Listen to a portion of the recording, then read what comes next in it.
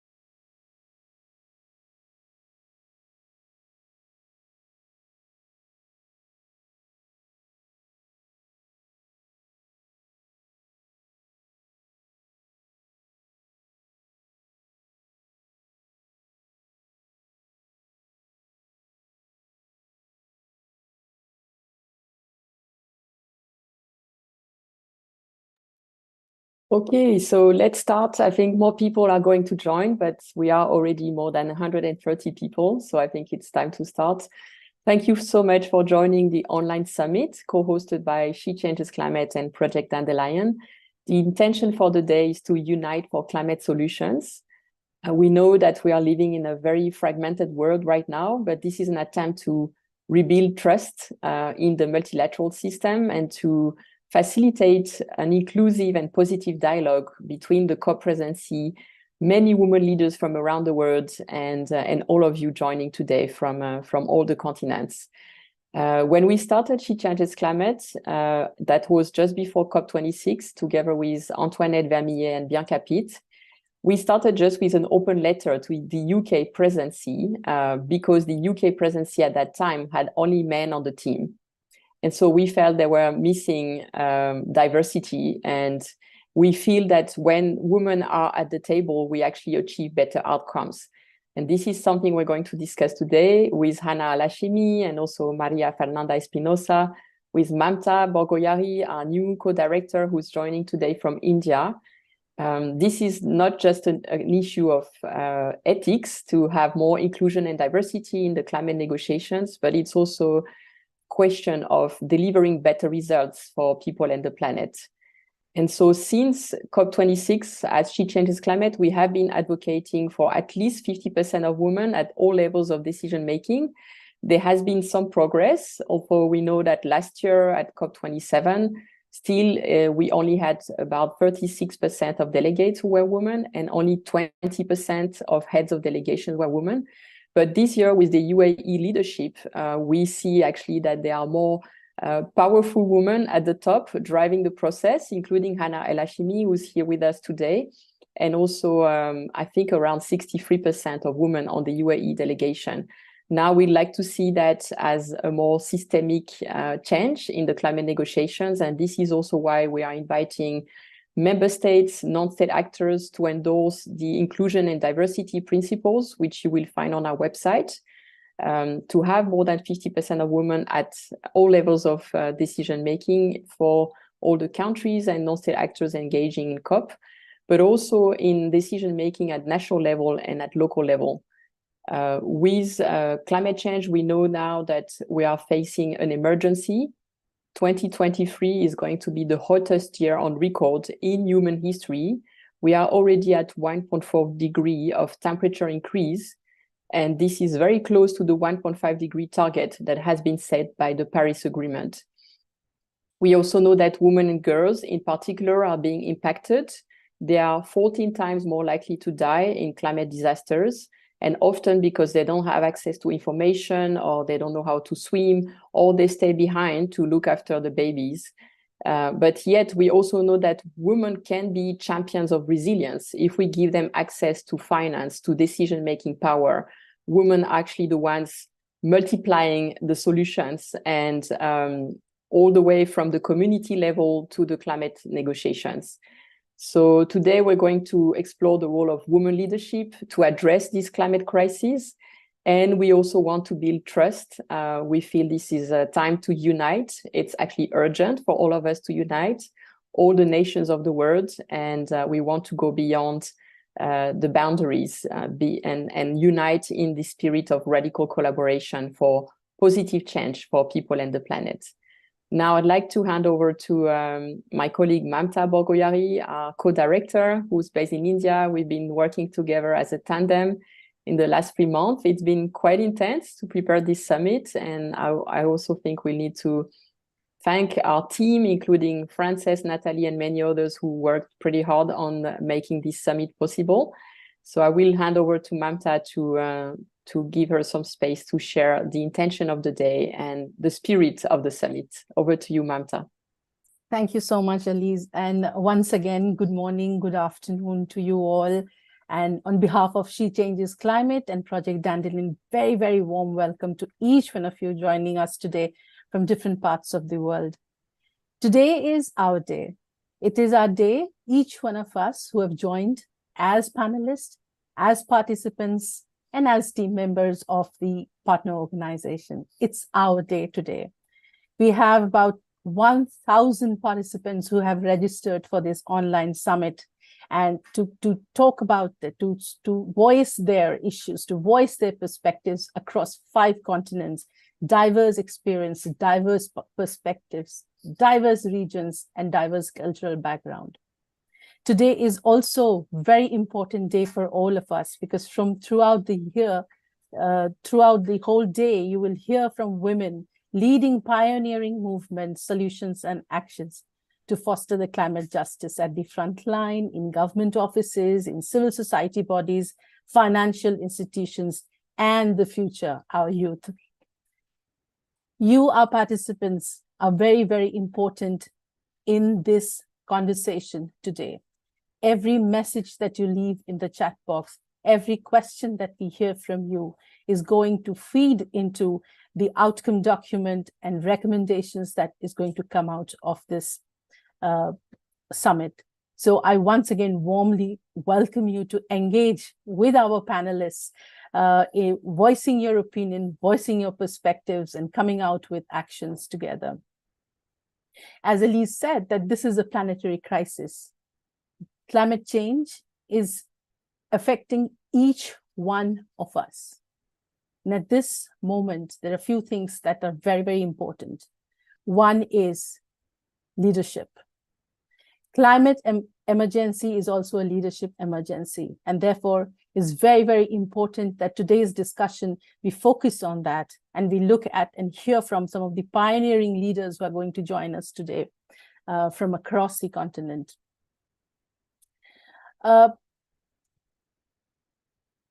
Another thing that we thought about, and just to share with you the perspective of why an online summit. Many people asked us this question, why an online summit? This online summit is an attempt to bring voices of those who might not be able to attend COP28 into the negotiation table.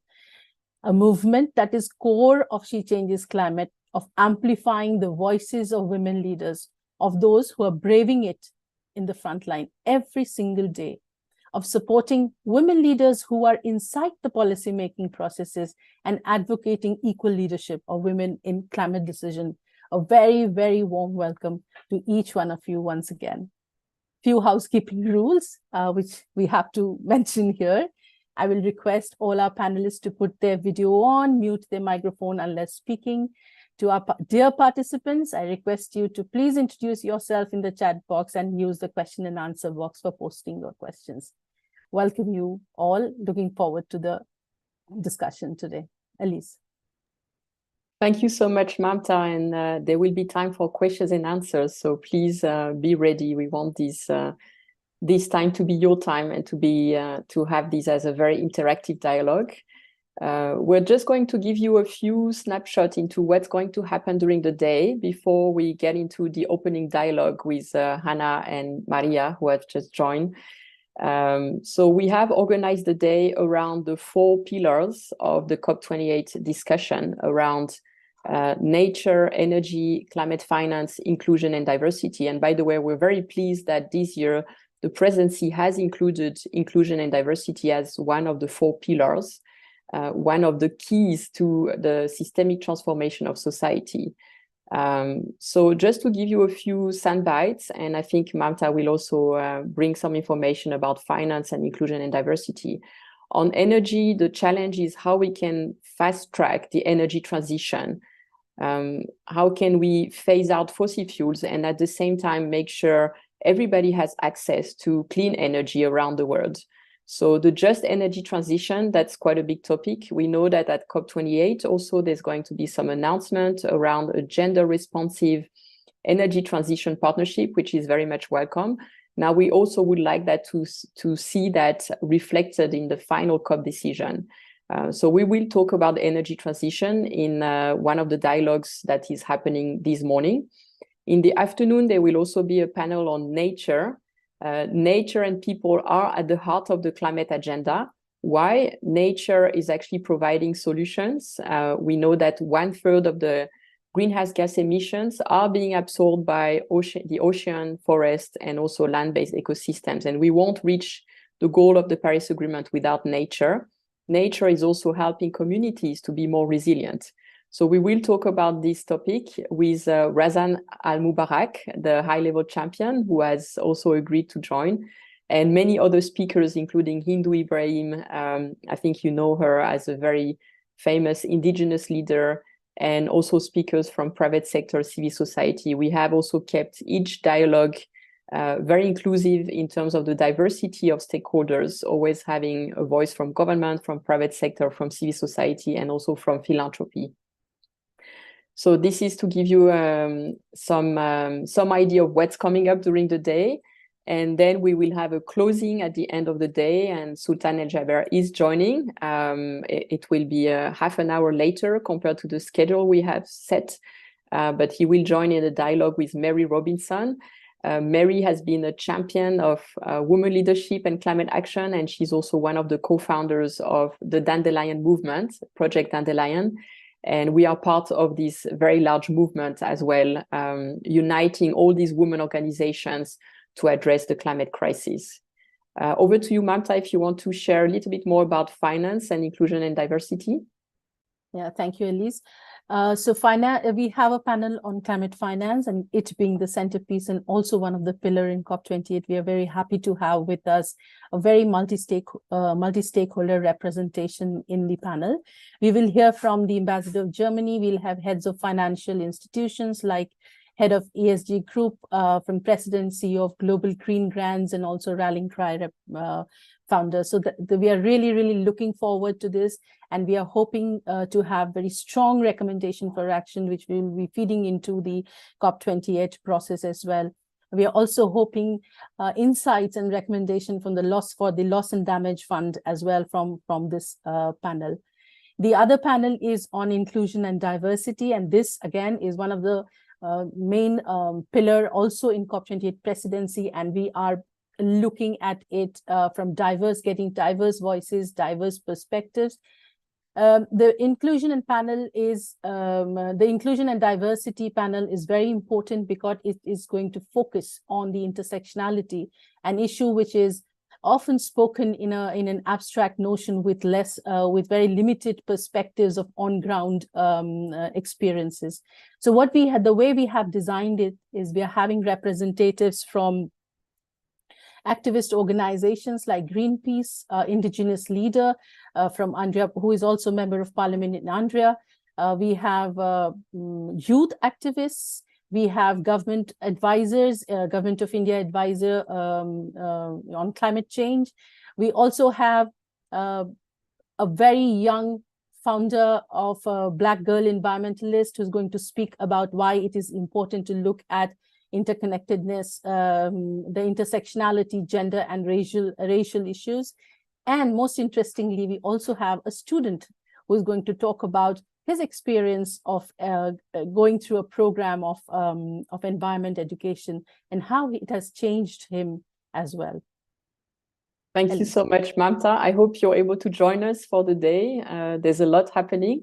The program is on our website, shechangesclimate.org, and we will follow the program.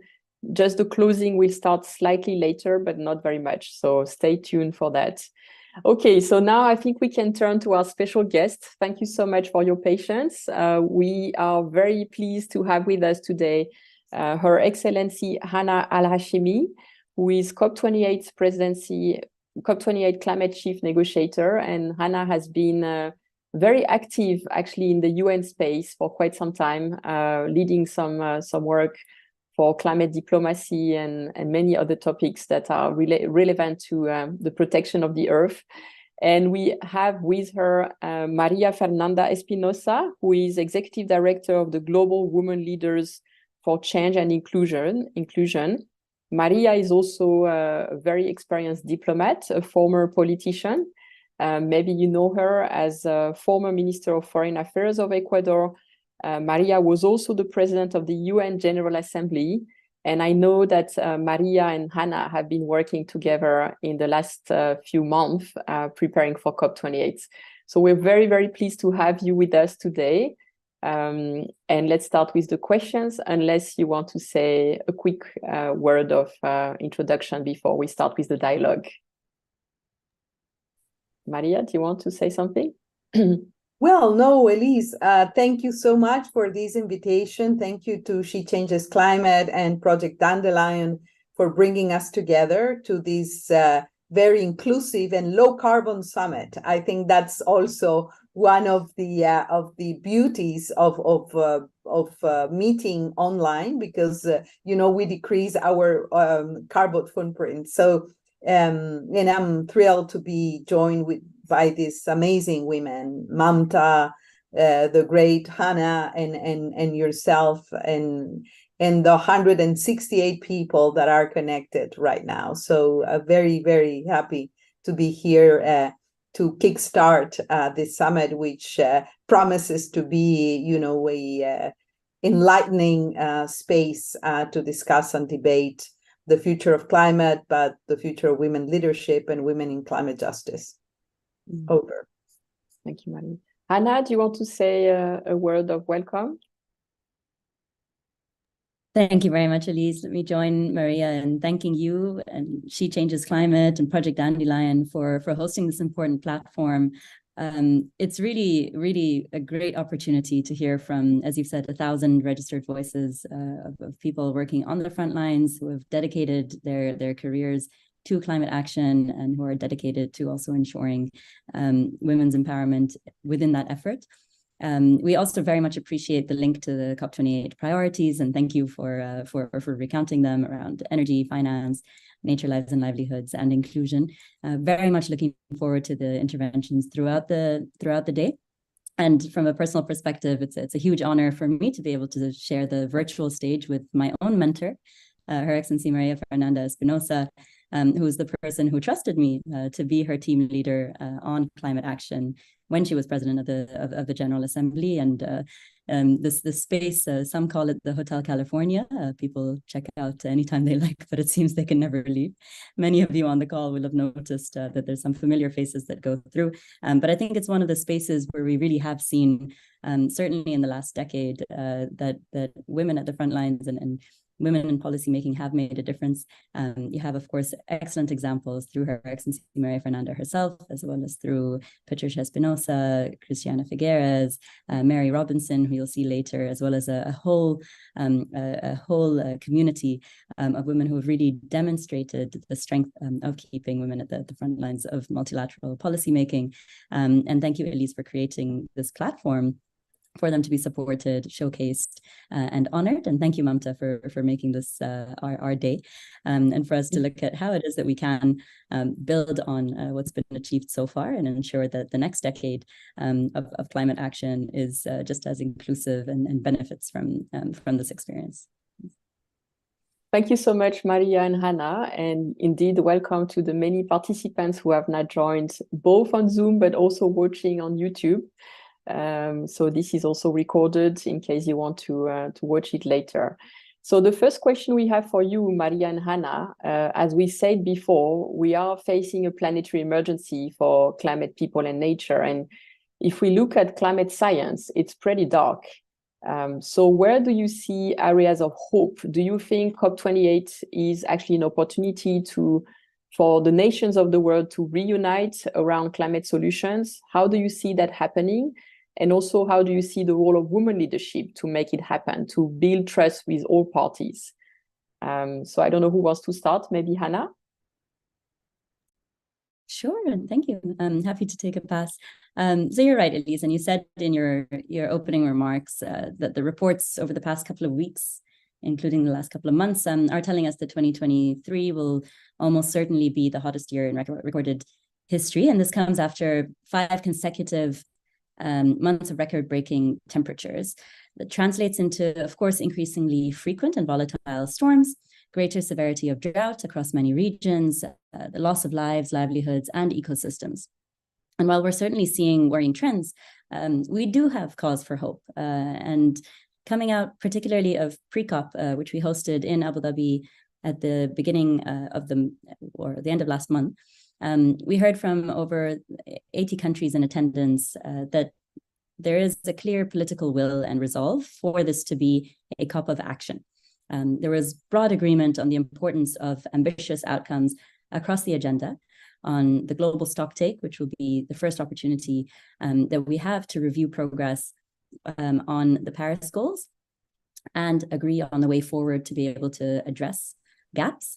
On climate finance, which is, of course, supporting developing countries in their transition, on the global goal on adaptation, which will be the first framework for adaptation that can guide adaptation action and catalyze resilience, and for loss and damage for instances where it's not possible to adapt, where we will have a system for global solidarity. And there was clear interest in COP28 sending strong signals on global ambition, demonstrating that parties are taking mitigation seriously and working earnestly to keep the 1.5 degree temperature limit within reach. We then, soon after that, at the beginning of November, saw a breakthrough by the Transitional Committee on Loss and Damage. This was the group charged with coming up with recommendations on how it is that we would operationalize the new fund and funding arrangements that were promised in Sharm el-Sheikh. And we now have great momentum to be able to deliver on that at COP28 that hopefully paves the way for the very heavy agenda that we have on other items, where we're looking for ambitious and balanced outcomes. Just earlier this week, we had some more good news, which was that the OECD reported that developed countries are likely to meet the $100 billion target for 2022. This milestone, while not necessarily being the definition of ambition as the original hope was for this to be reached, or target was for this to be reached in 2020 and every year up until 2025, it is a very important step in the road to rebuilding trust in the multilateral processes. And we have heard from parties that there's a lot of effort that's gone into securing this for this year and being able to build on it for future years as well. And this, of course, is in the context of a year where we would want to set the foundation for a new goal on finance, which would be agreed next year and would run from 2025 onwards. So while, if I may turn to where women fall into all of this, we all know that while the climate crisis impacts every one of us, it's no secret that women and girls experience often the greatest impacts of climate change.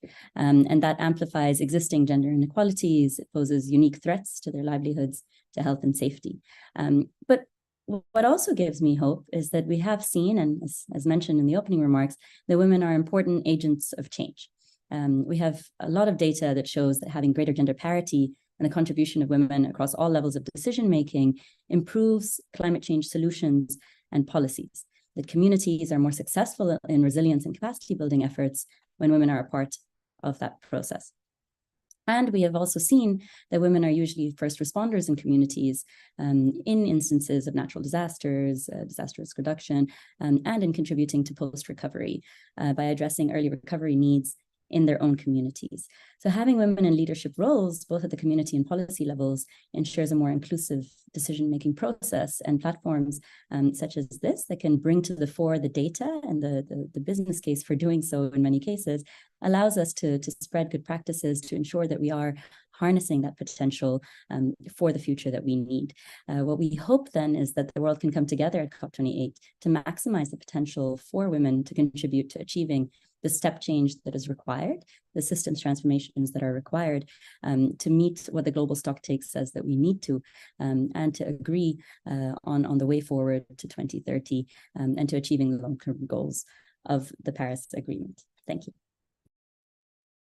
Thank you so much, Hannah, for sharing this very broad overview of where we are today in terms of progress after pre-COP and what we can expect for COP28. What is your view, Maria, in terms of the areas of hope for COP28, but also the role of women leadership? Well, thank you, Elise. And well, what can I say after Hannah? She gave you a broad and detailed overview and what is expected to come out of COP28. And we tend to speak about climate and focus on climate, but you said it so well in the opening. We are experiencing a triple planetary crisis. It's not only climate, it's extinction, it's pollution, and it is a systemic crisis. And we need responses, and we are able, we have the technology, we have the knowledge, we have the means.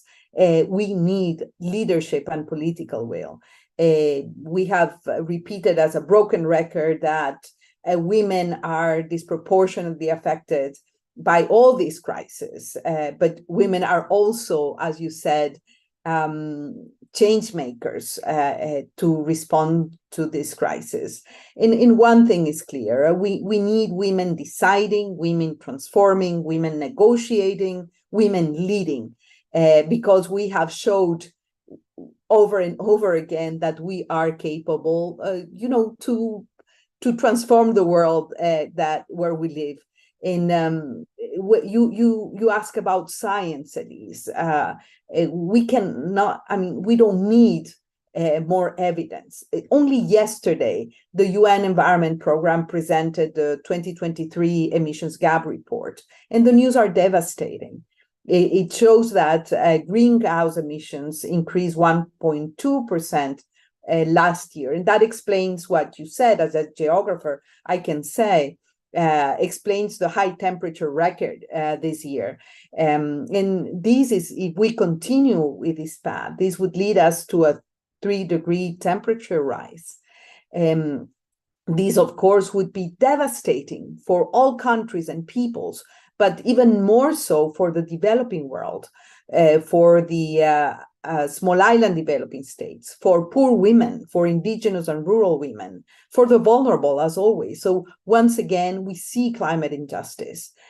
Every single scientific report shows this reality that we are off track in achieving 1.5 degree target by 2030 and the net zero a goal for 2050. And we know, escalating poverty, inequality, geopolitical conflicts affect more wider and bigger women and girls. So we know that climate change is not gender neutral. We know that. So basically, if we look at displacement, the latest gender snapshot shows that 8% of women globally are projected to live in extreme poverty by 2030. And climate change will exacerbate poverty. We are speaking about 158 million more women in poverty. So this crisis is a systemic crisis. It requires urgent action. Now, sparks of hope. I mean, what is going good and well in this bleak scenario? I think, as Hannah mentioned, first of all, to see the negotiating team of the UAE, most of them women, including its leader. That gives us hope, of course. And in COP, it's really an opportunity for countries and societies to unite and boost their commitments to climate neutrality and sustainable development. It is an opportunity, for world leaders to take stock of progress, to accelerate and expand their ambition in solving the climate crisis. And we know it's not easy. It's a difficult issue because we are negotiating lifestyles, rights to development. As you said, the climate crisis is also a leadership crisis. And the crisis can only be reversed if leaders worldwide take immediate and decisive action to reduce the causes of climate change. So COP28 is indeed an opportunity for this radical shift. And we have seen last week, yes, an important progress and good positive signs. The US-China agreement to reduce fossil fuel usage, for example. The agreement between the EU and the COP presidency to provide initial resources to the Loss and Damage Fund, the agreement to make the fund operational. These are also, sparks of hope. I think that the issue of not only a new framework on climate finance, but an ambitious and yet balanced decision on the global stocktake would be also a positive sign. The 100 million news that came from OECD just recently, we really hope we will reach the 100 million, not because it's enough. We know that we need $2.4 trillion per year for developing countries, to adapt and build resilience to climate disasters. But it is symbolic because we agreed on a Greek climate fund already in Cancun, and it's been struggling, to reach these 100 million. So that would be an important sign that multilateralism is worthwhile, that Conference of the Parties are worthwhile. And I think that building trust is central also to the success of COP28. Believe me that people are tired of empty promises, and we need to show that the system can deliver, the Conference of the Parties can deliver, multilateralism can deliver. And for that, I'm convinced in my almost 20 years of climate experience in negotiations, the wisdom, the voices, the agency of women really make a difference. It's not only a matter of numbers, of how many 50-50, 30% going back and forth. It is about the quality of the outcomes and the impact.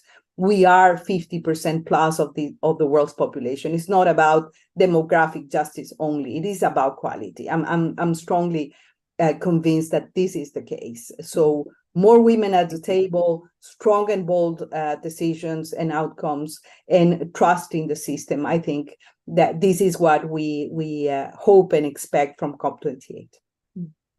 Thank you so much, Maria. And to elaborate on that and maybe focusing a little bit more on the climate negotiations and women leadership, in your experience, and also for you, Hannah, how is gender balance contributing to the UNFCCC climate negotiations process? In other words, when women are at the table, what is changing in the quality of engagement? I mean, I have some examples myself working for Ambassador Khan as chief negotiator for COP23. I saw her leading with empathy, building trust with all the parties, and also having a very inclusive dialogue, the Talanoa dialogue, giving a voice to all the different stakeholders to build the momentum on the 1.5 degree decision. But maybe you have more examples of that to demonstrate that it does have a positive impact.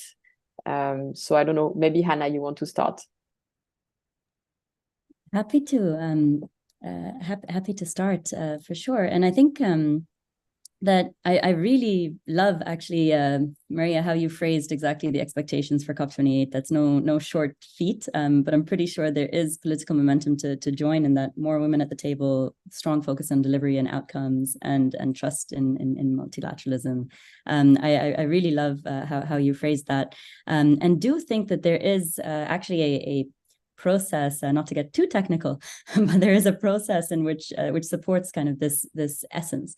There is, of course, a gender action plan that was negotiated where we had the midterm review in Sharm el-Sheikh. So now we're deep in implementation mode for this action plan that looks into having more voices and building on good experiences of the past. To have more voices of women at the table, to also track not just how many women there are in delegations, but also how much speaking time is taken up by women delegates compared to men. I have to say, personally, I'm not sure that more speaking is necessarily the same as delivery and focus, but in any case, there is an effort to track different considerations, and it's clear that there's more work to do. So the latest gender gap report indicates that female representation among heads and deputy heads of delegations at COP27 was about 29%, and so that was 3 percentage points higher than COP26 in Glasgow, but still a long way from parity. The COP president-designate, His Excellency Dr. Sultan Al Jaber, who you'll hear from later in the day, has sent out letters to delegations to include, to encourage more inclusive delegations, for them to give more consideration to providing opportunities for women heads of delegation. And I have to say that parity, when it comes to me dealing with my counterparts in the 198 parties, I do see a lot more women that are very active, very committed, and very focused on inclusive policies in my day-to-day work. So I'm not sure if there's just one example, but I do really see the opportunity there for more parity, and I do see the improvements along the way. At COP28, I think we also have an opportunity to see how the climate crisis impacts women and showcase how women can drive greater ambition and new forms of solutions, or business unusual solutions, where we can't, continue with. There's a quote by someone far more eloquent than me about how we can't keep doing things as businesses and new business as usual if we need radical change, and so we need business unusual solutions, including having women at the heart of climate action. I see 5 opportunities that COP28 brings us to be able to think in this way and to chart the path forward in this way. One is the global stocktake, which I mentioned earlier. So this is designed as a ratcheting mechanism that can increase ambition as the first of its kind. It's we're building it from scratch. And so it provides an opportunity to inform both the next round of national action, so nationally determined contributions, which will be presented by COP30 in Brazil, but also by including, by finding new ways of addressing the climate challenge, including through greater gender equity. Second, I'd say a gender responsive Just Transition and Climate Action Partnership is a great opportunity. So Just Transition is given new importance in Sharm el-Sheikh through a mandate for a dedicated work program that allows us to look into how it is that as we are building climate action solutions, we're also ensuring that we're leaving no one behind, that we're not taking away from sustainable development goals, from broader development goals. And so what we're looking at as a presidency is a package of commitments that can advance gender equality and job opportunities in this just green transition. A third area would be highlighting gender responsive finance. So looking at how to support a gender just transition would include direct access to finance that supports women-led climate action and leadership in locally led adaptation efforts, for example, mitigation efforts, and so on and so forth. Fourth, I'd say we'd have an opportunity to highlight the need to increase the availability and quality of gender and climate data. So as the old adage goes, if you can't measure it, you can't manage it. So we really need to inform effective policymaking in climate and environment. And this is one of the things as incoming presidency that we're looking at, and we're co-organizing a global conference on gender and environment data next week on the 28th and 29th of November to see how it is that we can spur forward this critical area. And finally, the fifth area would be gender mainstreaming and meaningful representation. We've spoken about representation in delegations among negotiators as well, but we're also looking at how it is that we can have a gender lens to all our discussions, to all agenda items, and how it is that we can look at opportunities for greater women's active involvement of women in climate action. As Maria has said, this is no longer just about social justice. It is a matter of practical necessity for us to be able to achieve sustainable and effective solutions to the complex challenges that are posed by climate change. We need to empower women, we need to recognize their unique contributions and recognize how they can lead to more resilient communities, decision-making, and a more sustainable future for all. And you'll know, of course, that one of the major calls from the incoming presidency at COP28 is to unite, because this crisis requires a whole of society approach. To truly meet this crisis head on, we absolutely must not only have women at the table, but we need to have women in leadership across all levels of decision-making. That's reflected in the COP presidency leadership team itself. While Dr. Sultan Al-Jaber is president-designate, he's assigned Her Excellency Razan Mubarak, who you'll hear from later, as a high-level champion, who's bringing in the entirety of the business, private sector, civil society, and non-state actors in kind of leading on the action agenda, the actionism campaign that we're looking at, and how it is that we can implement everything that parties have said is important, as well as appointing the world's first youth climate champion, who started off as Minister of State for Youth, but is now our Minister of Community Development, Her Excellency Shema Al-Mazroui, and she's been looking at having a dedicated role for youth as well. Thank you so much. Thank you, Hannah. You have so many cards in your hands. It's quite impressive. I don't know how you keep track of all these initiatives, and it's quite amazing, I must say. So hats off for that. Just in the interest of time, because I see that there are some questions coming in already, I'm just going to turn now to Mamta. Mamta Borgoyari has been leading some pioneering work for many, many years in India for women and children's rights. And we're so pleased that she has embarked with us as part of She Changes Climate core team as co-director and as part of this growing women-led climate movement. So Mamta, the question to you now is, how do you see the importance of for women from the front line to be heard? And how do you think we can connect them better with decision makers such as Hannah and Maria who are here? And also, how do you see their most critical needs based on your experience also in India? Thank you, Elise. And it is equally a wonderful opportunity for me to work with She Changes Climate and in this women leadership space. It's a very important question, and I think that Maria and Hannah, particularly Maria, has emphasized why climate is, it is not gender neutral, and why women have to be at the center space. There are a few things based on my experience that is very much required. Number one, women require agency. What is this agency? Agency of information, agency of resources, agency of collaboration. And you provide them the connection, you provide them the support, you provide them the guidance and a safe ecosystem. You see how women not only just, rise themselves, but they actually rise along with them. They raise community of change, and they create huge impacts on the ground. One thing that my experience has shown that women are not just wonderful nurturers, they are great collaborators. If I reflect in India, and if I reflect at the self-help women movement, it is doing transformational work across sectors.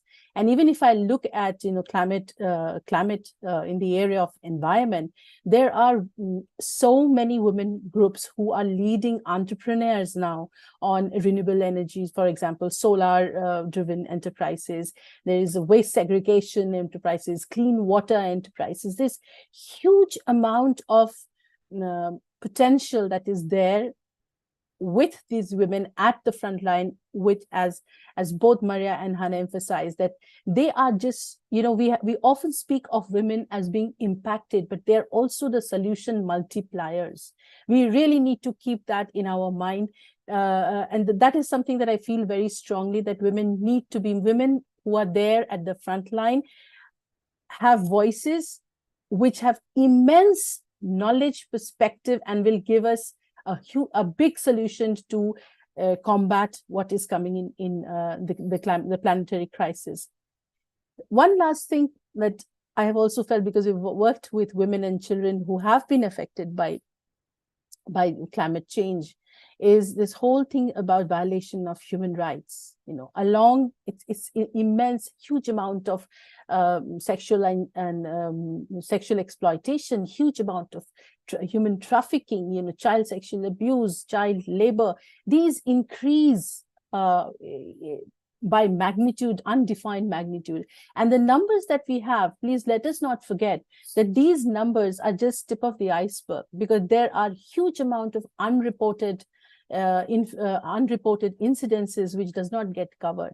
And we really, really need to look very carefully at the link between human rights, gender, and climate change. There are huge lessons for us rising there. There are women who are really women leaders, and every single normal household mother who is at in her house doing amazing things which can provide us immense lessons. And if we really want this process to be inclusive, if we really want real impact, we really need to find a way to streamline these voices into the negotiation table. Thank you so much, Mamta. I have one more question for all of you, which is about the power of mentoring and women connecting with each other, but I'll keep that for the closing because we have 3 questions already. So let me ask the first question to you, Hannah.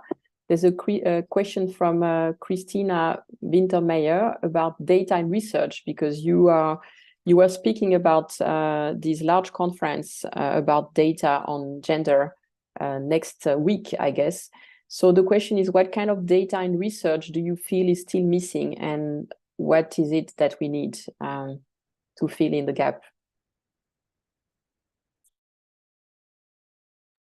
Thank you so very much for the question, Christina.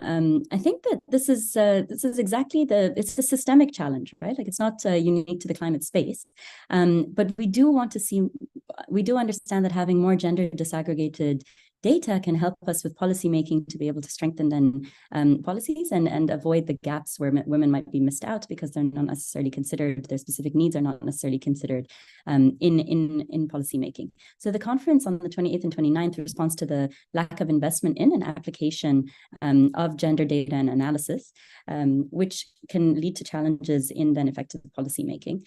This is one that I'd be very happy to connect you with the organizers for to find out more. But in terms of more broadly what it is that we need, we do think that we need political commitment to mainstream gender responsive climate policy implementation to ensure that this is able to meet financing needs for women-based organizations, their just transition needs, and to understand what exactly the gaps are to be able to bridge them. I think this applies also in the adaptation space. It applies for small and medium enterprises that are women-owned, and for us being able to ensure that partnerships and implementation leaves no one behind. So figuring out exactly what the gaps are is what we hope to do on the 28th and 29th. And we'd invite you definitely to collaborate with us on that. Thank you. Thank you, Hannah. And I saw a question as well, people asking about how they can join the conference on the 20th and 29th. So if you're able to paste the link, we can share it as well. That would be wonderful. Thank you for your answer. So a question for you, Maria, from Holly Foster, who is feeling very inspired about the work that we're all doing and very, very eager to work in the climate space. Holly is only 22 and just starting a career as software engineer, and just asking about how she can use her skills to make a difference in the climate crisis.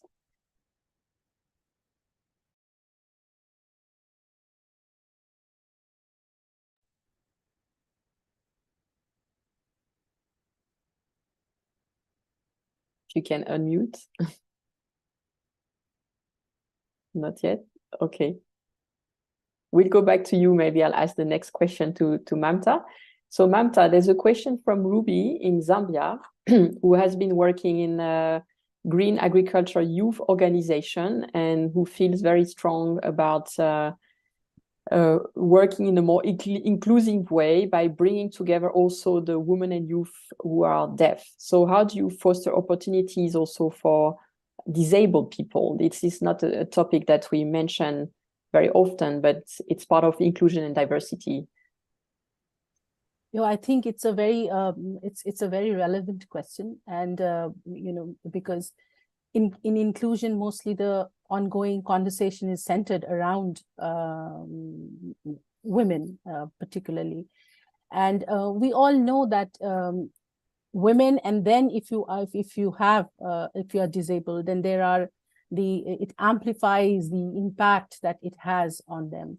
I think there are important voices on disability in the civil society space. There's a whole lot of work that is being done by the civil society in the disability area. It is very important for the policy diplomacy to engage with them right now, rather than create another gap and another parity later on in the narrative as we go along. I feel civil society organization plays an important role, and youth, I'm very glad to hear that she really wants to bring women and youth together to work on this. This is a very good space, and they should start at whichever community level that they are in, and that is there. I think it is also should become a priority of the government, especially the national governments, to look at the entire adaptation and resilience portfolio from the disability angle as well. And my hope is only right now there is a conversation happening, but you know, there is a whole lot of work that needs to feed into this conversation. Yeah. That would be my response at this point. Thank you, Mamta. Over to you, Maria. Yes. What would you respond to Holly? Finally, and I'm so happy, you know, about Holly's question, because you know, climate action has to be intergenerational, and the issue of, I don't like very much the word mentoring. Because it supposes a vertical relationship with people that are younger. And believe me, I have learned throughout these years that it is really about co-creation, co-building of solutions in an intergenerational, equal footing basis. So for her, we need more women in climate science. That's one of the numbers that are in the low end, and we need people like her, not only to come up with climate solutions, but to be part of a community that is just at the forefront of creative ideas of how to reverse the climate catastrophe that we are experiencing. And we spoke about that data. We spoke about science. We spoke about gender data in the climate space. This has also to do with governance arrangements and how women are represented from different cultures, from different ages. And once again, it is not about mentoring, vertical way of mentoring. It is about intergenerational co-learning. And of course, I mean, there are people, old people like myself, you know, with 20 plus years of attending COPs and being in the climate space. But I have seen the most creative, radical alternatives coming from the scientific community, coming from young change makers and climate activists. So I think it's a co-creation. I think Hannah mentioned climate solutions have to be whole of society climate solutions and have to be owned. Ownership is critical. Ownership of the younger generations is absolutely critical. So it's horizontal, intergenerational solutions making, especially coming from women. Thank you so much, Maria. This is a perfect transition to the closing. We have just a few minutes before the climate finance session starts. We started a little bit late for technical issues, so bear with us, just a few minutes to close. So if you have just one word to close on that topic of the power of women connecting with each other, as She Changes Climate, we believe that women rise by lifting each other, and we work with all our partners to build this ecosystem where women can connect and create these beautiful synergies of co-creation. And you too, Maria and Hannah, you are an example of that. What would you say in terms of closing to also give hope to all our participants that by connecting with each other, we can make magic happen? Hannah, over to you. Oh, I was really hoping to be able to piggyback on Her Excellency Maria as usual. I think the one word that would come to my mind is determination. From the women that I've had the pleasure, actually, in fact, this is the first job I've ever had with a male boss. I've been very privileged throughout my career to not have seen a glass ceiling because all of my bosses have been female, whether it was in UNIDO at the permanent mission of the UN in New York with Ambassador Lana Naseba, with Her Excellency Maria Fernanda Espinosa, or reporting to the Minister of Happiness, who's now the Minister of the Future, Her Excellency Arhuda Rumi. This is the first time I've had a male boss. And so I think that determination that I've seen, that's kind of looking at the mission that we have, bringing everyone on board in solving the challenges that we have before us, and ensuring that we create impact and delivery. That's the one greatest strength that I've seen from my mentors, my bosses, from the 50% of the COP workforce that are women, from the 65% of the negotiations team that are women, and the 45% of them that are under the age of 35. To Maria's point, you don't always learn necessarily in a vertical fashion, but the determination, the energy, and the empowerment I think that we get from bringing everyone to the table in order to achieve the step change, the systems transformations that we need, we've seen firsthand, and we believe that we can achieve that at COP28 as well. And what an honor to be here with Maria, Mamta, and yourself, Elise, to be able to talk through that and to have the support of the 1,000 plus people online through that endeavor as well. And please rest assured that we support you and your ambitions and your determination as well. Thank you. Thank you so much. Mamta, closing statement or reflection? It's wonderful being part of this panel and here listening to Anna and Maria. All I have is hope, with which I have always started and which I have looked at women coming together with hope. So I end, my closing statement is I look forward with hope to great transformation and shifts happening. Maria, you have the last word. Yeah, I would simply say that we don't have the luxury of pessimism. We are facing a real crisis. And for crisis to become opportunities, we need to infuse them with tremendous creativity, with political will, with real leadership and generous leadership. What I have learned is like deep listening, generosity, radical creativity are values and principles that really do help not only in the climate space, throughout your career, and the person you are, the human you are, has to be reflected in the public space.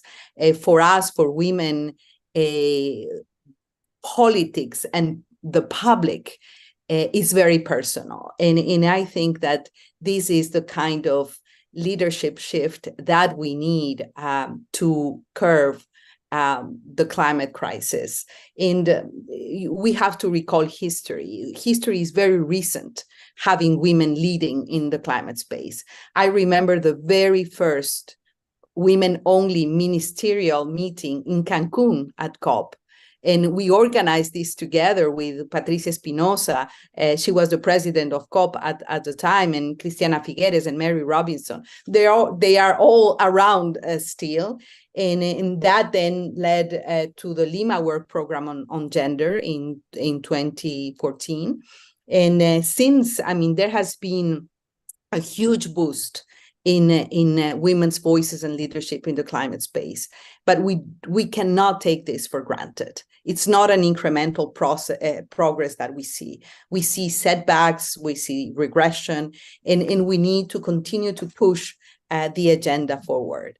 Gender equality and women's rights in the climate space is the only way to find true non-reversible, profound structural changes that we need to have a climate neutral future for all of us, for the present and for the future generations. And again, deep listening, generosity, radical creativity, that's exactly what we need. And I'm sure that the rest of this summit is going to be filled with all of this. And thank you once again to She Changes Climate and to Project Dandelion. I'm a very, very proud Dandelion myself. And and I hope that we will co-build an intergenerational, intercultural fashion. Lots of hope for COP28. And it's I think up to us and up to world leaders to make the difference and to use climate as a way of encounter, of unity, and of peace. And we need a lot of that these days. Thank you, and over. Thank you so much. So a lot of determination, supporting each other, hope, and turning this crisis into an opportunity through generous leadership and radical creativity and the need for peace.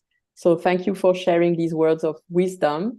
I'm sure they will be infusing the spirit of the whole summit for the whole day. I'm now going to turn to the next panelist on climate finance. I see they are already here. Thank you so much for joining. Thank you, Hannah, Maria, Marta, for this beautiful conversation today. And over to my colleague, Saskia, who's going to facilitate the next session. Thank you so much.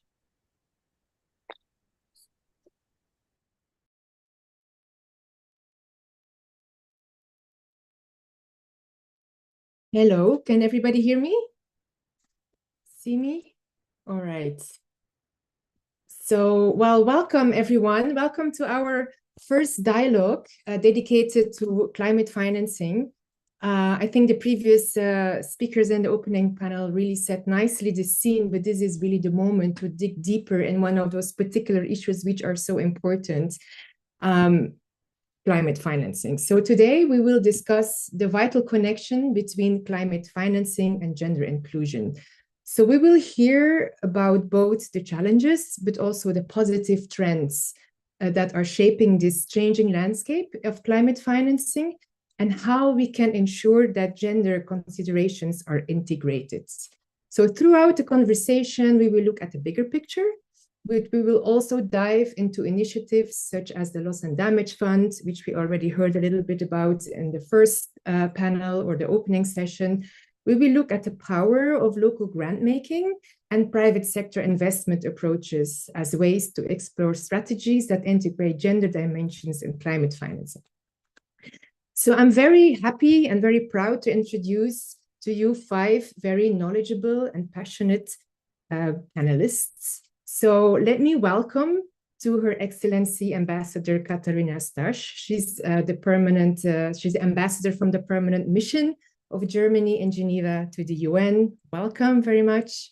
Also, welcome to Yamidi Dagnet. She's the Director for Climate Justice at the Open Society Foundation in the USA. And then we have Laura Garcia. She's the President and CEO of the Global Green Grants Funds based in the USA. And I know, Laura, it's very early for you. I hope you had the time to take a cup of coffee. And then we have also the wonderful Kari Buchanan. She's the founder of the Rallying Cry based in Dubai. And last but definitely not least, we have Marie-Laure Schöffelberger. She's the president of Sustainable Finance Geneva.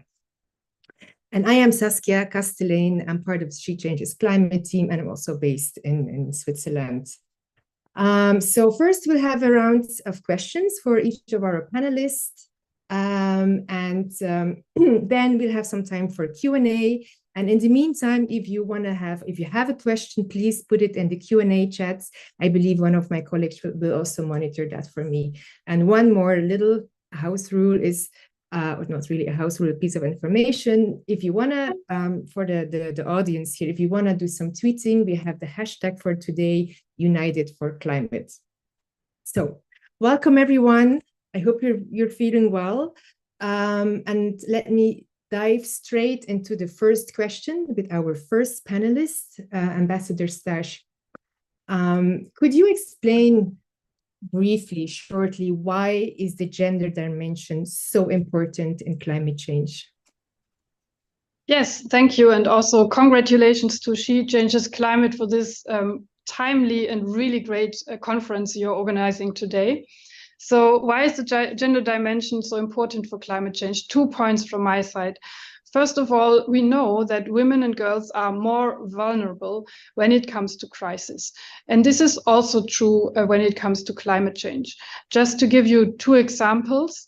So the likelihood that women and girls are affected by natural disasters is 16 times higher than for the rest of the population. And another example would be that we do know that 4 million girls cannot continue their education because of natural disasters. Now, my second point would be, and that's very important, and I always want to stress this, women are not only victims, but they are important agents of change.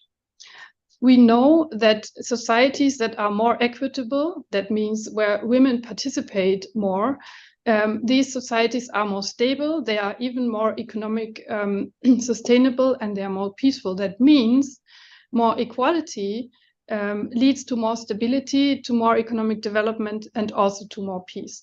And there are examples from the peace talks field that when women are participating, then these results are more sustainable. And this is also true when it comes to climate change.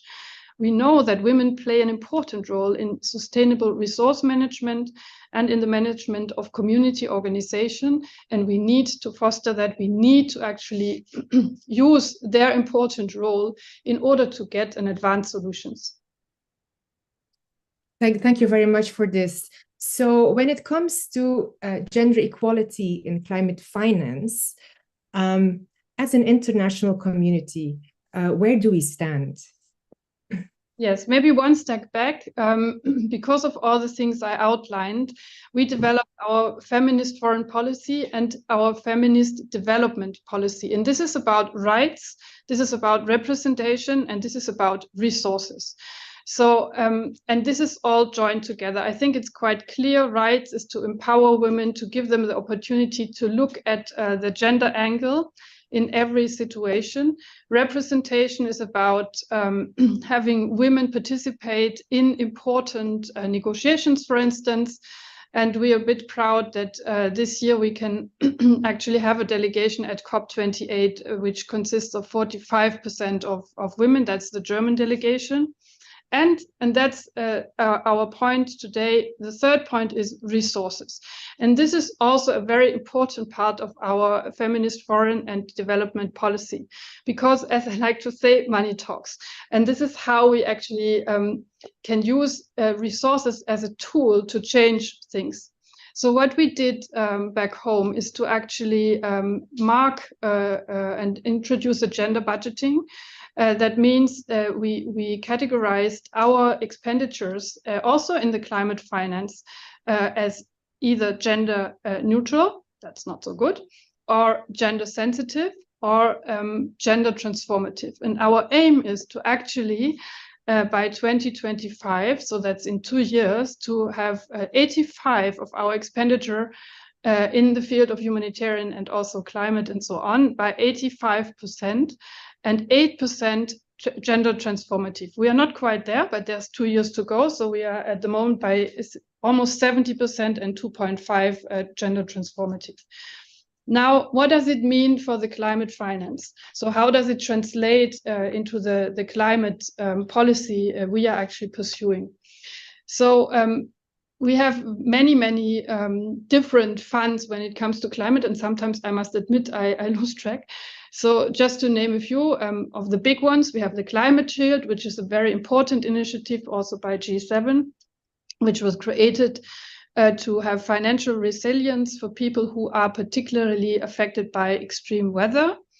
And we are promoting gender responsive approaches as part of the Global Shield. So we actively put the gender dimension in that. Second example would be all the multilateral climate funds. And here also, we are committed to ensure that these funds operate in a gender transformative way, which means that we actively try to work towards more equality when we spend the money. And last but not least, I found something very interesting. And this is also what leads to the COP28. There's a UN Women, Peace and Humanitarian Fund, the WPHF, which targets specifically at women of civil society who work in the field also of climate change, on peace prevention and response. And with this fund, we will announce a new initiative at the COP28. Thank you very much, Ambassador Starch. This will be, we will look forward to this announcement. So yes, you did mention some of the actively working towards gender responsive engagements, and you mentioned already some important steps that Germany is doing so. But are there any other considerations, any other steps that you think are really important to advance this funding for this transformative and sustainable climate solutions? Yes, of course. I mean, we need to get better. And this is a threefold challenge. So first of all, talking of volumes. And we all know that we want to reach the 100 billion goal when it comes to climate. And that is important because women will profit from that money as well. So I was quite astonished when I read the last figures, because our total contribution by Germany is already 10 billion, almost 10 billion when you count everything together. Second point is access. I think probably we'll talk about that later as well. We need to find better ways that that these funds are accessible, and that also means that we need to look why and if and why women do have problems to access these funds, and we need to analyze, and then we need to actually shape the mechanisms in a better way. And the third point is, as I said before, we deliberately promote and need to continue to promote gender sensitive and gender transformative ways to distribute the resources. And this is also true for the Loss and Damage Fund. And I'm quite happy that there has been a first solution reached, and that in particular LDCs and SIDS will profit from that fund. And this is promising. And hopefully we will have some progress at the COP. Thank you very much, Ambassador Staj. And you actually made very nicely the introduction to the conversation we want to have with our second panelist, Yamide. So we mentioned already the Loss and Damage Fund and the opening, and the ambassador also just mentioned it. So, but just if we take a little step back. So we know, as we've heard, there has been increasing efforts over the past years to integrate the gender dimension in existing funds, right? Such as in the Global Environment Facility, which is one of the older ones, the Green Climate Fund, climate investment funds. There has been analysis about to see how well gender is integrated. And yes, we're making progress, but we also see that, it remains a challenge to work towards this systematic integration of this gender perspective, and we want to go beyond this gender add-on, as it were. So there's a new fund being set up. On the one hand, it's very exciting. There has been a lot of discussion about it. And its purpose is really the assistance of developing countries accessing funding, to mitigate vulnerable, the adverse effects of climate change. So let me ask you one question in two parts, or two questions in one part. So considering its focus, do you think this is an opportunity for the international community to accelerate the gender responsive financing? And if we look at the previous funds, what have we learned with regards to this gender responsive financing that could be applied to a loss and damage fund? Thank you very much. And first, let me thank you for inviting me. It's an honor to be, with so many Dandelions, panelists, here. I think, as probably alluded, before, because, women continue to be affected disproportionately by poverty, face ongoing social, economic, and political barriers to equality in all parts of the world. And we know that this is exacerbated, by the fact that they are also the most vulnerable to the adverse effects of climate change. Women will experience considerable losses and damages that cannot be addressed by adaptation or development efforts. So these impacts relate to loss of life, health impacts, nutrition, migration, in addition to the figures that Ambassador Staj, just alluded to. You also have these UN figures that indicate that 80% of people displaced, by climate change are women, for example. Now, we know that COP27 decision for establishing the Loss and Damage Fund has not emphasized the gender dimension so much, but I believe that there are opportunities to do so through the operational framework that is to be adopted, and it doesn't stop at the COP either. So just to give you some example of, opportunities, I think there's been a lot of attention over the past transition committee conversation, and also amplified by civil society, on non-economic losses, resulting from climate change, the loss of cultural heritages, for example, and how it affects the cultural anchors of communities.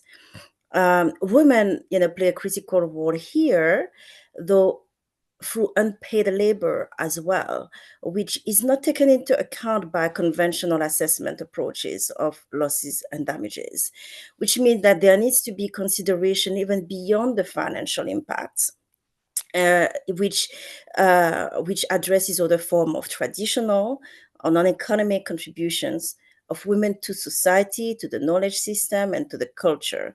So I think this is a dimension that hopefully will be also amplified, and which will need to be taken into account by the board that will be also established, for the fund. Another effort is, beyond the capitalization effort, there's access to the fund that will be important. And I think Ambassador Starch alluded to this issue, access. We need more. We are definitely not there yet. I think we heard developing countries asking for a floor of 100 billion. We know that, globally we need, to mobilize trillions, for our climate crisis. But when it comes to impacts, we know that we need to be, more towards, the hundreds of billions per year. And you have this floor, but in addition, it's making sure that it's going to really reach, the communities and those who really need it the most, and to also reach women. I think there's been discussions, at the last transition committee about setting up, community windows. This is still pending, an adoption and agreement, and that's also going to be discussed in the next year. But I think this is something that needs to be pushed. I think those consideration about trigger-based mechanisms, the timing for disbursement, and we need to look at the gender balanced membership of the board, hopefully as well, once set up. So I think these are, some of the elements. When I talk about trigger-based mechanism, what is anticipatory? So if we use some of those warning signals and data, how can we make sure that even before the event, some of the disaster happens, some of the resources are actually trickling down to community to actually accelerate their recovery and their preparedness. So that's and we know that together with actually the G7, the V20, the group of actually 68 most vulnerable countries, have been working with the G7 on the Global Shield to actually see how to enhance any such trigger-based mechanism and how to pilot them in some communities. So I think the test of this COP, will be on this global solidarity. And yes, I think these are some examples that I can give, for now. And regarding your second question about what we can learn from, previous funds, I think there's the issue of scale. Actually, thanks to the progress, made and pushed by at the last transition committee for the loss and damage fund, now we are entering into a capitalization of this fund, and we need to make sure that it's going to be sustained, and we're not going to get an empty shell. I think that's one of the main concern, and how adequate, that capitalization and that replenishment over time is going to be to really sustain, the scale of the crisis and the losses and damages as well. And for that, there's a lot of effort that needs to be undertaken in terms of the sources of funding, how innovative they are, how we're going to use a polluter-pays principle, how different sectors, the fossil fuel industries, the maritime, aviation sectors can really contribute a little bit more, to that fund. Another issue is also speed. How quickly, that fund is going to be disbursed. I alluded to that speed to the access. It's also speed to set up the fund. I think one of the major um, um, compromise by developing countries who were not convinced about, setting up this fund in an interim manner, even to the World Bank. I think one of the reasons was to try to avoid the lengthy setup by having to start from scratch, and to really, move and respond to the urgency of the matter. But I think a lot of, the governance and direct access, locally led, efforts, would need to be really pushed through, for the board. And the governance also of the fund, by the board, and the board decision should not be undermined, by the board and the governance within, the World Bank. And last, it's continuing learning. The Open Society has not waited for the loss and damage fund to be established to actually test and pilot how funding for losses and damage could trickle down to most vulnerable communities and countries.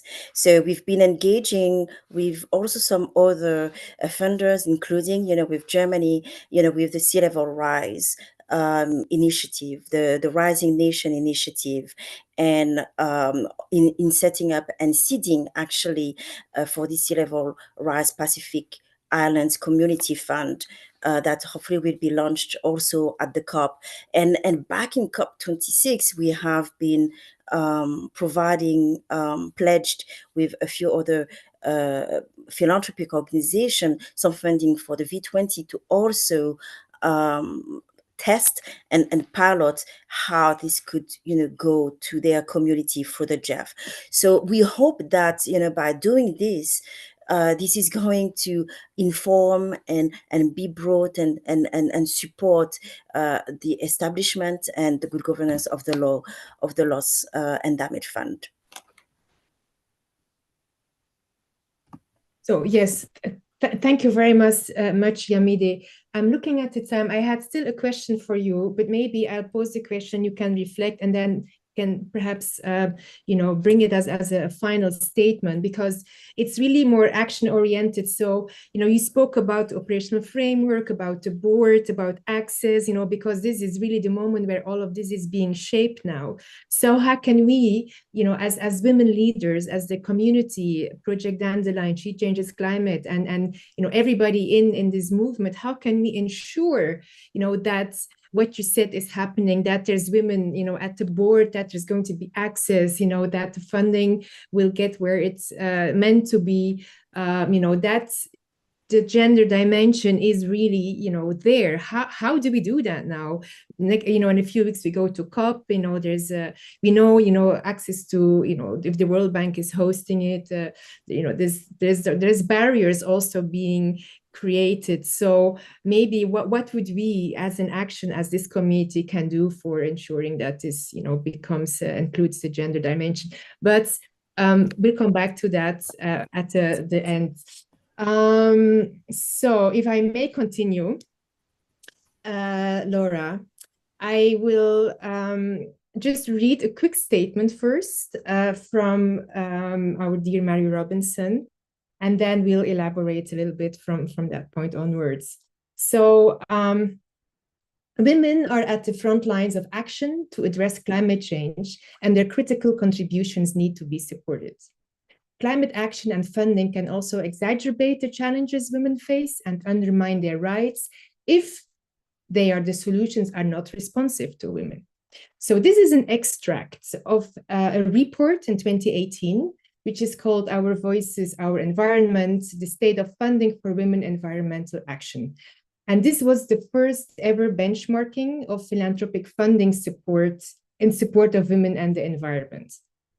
Now, that report also mentions that only 0.2% of all philanthropic funding focuses explicitly on women and the environment, which we can say represents a missed opportunity for funders. So how can we engage the philanthropic organizations to recognize and capitalize on the potential positive impact of investing in women? Thank you, Saskia, and thank you all for this invitation. Indeed, when Global Green Grants Fund and Prospera, the International Alliance of Women's Funds, when we launched the publication that you mentioned in 2018, we saw that the very minuscule amount of funding that goes to women at the grassroots level for climate financing is probably because gender funding has been seen in the climate space as a silo, almost like a moral issue or a moral demand, and not actually an approach, a very significant approach to advance climate solutions. Unless we include women as part of the tracking of impact, we're not going to do much about the incredible disparity that there is in climate funding for gender just climate solutions. If we don't include women as change makers, as agents of change, like Dr. Katharina was saying, we're only going to see this as a moral issue, and it's not. Women are actually leading change. Women have been everywhere in social movements, in the climate space and in the environmental space. They haven't been recognized, but they have been there. Historically, environmental movements, we know, have had usually the voice of men and financed to men who have been leading the space. But we know that voices of women have been there, but have been unheard. We also know that in our work, for example, in funding grassroots movements led by women in Global Green Grant, we see women in the grassroots leading many different things. We have seen the women farmers fight for their land, women resisting mining projects, creating circular economic models and initiatives, undertaking agroecological projects as well, organizing around other youth, for example, in climate protests. Indigenous women are taking oil companies to court. There's many examples where we see women that we didn't see before. So we are one of the philanthropies out there in the world who 10 years ago started to create a very intentional program to finance the intersection between climate and women. And we started to realize within our own system that women had always been there, but we weren't seeing them. And this is usually what's happening in every climate portfolio of every climate funder. The fact that they don't see women is actually the starting point in many of their journeys towards gender just climate solutions. Not acknowledging the place of women in the climate sphere is reducing enormously the power of movements and the power of climate solutions because of what I was mentioning. So how do we start acknowledging that? First of all, we need to put the money where our mouths are. So we need to start funding more and more. We need to start reducing the enormous disparity that exists in this intersection. Like you mentioned, Saskia, we found in this in our publication, Our Voices, we found that only 0.2% of funding goes to women-led grassroots environmental solutions. If this is the case, we are losing enormous potential to solve the biggest crisis of humanity, the climate crisis. If we start funding more, we're going to be doing an enormous difference. And we need to fund, but we also need to track what we fund. And that's an enormous problem because at this moment, tracking and data do not show this intersection in a good way. So what I want to say here is foundations that have gender portfolios track gender, but they don't track climate. Climate foundations, for example, that have in their portfolios, they fund climate work, they don't have the way yet to track data that represents, for example, population. So they don't have a way to understand within their portfolio how many of these organizations that they're supporting are led by women, for example. So these are some of these are some of the challenges that we're facing. And another way to start acknowledging where we are and start moving ahead in philanthropy is to look for ways to influence others to start funding that. So that Global Green Grants and some other private philanthropies, we have been joining together in learning spaces and learning circles to ensure that we can accompany others throughout this evolutionary process, because it is evolutionary. We are all trying to dismantle patriarchal structures in our thinking, in our funding, in our portfolios. And philanthropy is definitely a space where patriarchy still has its influence. So we need to understand how to deconstruct that in the best way possible. And again, this is an evolution where sometimes you might start as a philanthropy to just acknowledge women-led groups, for example, but there are many women-led groups that are not necessarily doing just transformative action or gender just transformative action there, or to mitigate, for example, the adverse effects of climate change. So we need to understand that all of this takes time, but it's urgently needed right now. All philanthropies need to start thinking about this to solve what I see one of the greatest challenges in addressing climate solutions in philanthropy is definitely the huge disparity that exists between climate funding and that funding going to women and to gender just solutions. Thank you, Laura. Took a few important key messages from what you just said, but so you mentioned Global Green Grants Fund is one of the leading organizations in the world deliberately supporting grassroots-led efforts.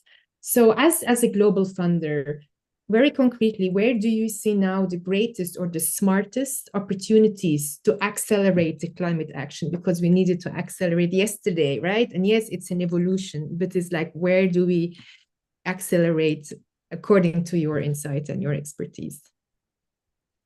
Thank you, Saskia. I'm going to start by stealing a concept from Naomi Klein when she says that in order to tackle the climate crisis, we need a very large tent that fits all social movements together doing what we need to do, and not only movements, but an intersectorial approach where we fit companies, the private sector, governments, together with civil society to tackle our biggest crisis. And if that is the case, there are a lot of intersections within social movements that we haven't really begun funding yet, and where we haven't really engaged for addressing the climate crisis. For example, there's a lot of potential in cross-movement alliances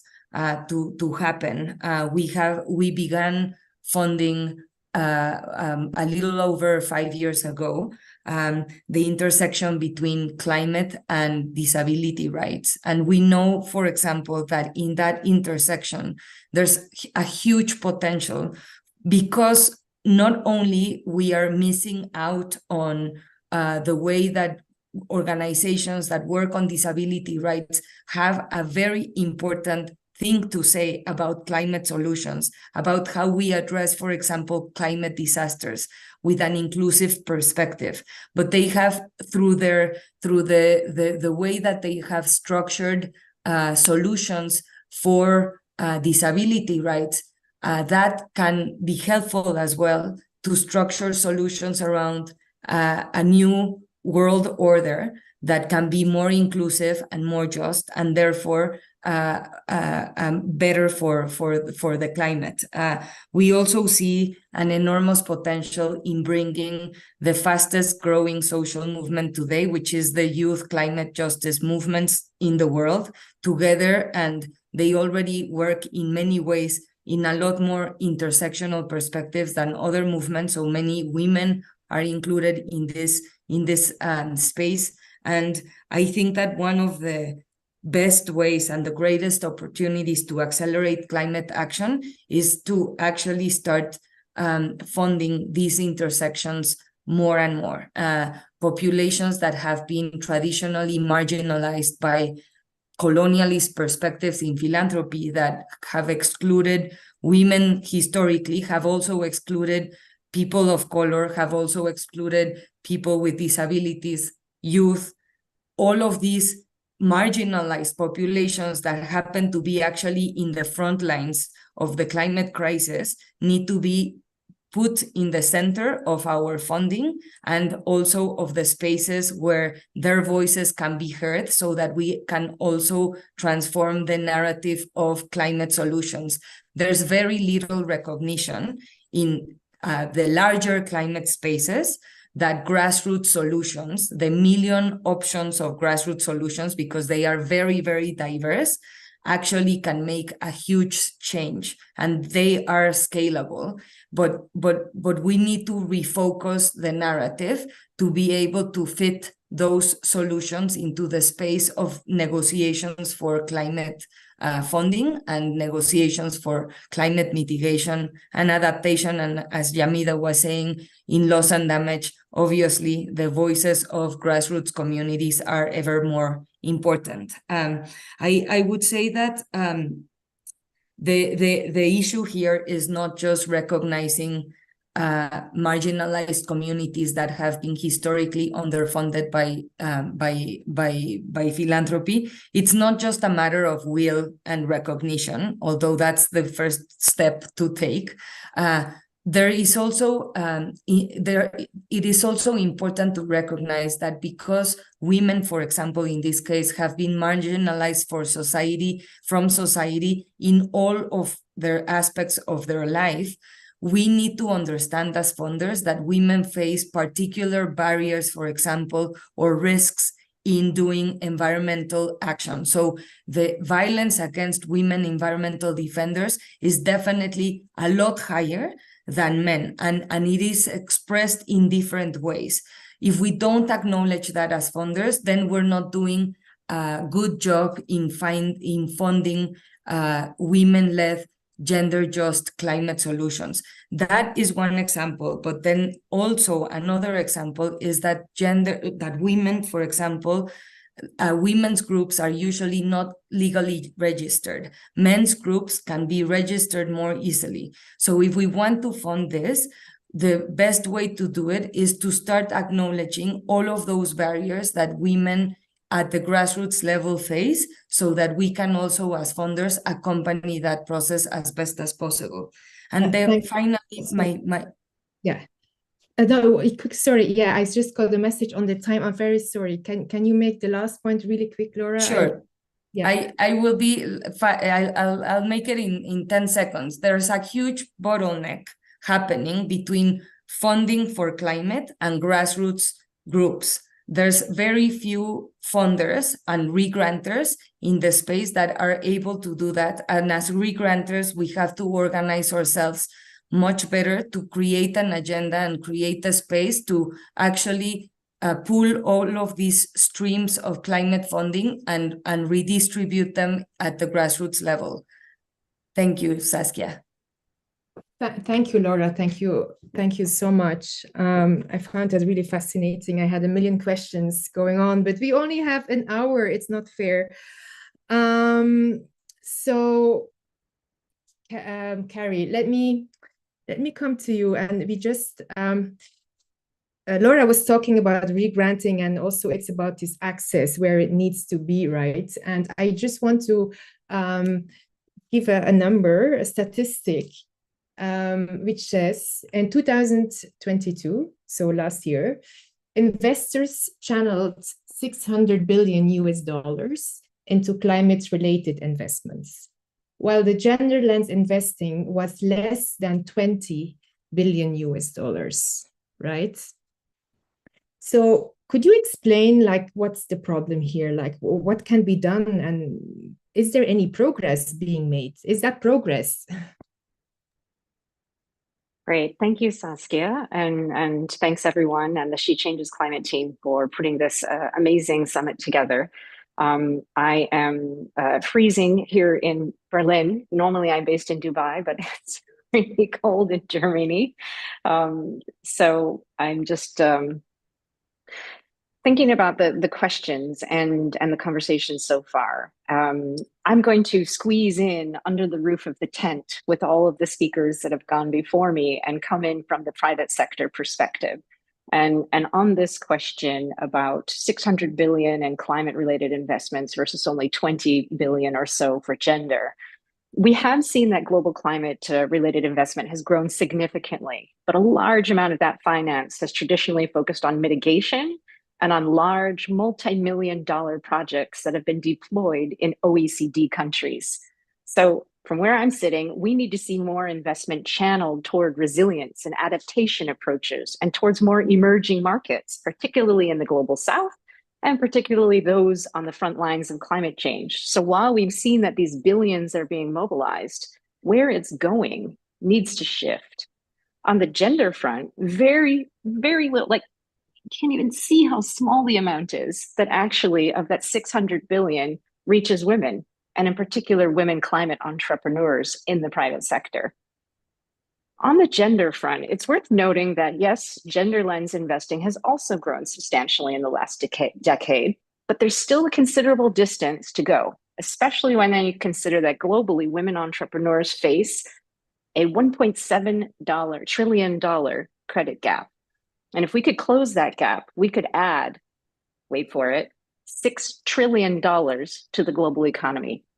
Just by including half the planet, we could grow the global economy by $6 trillion.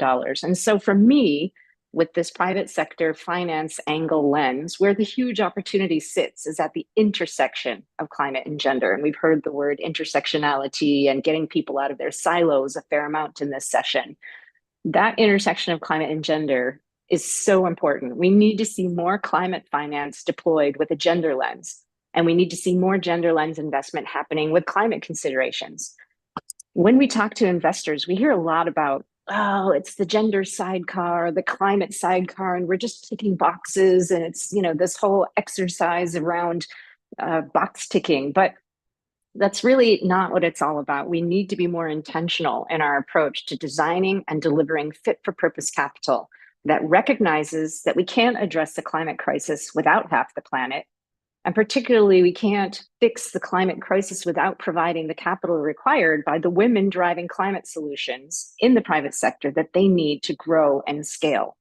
So it's not just about who is getting the capital and where it's going. We also see that women tend to be closer to more of the adaptation and resilience approaches, which are both largely undercapitalized parts of the global climate finance mobilization.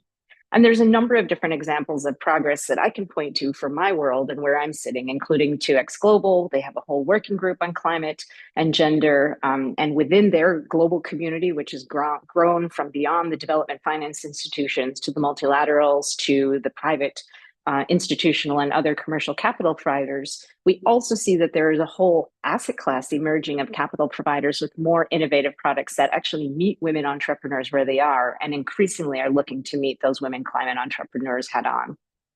So I know we're short on time. I could go on, but I'll pause there, Saskia, and see if you want to jump back in or if you want me to keep going. Well, yes, I want you to keep going. I wrote down $6 trillion. We need to do something with this number. Let's follow up on that because I hadn't come across this one. And it's like the biggest number, I think, mentioned so far into the climate, the financing dialogue. So we need to come back on that afterwards. You explained very nicely the gap and where more budget or investment should shift. But can you explain briefly, apologies, what the rallying cry is doing that you were a founder is to just address this gap in the private sector finance for women climate entrepreneurs? And also, why is this important? I mean, besides the 6 trillion. Yes, 6 trillion, the power of the female economy. Look, the rallying cry is, in one sentence, an initiative to catalyze private sector investment at the intersection of gender and climate. We're starting in Africa, and we actually also have been focusing quite a bit on agribusiness. At the simplest level, the rallying cry is about shifting capital and shifting narratives.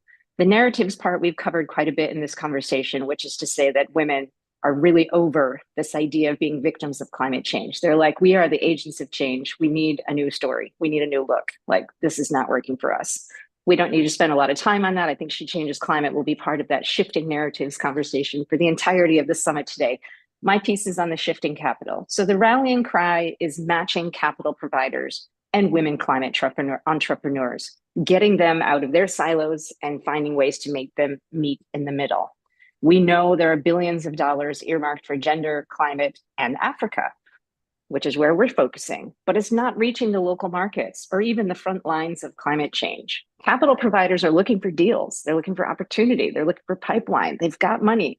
They've been allocated funds from governments, from different types of donors. They need to move that capital. They're saying, where can we find the deals? So we're saying, we're finding the deals. They say they're too small, the ticket sizes aren't there, the volume targets aren't going to match what we're trying to do. There's no visibility of the pipeline. You know, where are you finding these women? And we're saying they're there. We will help you find them. We're going to build that pipeline for you. We're surfacing the women who we see as the bright spots on the adaptation landscape. And I think what's amazing about these women is they're solving real problems. They're addressing real gaps in the market. They're not trying to become the next unicorn. They're not trying to IPO and make it big and get rich. They're solving problems that they face. And when they fix that problem, they solve it for 10 other women, for 100 other women, for 1,000 other women, because they know that they need to be the change that we need to see if we're going to address the climate crisis. And they're brave, they're bold, they're integral parts of their communities, and they take the time to bring these other women along, which is where we see the opportunity for scale. So yes, another tick in the women in the column for women as agents of change, but I want to go even further than that. There's a lack of data out there, unsurprisingly, about what's happening on the African continent with women on the front lines of climate change. So we're working on that. But what we see from our own experience is that women are the first movers, the early adopters, and the innovators when it comes to climate change, moving far faster than their male counterparts. So we also know, and I think it was Laura that said this, they are the ones leading the change. And I want to keep reframing that language, right? They sing, you know, and they're not beneficiaries. We are the solutionaries. We are the ones who are literally driving the change on the front lines. And so they want everybody to know that they're a fundamental part of tackling the climate crisis. They're also providing green economy growth, creating jobs and livelihoods. They're driving food security, and they are absolutely contributing to a gender-just climate transition. But few funders or investors have actually ever heard of them. So we're working with these women climate entrepreneurs to provide them support, to get them investor ready, to work with them to figure out the right type of capital that they need and how much, whether that's debt, equity, grants, or other forms of blended finance. There's a lot of stuff coming online in the market, which is super exciting. And we help them negotiate their deals and provide post-finance support to make sure they can maximize their capital deployment. We're looking to shift $50 million to women climate entrepreneurs by 2030. And so we see the work as what we're doing is important, because with the women at the heart of our work, they know it's important to be able to provide and be that change in their local communities as they're facing all of the different climate challenges on the front lines. And we also think it's incredibly important in this catalytic intermediary role to be able to connect the billions of capital that are out there looking for a home, to get it to the front lines of climate change and the women who are really making a difference. So I'll pause there again, Saskia, just conscious of the time. Yes, thank you so much. So I have a logistical issue now. So I know, Ambassador Stash, you have to go exactly in 2 minutes. That still stands, right? And we still have Marie-Laure. So I'm just wondering, can you, does everybody still have time except Ambassador Stash if I would just go to the ambassador, because there's a question I would like her to address shortly, and then I'll come back to you, Marie-Laure. It's also linked, I'm very sorry, on private sector investments. So Ambassador, is that okay? I have a question that came in. I don't know whether you were able to see it, but let me unpack it for you. So, so one was about the role of the private sector in Germany. And so perhaps this could be your closing remarks. Like, how do you see the role of the private sector in your country? Also, relating to climate financing, gender responsive financing around the private sector. or even broader? Thank you so much. I know you're very short on time now. So I found the unmute button, and thanks a lot. I'm actually bound to go to the next meeting, and I don't want to be too late. So thanks for the question, and indeed it's very important. And we as Germany, we also try to embrace and nudge and do whatever we can to include the private sector. I think it's very important that people don't only look to governments when they want changes, but we are in this all together. The private sector is an important player. They have a lot of power, so we really need to take them on board as well. There are many ways to do it. We do it. And just to give you one example, this is again on the quantity. So I said before that we as Germany contribute almost 10 billion to the climate finance. And that is approximately 6 billion by the government, and the rest is contributed by private sector. So that, I think, is already something very important. And it shows that we really engage when it comes to the private sector. And maybe if you allow me to say and to stress one point again, which I thought would be my last words in this forum, and it has really been super interesting to listen to all of you, is in particular all of you who actually work in practice on the ground with civil society, with the women. For me, it's very important to hear the dimension of the access challenge. And it's very important to hear that you say there is a lot of money, but we cannot tap it. So this is really for me an incentive to be even better, to work even more on the access side. But really, I think in my reality, it's also still necessary to really promote the gender budgeting, to really go out there and say we need gender sensitive budget, we need gender transformative budgets at the international level, at the national level. That's what we are doing. And also at the local level, at the grassroots level. And there, I think we heard a lot about that today. And also I take with me from today to encourage these aspects also when it comes to access. So thanks a lot. And it has been super interesting. And thanks again for organizing this. Well, thank you. We were very happy that you could be with us and have a very productive next meeting. So, Marie-Laure, thank you so much for bearing with us. It's never, like perfect to be the last panel speaker. But I think I was very interested in the part when I was looking and what you were doing and how to bring this in this discussion. So as we know, where we just already mentioned, the private investment is really plays a crucial role in tackling the climate change, reversing nature loss, reducing societal inequality. And we know in the past that the financial institutions did not always fully grasp and integrate those elements. But we've also seen there's a noticeable shift now, right, which is a positive trend. So can you explain what are the reasons behind this trend of sustainable finance? Yeah. Hi, thank you very much. Can you hear me? Yes. Great. So, yeah, I think it's very encouraging what's happening in finance, but we have to acknowledge that finance has been late to the party. From an industry perspective, I think it's probably the sector that kind of woke up latest. And this is also because it is a support function, right? Financial flows are catalytic, they are a support function, but they are not doing the doing on the ground, right? And in the real economy. And so I always say it's very important to remind ourselves that that the role of finance is to support a transition in the real economy, is to support outcomes in the real economy. And why has this happened? Why are we now in a place where finance is taking these things into account? I think I always kind of go back to the 1980s, which was the epitome of shareholder value maximization, right? Where the role of a financial professional was to maximize shareholder value for the investors, looking only at financials. Everything that was environment and society was kind of these externalities were not really considered material, right?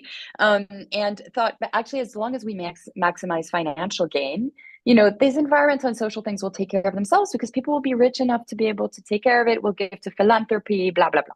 Of course, the science, the understanding, the awareness has grown, and we know this is not true. We also are coming up against, from 4 billion people in the 80s, where 1% were consuming the way kind of 50% are consuming today, with 7, 8, going into 8 billion, that this linear model of consumption, take, make, waste just doesn't work on a finite planet. And so what's happening and what's been happening is the reconnection of our economic system, or the connection of our economic system to environmental and social factors. And that goes through finance as well. And I think the 2 tipping points which caused this acceleration, the first one, people don't tend to remember anymore, but it's the global financial crisis, which for me is the epitome of money is made to make more money, instead of money being used as a means to affect an outcome desired in society or the environment, human flourishing. And then you have a big crash, and you start to think that maybe we need to be dealing with the governance, and you need to be looking at other factors. The second tipping point is the Paris Agreement, because what it did is it created a policy framework, which is now trickling down also to financial firms that have to disclose more, that have to start, they can't just call a product green. This is also, they have to explain why that product is dubbed green or sustainable, and what outcome it is trying to affect. And so this has crystallized into 2 big things that today are really accelerating in finance. One, ESG integration. So this reconnection of environmental and social factors to risk return, considerations. But this is a pure risk view. This does not drive necessarily 1 more cent towards the things that Carrie was talking about before. It is important, but it is not what is going to help us get the money to where it needs to go. What is accelerating today, and I'm getting a lot of hope from that, is that more and more investors are asking about outcomes. Okay, so how is my capital affecting change in environment or society? And this is something that is now growing, and where there is an increasing demand as well from both large, notably more public and private, larger private entities.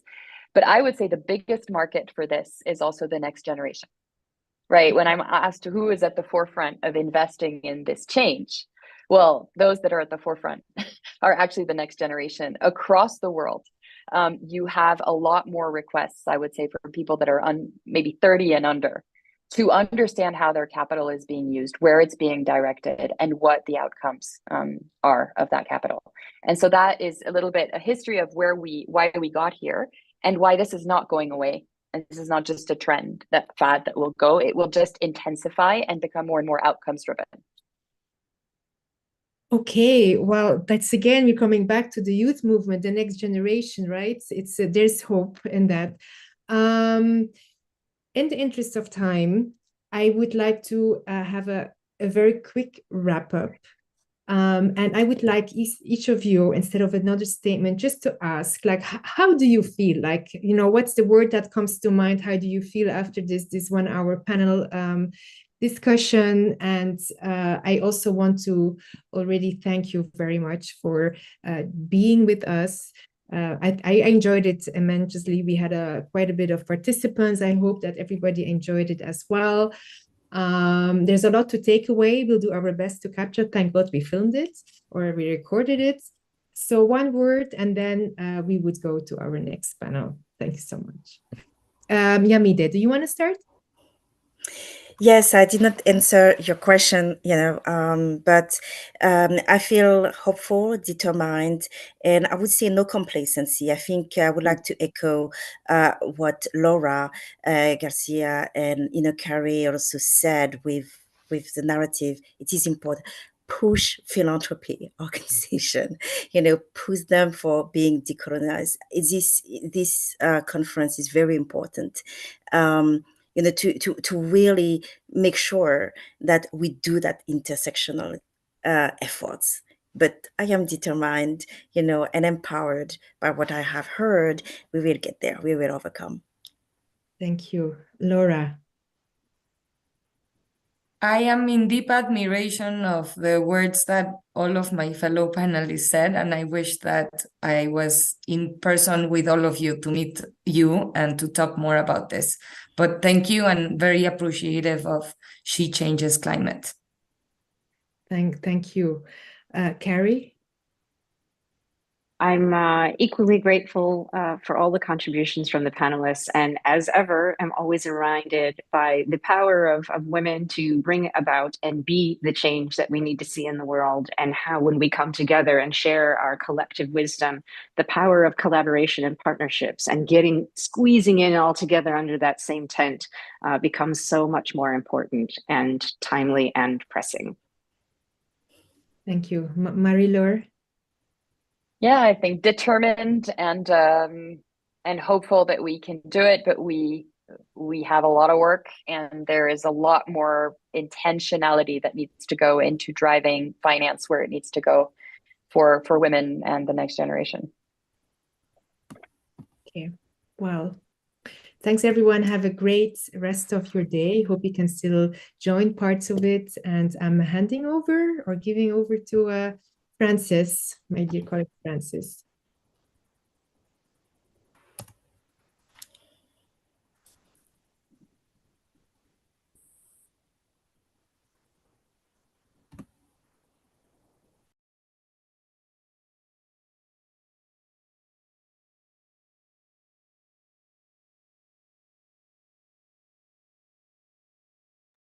Hi everyone, and welcome. You are here for the Energy Dialogue, Fast Tracking a Just Transition. I kindly ask the speakers to put your camera on so we can spotlight you. Really, really looking forward to this conversation, and it was such a pleasure listening to the dialogue right before.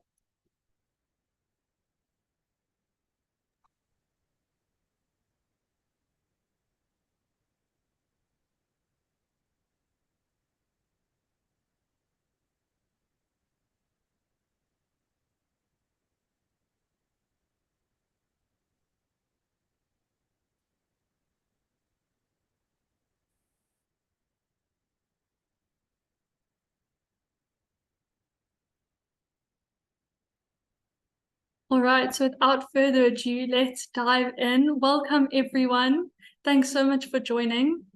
Today, we are here to unite for climate solutions. If you're just joining this summit, co-hosted by She Changes Climate and Project Dandelion, this is a call to look at climate through a new lens, a woman-led lens. I'm Frances Story, She Changes Climate's Head of Partnership, and joined today by 5 inspirational energy transition leaders. We all want a safe and livable future. To ensure this, we need a fossil fuel phase out by 2030. We have 7 years. In this dialogue, we will unpack the key question: how do we get there? To help us answer this, please welcome these amazing, amazing speakers. Alborika, a junior researcher at the Center for Sustainability Transitions. Monica, the Executive Director for European Climate Foundation. Elena, an energy transition activist and She Changes Climate ambassador. Anvesha, the partner and national lead for clean energy at KPMG India. And Oluwadabura, partnership and regional expansion associate at Student Energy. Together, we have the opportunity to pick the minds of people tackling one of our greatest and most complex challenges, the energy transition. Please don't waste this opportunity. Engage in the chat bar, share your thoughts, and ask your questions in the Q&A bar. I have a couple of questions first, but there will be around 20 minutes for your questions to be answered. So without further delay, let's dive in. I wanted to start off by laying the groundwork for what we are talking about. Alborika, please can you explain to us what a just energy transition is? Thank you, Frances, and it's really great and an honor to be part of this summit. So the energy sector, as you know, is responsible for the majority of the greenhouse gas emissions globally, like 75%. And in South Africa specifically, around 41% of our emissions are actually from the electricity sector. So we're also trying to decarbonize and migrate away from using fossil fuels, which are accounting for about 80% of our generation, towards renewable energy. So lots of solar, lots of wind. So that is the energy transition. But what makes it just is actually accounting for the communities and people that will be affected by this transition from a different form of energy. In South Africa, for example, around 80% of all coal activities are actually happening in one area. And in that area, which is Mpumalanga, that is the economy. So that's what people depend on for their livelihood. That's what they depend on for food every day. And the just transition means that essentially being in conversation with those people, actively planning and supporting new industries, greener industries to emerge, and actually then become available for people to now depend on, as well as just having a cleaner environment. So not just abandoning, old coal activity areas as well, but actually restoring the area to its natural, beautiful form and encouraging new types of industries to emerge. So a just energy transition needs facilitation on different levels. It needs to consider all people that are being impacted. It can't just be a transplant of coal to renewables, but it's also a social transition. It's an economic transition, and it needs to then take care of everyone in that change, so that no one is left behind. Thank you. Amazing, thank you. You've raised some really critical points. As forming this sort of background understanding of what an energy transition is, Elena, I would really love to hear your thoughts. You have over 17 years of experience in this field. What are some of the challenges an energy transition faces? Thank you, Francis. Thank you, Elise. Thank you for the invitation. And it's my great pleasure to speak here today and to be part of this amazing group of leaders, of agents of change, and be part of this dialogue, especially as COP28 is approaching, right? And let me then start with a bit of a COP warm-up, so to say, which organizers have already also received. So around 100 climate campaign groups warned COP28 organizers last Monday that success of critical upcoming talks in Dubai rests on whether countries can negotiate a formal agreement to replace polluting fossil fuels with clean power. So that does very much relate to what we're discussing today. Published 2 weeks before the conference, this letter to incoming President Sultan Al-Jaber said that the success of the conference will ultimately be judged by whether it secures an agreement on a comprehensive energy package. So the world today is currently, as we all know, far off track and now faces the daunting challenge of cutting carbon emissions almost in half this decade, while also coping with increasingly ferocious and quite costly to most of the country's climate disasters. So why it is still the case? The previous speaker has described what is just energy transition, but what is essentially the energy transition, right? It is a significant structural change in the global energy sector from fossil-based sources to renewable energy sources. And of course, given how diverse all the countries are, how diverse the energy systems are, it is quite challenging generally and globally. So the main global goal is to limit climate change, right? And to shift the paradigm that concerns the entire system, from energy production to consumption, where all stakeholders are involved. As you, Francis, said, 2030 is right around the corner. The IPCC is very much clear. If nothing changes, we will hit 1.5 carbon budget limit by then or before. And what needs to be done has already been documented. For instance, the Energy Transition Commission, in its Keeping 1.5 Alive report, has also structurally described the steps that are needed to be undertook, starting with decarbonizing at scale at a much faster pace. All those sectors for which solutions are already there. Buildings and road mobility, for instance, are prime examples, right? Something that has been already in the talks for quite some time. The power sector, large segments of industry are also concerned. The barriers that prevent from more rapid adoption are quite often, as they say, self-inflicted. Building regulations or permits for renewable energies as a few examples. So essentially a global overhaul is still needed. And another important milestone will be reached when we stop building a new assets designed to rely on the current energy system, one that we are attempting to move away from, kind of another self-inflicted problem. As the war in Ukraine continues and energy prices remain historic high, many industrialized countries are looking at the energy transition to provide their energy security. The word that a couple of years ago became not just a buzzword, but a new reality for all of us.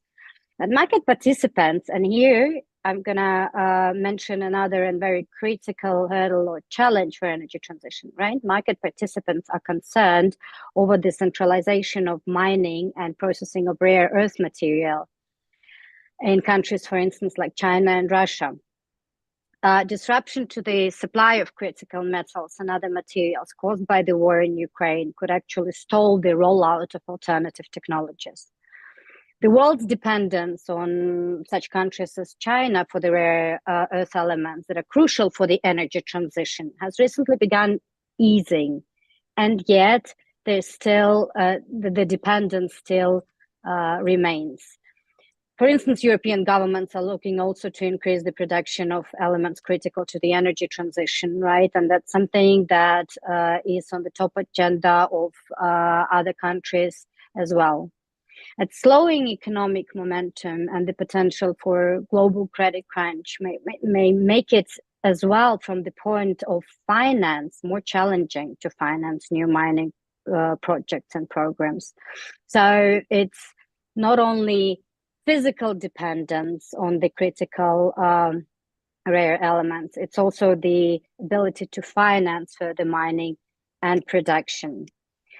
I have quite a long list of other challenges, to be honest, and it's at least 13 points that I've listed when I was preparing my speech, starting from infrastructural overhaul, the cost barriers, the intermittent renewable sources, policy and global alignment, right? Just to name a few, in continuous investments in renewable technologies. And as the previous speaker mentioned, you know, in such countries as Africa, in such continents as Africa, for instance, it is crucial. And for many countries in Africa, it remains quite a huge challenge to attract those investments. Well, not talking about Africa, for Ukraine, it is also quite a challenge today. Transmission and distribution challenges. So it's a quite comprehensive picture of challenges, tasks, hurdles, and concerns that are there.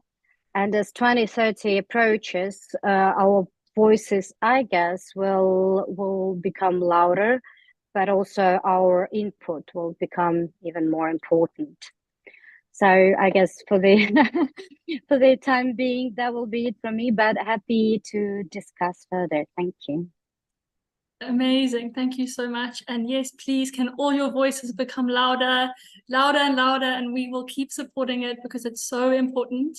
So thank you both for laying that sort of background picture. So now we can move on to solutions, because all of you are leading the way on this in your different sectors. Monica, you have a wealth of knowledge and experience, and I'm really chuffed that you're here. I would love to hear what Europe needs to do to reinvent its energy position. And it would be also great to hear an example of what is already happening. Thank you, Frances. And it's really great to be here. And even though I'm going to share some thoughts from the perspective of the European Climate Foundation, I also you can tell from my name, I'm Latin. I am from Latin America, and I have grown up in a small country that has talked a lot about renewable energy. So it's very much part of the conversation, and that really informs my views on what I'm going to say.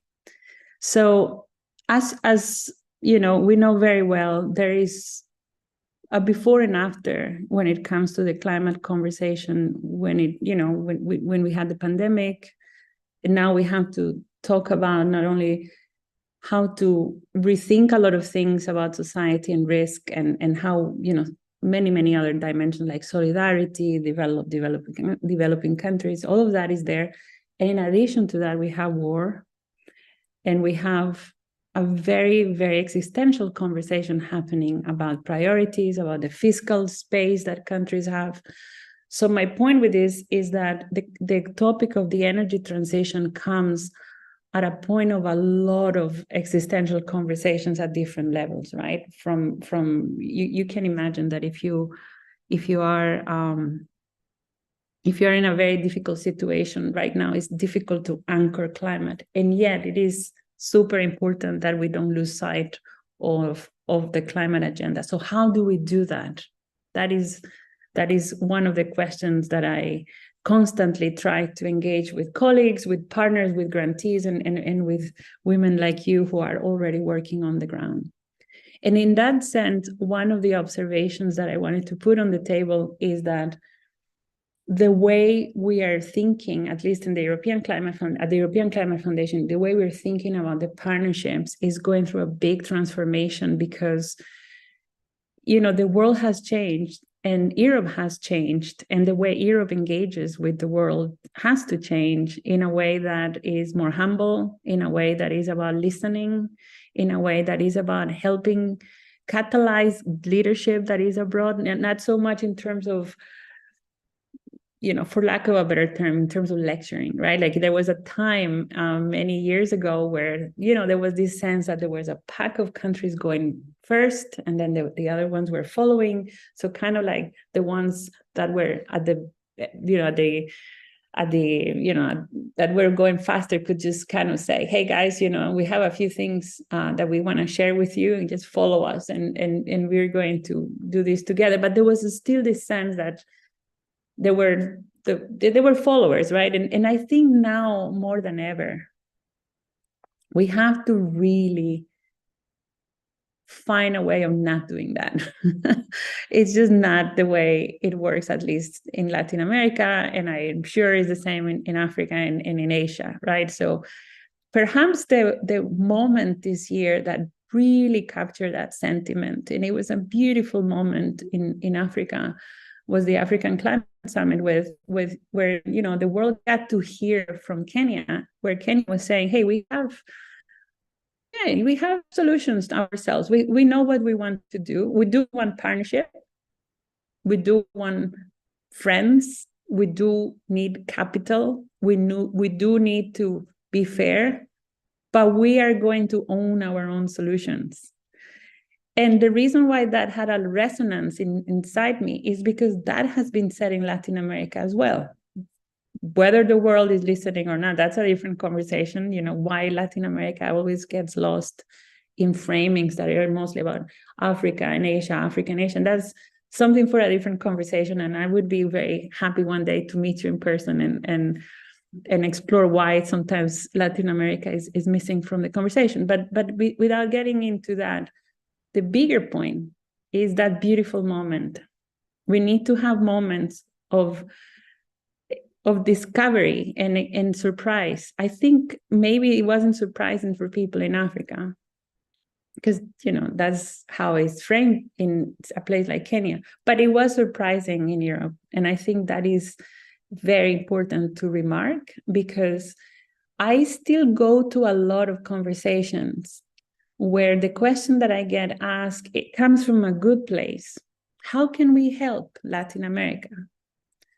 And then I find myself in those conversations, or could be Africa, or could be Asia, but I find myself in the conversations kind of conflicted, because I know it comes from a good place, but it lands with a certain sequence or certain mindset that is still along the lines of, this is how we can help Latin America. And at the end of the day, it does not sound like a partnership.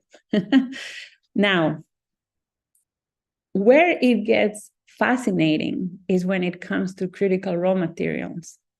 Fascinating in some sense can be quite desperate in another sense. But let's for now hold the thought of why it's fascinating. I mean, if you think about the climate discussion, it's been about tons of carbon for a long time. So you get important countries because they are very big and they have a lot of emissions, and everybody's trying to figure out how to deal with these big G20 countries. But when it comes to critical raw materials, it's very different. Because suddenly a country like Chile is important, or a country that is never making it to the list of G20 economies is important. And I find that without getting into mining, because that is something that we need to talk about, but probably with a lot of people who are engaging with mining full time from Monday to Friday, 7, all for a lot of hours and days and months. I think the bigger question for the purpose of this conversation here is that the nature of the partnerships has to fundamentally change, because this is the moment where instead of just going to Chile, or it can be any other country, but I always tend to give examples from Latin America, instead of the EU just going to Chile and saying, hi, guys, this is the partnership. This is the nature of the partnership. Here, sign it. It's not going to work like that anymore, because Chile has a very clear idea what it wants to do, number one. Number two, it has other options. It could do a deal with the Chinese government, which is, very active in Latin America. Could do that with the US. It's also more active in Latin America. So the countries are doing a lot of hedging in a way that is very, very confusing for Europe, because Europeans are not really used to that hedging. And as you can imagine, if we were in a conversation today in the context of diplomacy, geopolitics, you would have a lot of people scratching their heads, because everybody's trying to figure out how to, meaning Europe, US, and especially are trying to figure out how to compete with the Chinese. So a few concrete things. In the context of this COP, the whole conversation is almost surreal, because it's happening in the context of an iconic country that happens to have a lot of oil and gas. So you can imagine that this COP is very difficult to frame, because some people are going into this saying, we cannot afford to fail. It has to be a success. We need it more than ever. Let's make sure it's a big, big positive moment for the climate conversation. But at the same time, this COP is difficult because it is a moment of a lot of power for the oil and gas industry, is making more money than ever, is reinvesting a lot of the money into oil and gas, not necessarily into the change that we were supposed to be investing in. So it is, as you can imagine, a difficult moment. So part of me is already in 2024 thinking, okay, what is it that we need to do in 2024? And what is it that we need to do beyond because of COP? And I think the point I wanted to put on the table is the following. Now more than ever, we need to find people in these countries that have the resources, that are willing, say, as I mentioned, Chile, but it could be any other country in Africa, that is willing to give a sense of what a new generation partnership look like in practice. What does it mean for the communities? What does it mean for a government? Because these governments try to win election. What does it mean for the private sector in both parts of the, of the agreement? And what does it mean in terms of the time frame? Are we talking about partnerships that last 1 year, 2 years, 10 years? So I think for the purpose of my work, I will be putting a lot of emphasis in at least 3, one between, not me, it's not about me, is in my teams, and is in a broader ecosystem of amazing grantees and partners. So at least one between EU, Chile, one hopefully between EU, Kenya, and that means dialogues, going there, building grants, engaging governments, engaging the private sector, and then at least one in Asia with Indonesia. And I wanted to conclude by saying that when I mention specific countries like Indonesia, Kenya, and Chile, it's not because they are the most important and others are not. I want to clarify that is because we have limited resources. So that is, I just wanted to clarify that. But I look forward to hearing more from the other ones. And thank you so much for the invitation. Wow, thank you, Monica. And you've raised some really, really important points on partnership. Been making some notes, and thank goodness Europe has your perspective integrated in their energy transition. So moving on, Anvesha, thank you for joining. As the KPMG India National Partner and Lead for Clean Energy, I think this links also well with partnerships, but I'll definitely not box you in that and let you bring up the points you would like. What is the role of business in the energy transition, and what are you finding encouraging in this sector? Thanks a lot, Francis, and the this platforms, amazing platforms, for bringing me on board. So I completely echo the points that Monica made. I think when we're looking at energy transition and the role of businesses, there are different ways that we can look at it. One is from the perspective of a business which is an energy provider itself. And there can be two kinds of businesses, right? There can be a business that's fossil fuel based, and there can be a business which is clean energy based.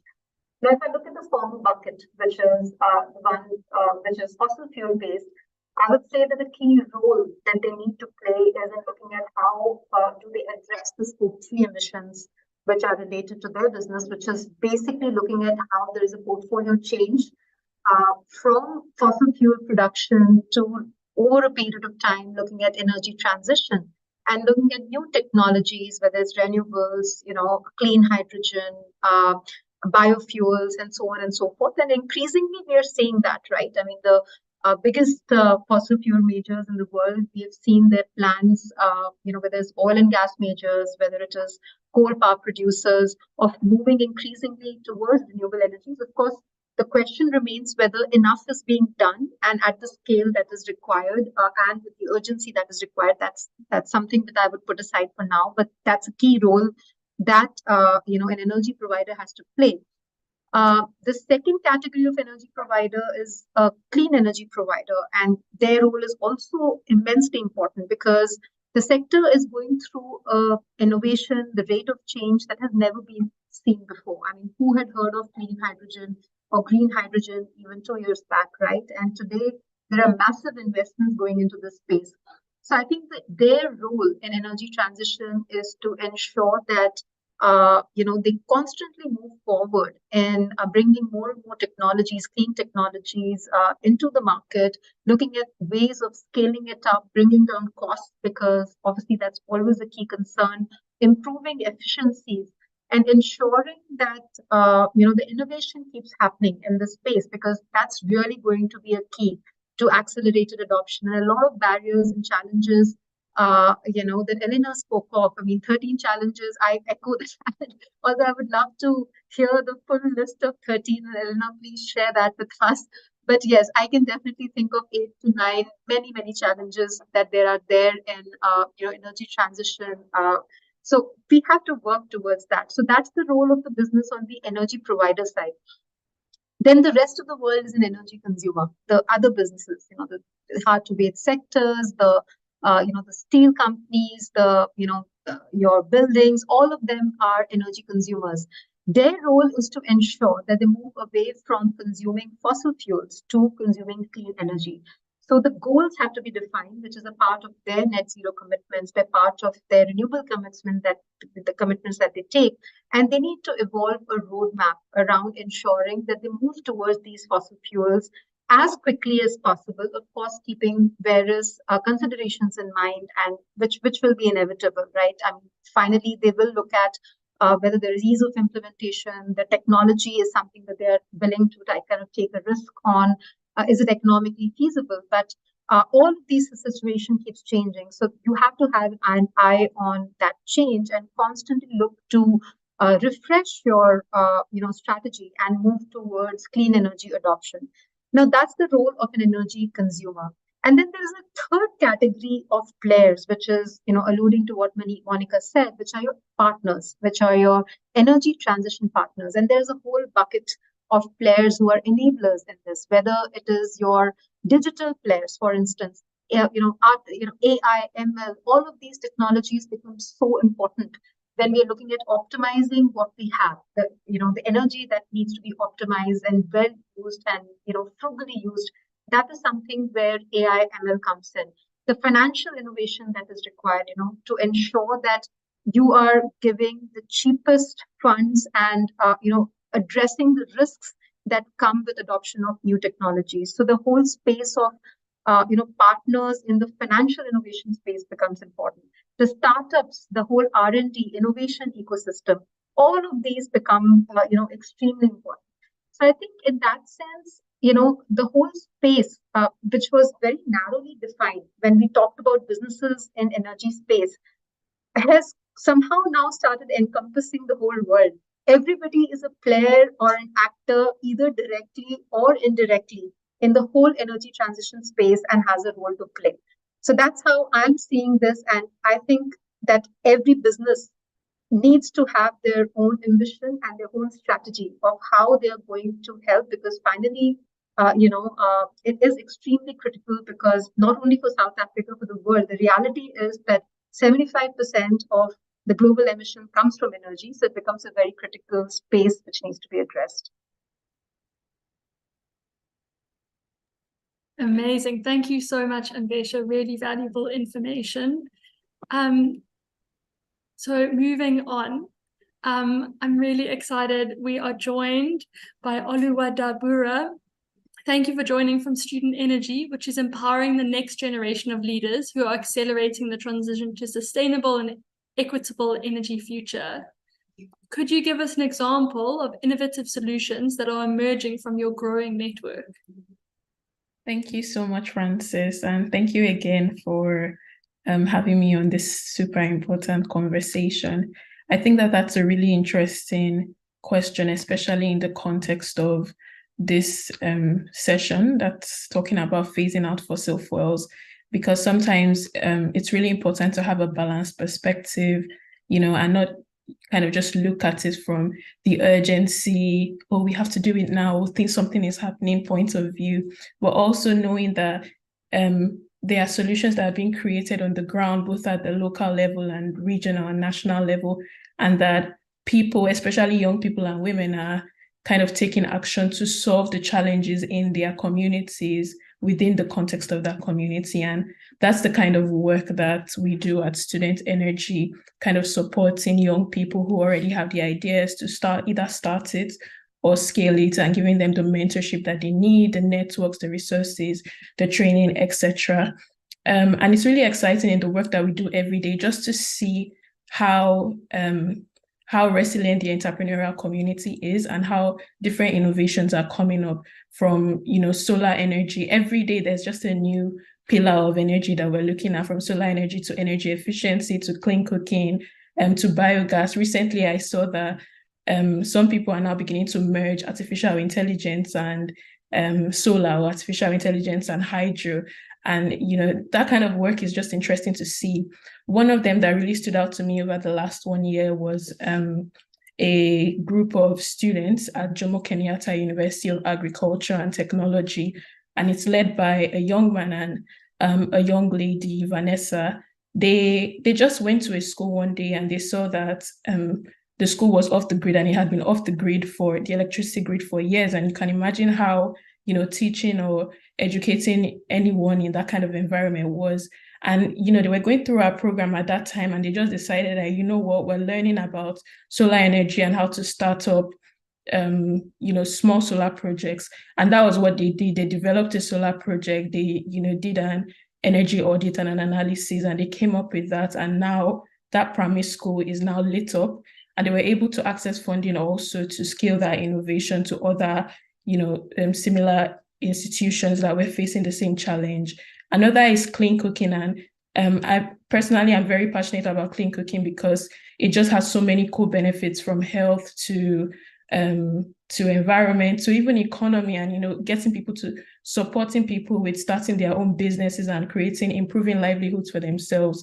So there's a young engineer in our network. She's in her early 20s, and she started this Balfour company called Close Self. And what they do is they provide accessible cooking technologies for rural and suburban households and small businesses in Botswana. And she has been doing that for the last 2 years, leading on production and distribution of clean, solid biomass fuel and energy efficient cook stoves. And they use recycled agricultural waste and wood from invasive bush trees. So that's the kind of innovation that we're talking about. And of course, it's not just on the STEM side of things or on the technical side of things.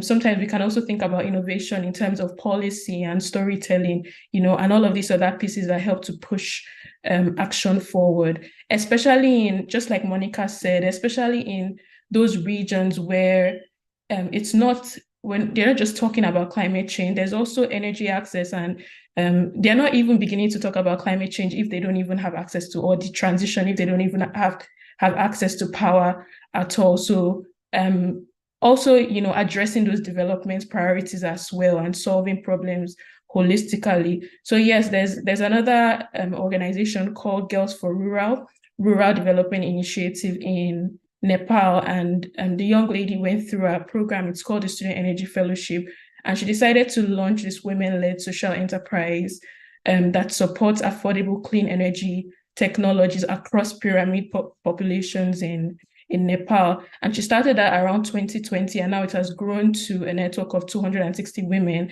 across different rural communities in Nepal that are working on design thinking workshops, different energy access technologies. And that's the ripple effect of it, you know, partnering and supporting just one person or one innovator to support other innovators. Because if you're talking about so solving the energy transition, solving the energy access problem or the energy transition, we're probably going to need multiple innovations and not just one. So we need to do it quickly, and we need to do it very effectively. So yeah, those are some of the, I could go on and on. I was just looking at the pipeline, and there are several innovations, but yes, those are just some of them. And yeah, thank you again for having me. Amazing, and really exciting to also know that there are more solutions coming than there are the 13 challenges. So that's really great, and thank you for touching on that. Super excited. So maybe afterwards as well, if you can list some of those organizations in the chat and people can go see who they are, that would be amazing. I have one more question, so please do put your questions in the chat. So my last question is, I would really like to come back to you, Alborika. You've raised some really interesting points, and I personally know a bit about the work you're doing and want to bring that to the forefront. Why is industrialization important for decarbonizing the economy? And really, what does that look like? Thanks, Frances. I've really been enjoying the conversation and hearing everyone's research and contributions in the spaces they're working in.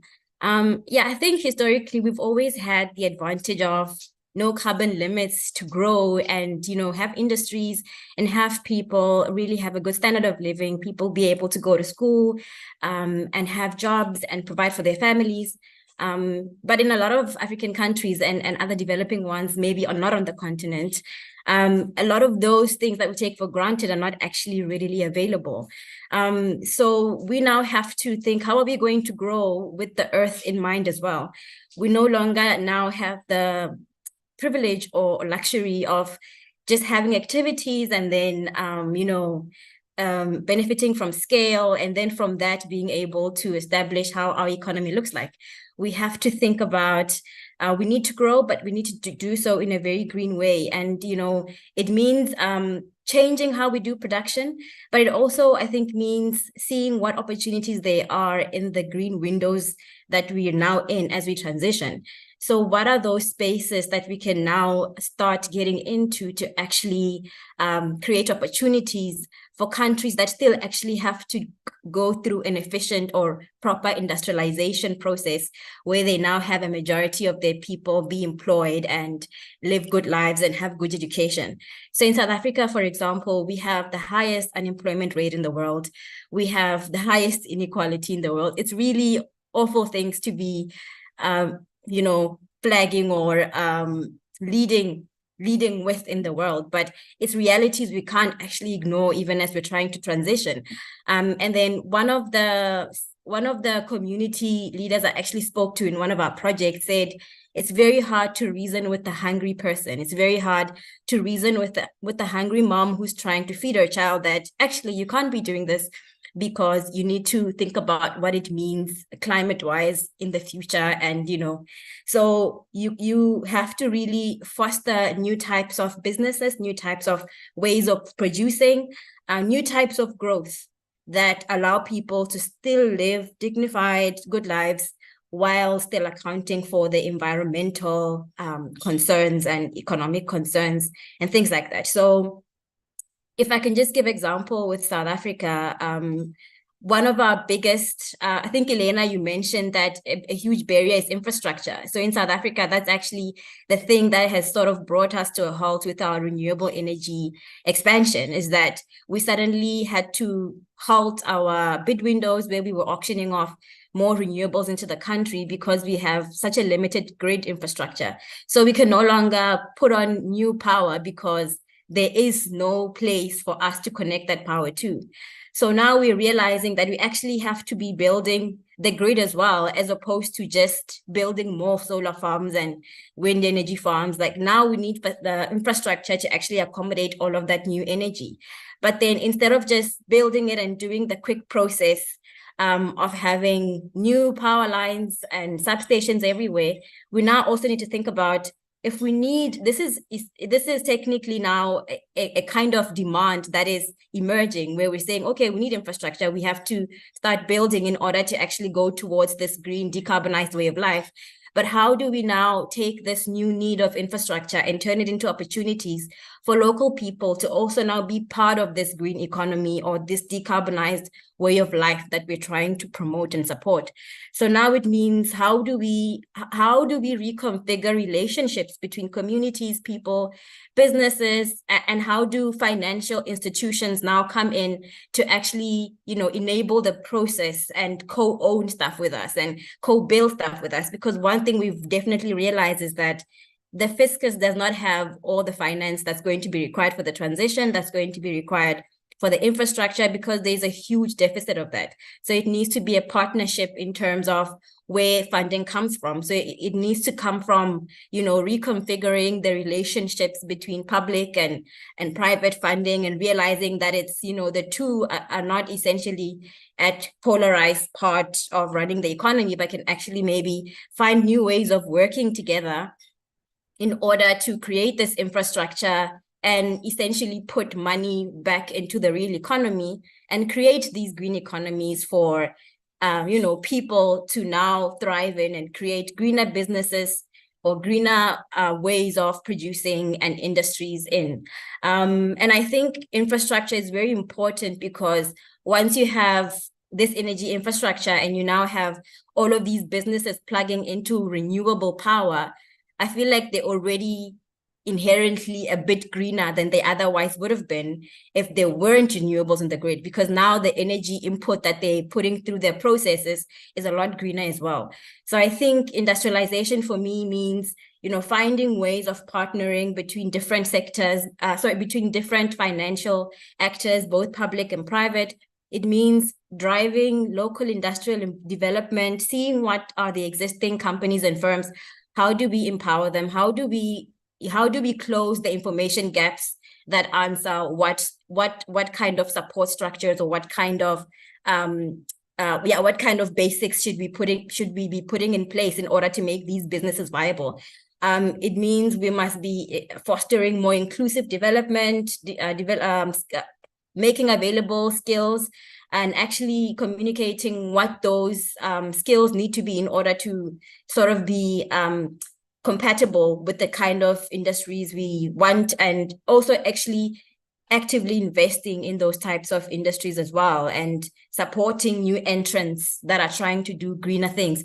So I think it cannot be a purely capitalistic endeavor. It needs to sort of look at the social issues, environmental issues, and, you know, hold on to that dream of wanting to make a productive environment or an economic environment that is greener, but is still very much inclusive. Because if it's not inclusive, I don't know if that can be called sustainable at all. Thank you. No, thank you, and 100% echo that. I will definitely be following your research, so please keep publishing it and sharing it. And I really love how partnerships keep coming up again and again, and clearly a thread through this. So we have one question from an attendee. How can we as women in various spaces promote and make the world see the urgency needed in climate action? 2023 is not far.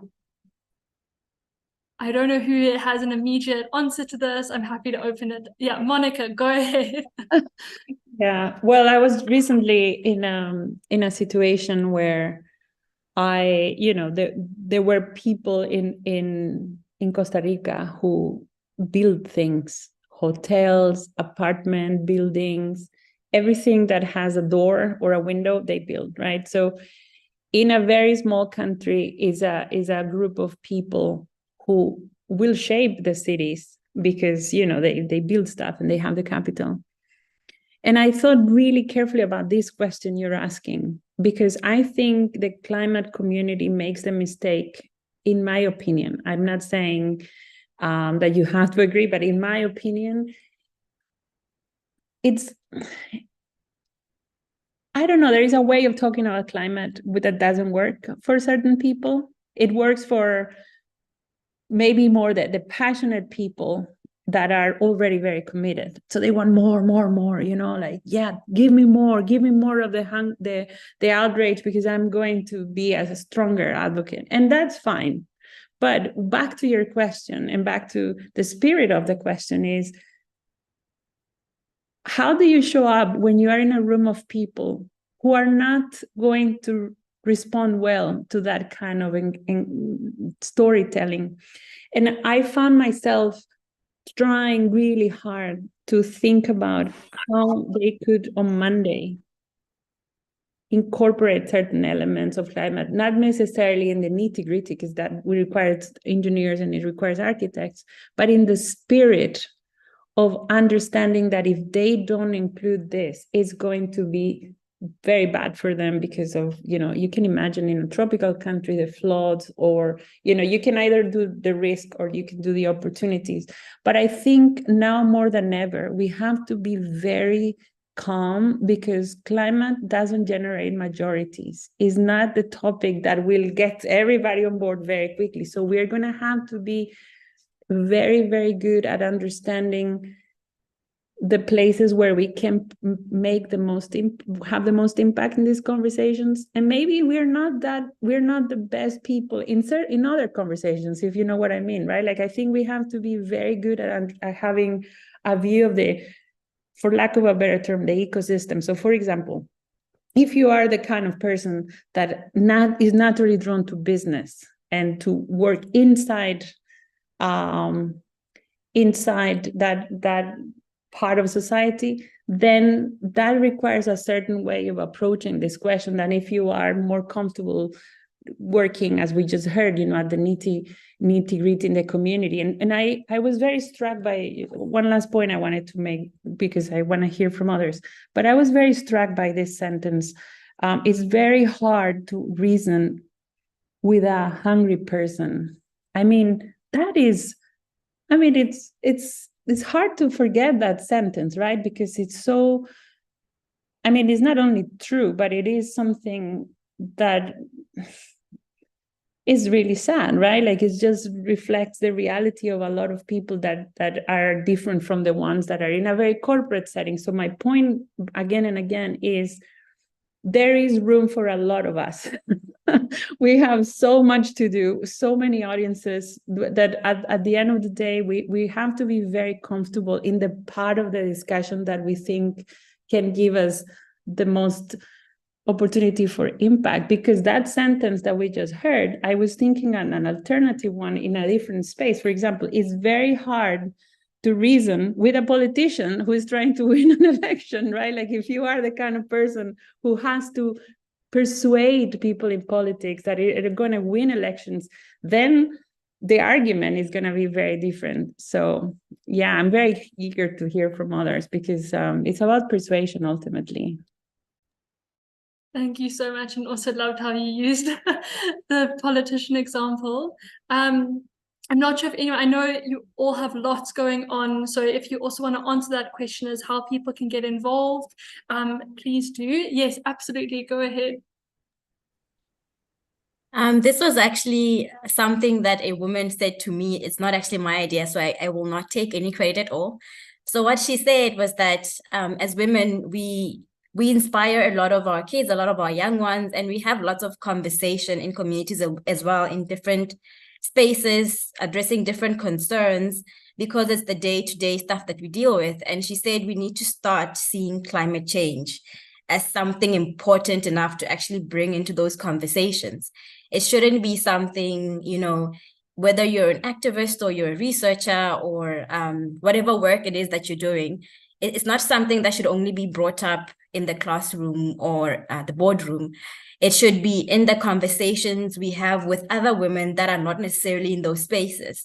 And it shouldn't be so niche, because I think in a lot of our communities, especially where I come from, we don't even have words for climate change in our languages. But we need to find ways of expressing, like more material ways of saying, there isn't a word for this in our language, but there's other words we can use, and there's the materiality of it, of, you know, so many years ago, we used to have more constant or more reliable crop turnouts, but now it's getting so much worse because it's always dry.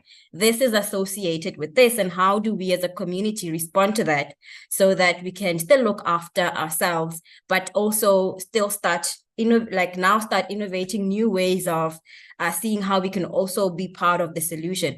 So I think making the topic of climate change and greener ways of doing business and producing just part of our everyday conversation, as opposed to these niche topics that we, you know, talk about in very official platforms, because everywhere else no one properly understands them or no one really relates to them. We need to make it relatable to talk to the everyday person about climate change, because we don't know what space they might end up in where they could effectively maybe, you know, bring these ideas to life. So I think the more widespread the conversation is, and especially amongst women who are quite innovative when it comes to coming up with stuff, and I'm speaking from experience because my grandmother is one of those people, then I feel like it could really grow in a way that we probably don't expect. Yeah.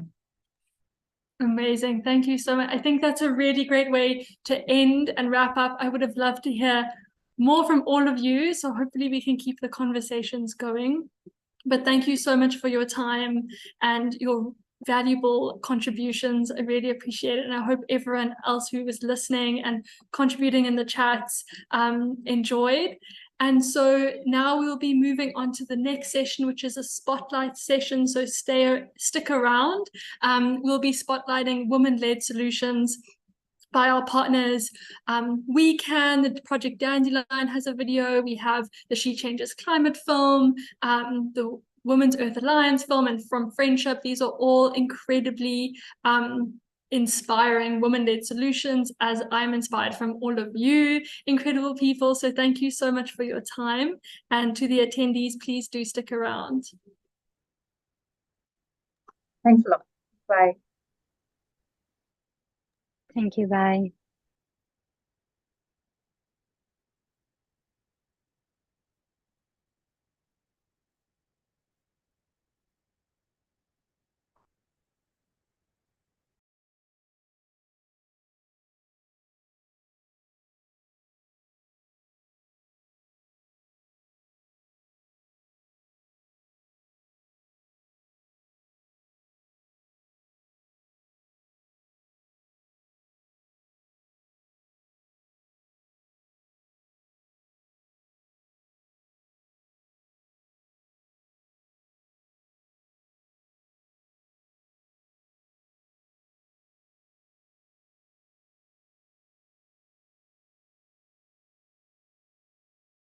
Hello, everyone. I'm so honored to be participating in the summit hosted by the wonderful teams at She Changes Climate and Project Dandelion.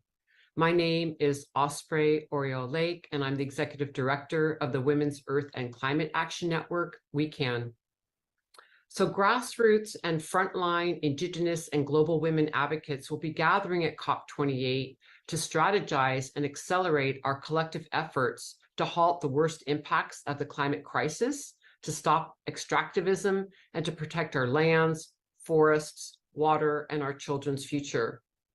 We know that solutions exist that can mitigate the worst impacts of the climate crisis and that women are leading the way. And just as one example of many I could share, studies show that just a one unit increase in a country's score on the Women's Political Empowerment Index is associated with an 11.51% decrease in the country's carbon emissions. And that's really significant. So whether it's on the front lines of resistance to fossil fuels, protecting and replanting forests, creating food sovereignty networks, or advocating transformative climate policies, women are leading the way. And this is why We Can is uplifting women, community-led solutions, strategies, policies, and frameworks. And before I share more about our work at We Can and reports that we'll be releasing at COP28, which really serve as key intervention points, and I hope will be helpful to all of you, I want to show a short video so we can hear some of the amazing women in our network in action. These are the future great-grandmas of a way of being that is balanced, that remembers our relationship to our Mother Earth, our Father Sky, and to all that is.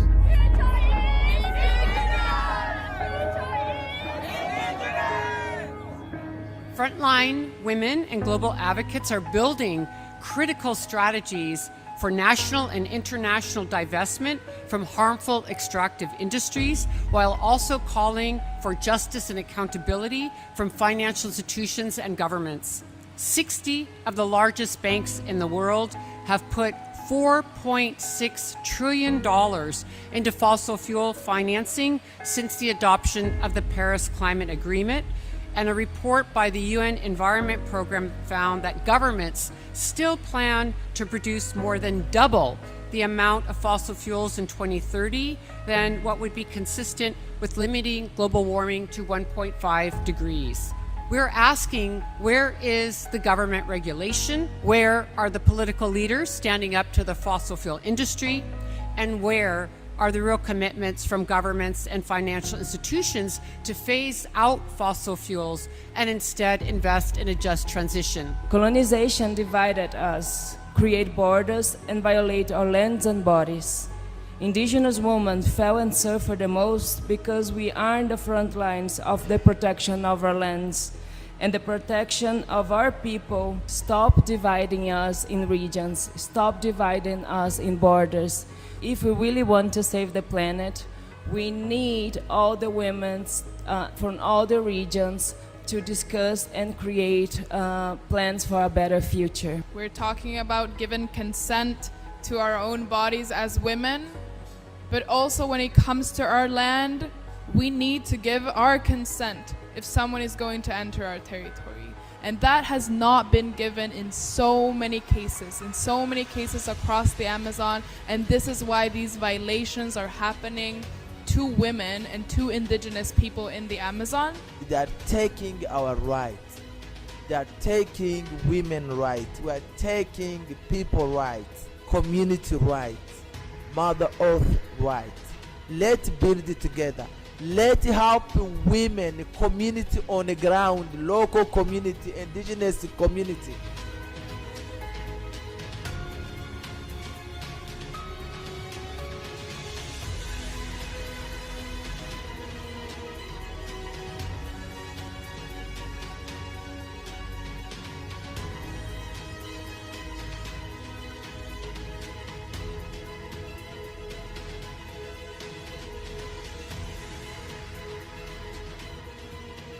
In our territory, they are killing the air, they're killing the water, they're killing the earth, they're killing the forelegs, they're killing the fins.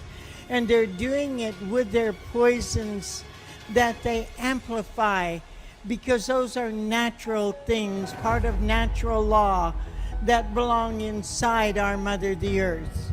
The oil and the gas and those emissions that they put out there are not part of the natural laws, ways of being. They're not part of Mother Earth's plans. We have within our understanding the natural laws, the natural ways. É preciso garantir a participação das mulheres e da juventude nos espaços de decisão. Aqui no âmbito da COP, a presença e a participação das mulheres ainda é muito invisibilizada. E se nós indígenas, povos indígenas, comunidades tradicionais, estamos apresentando a maior parte da proteção da biodiversidade, nós precisamos estar também como parte da solução. As women, our roles are to take care of our communities. We are not trying to have power over.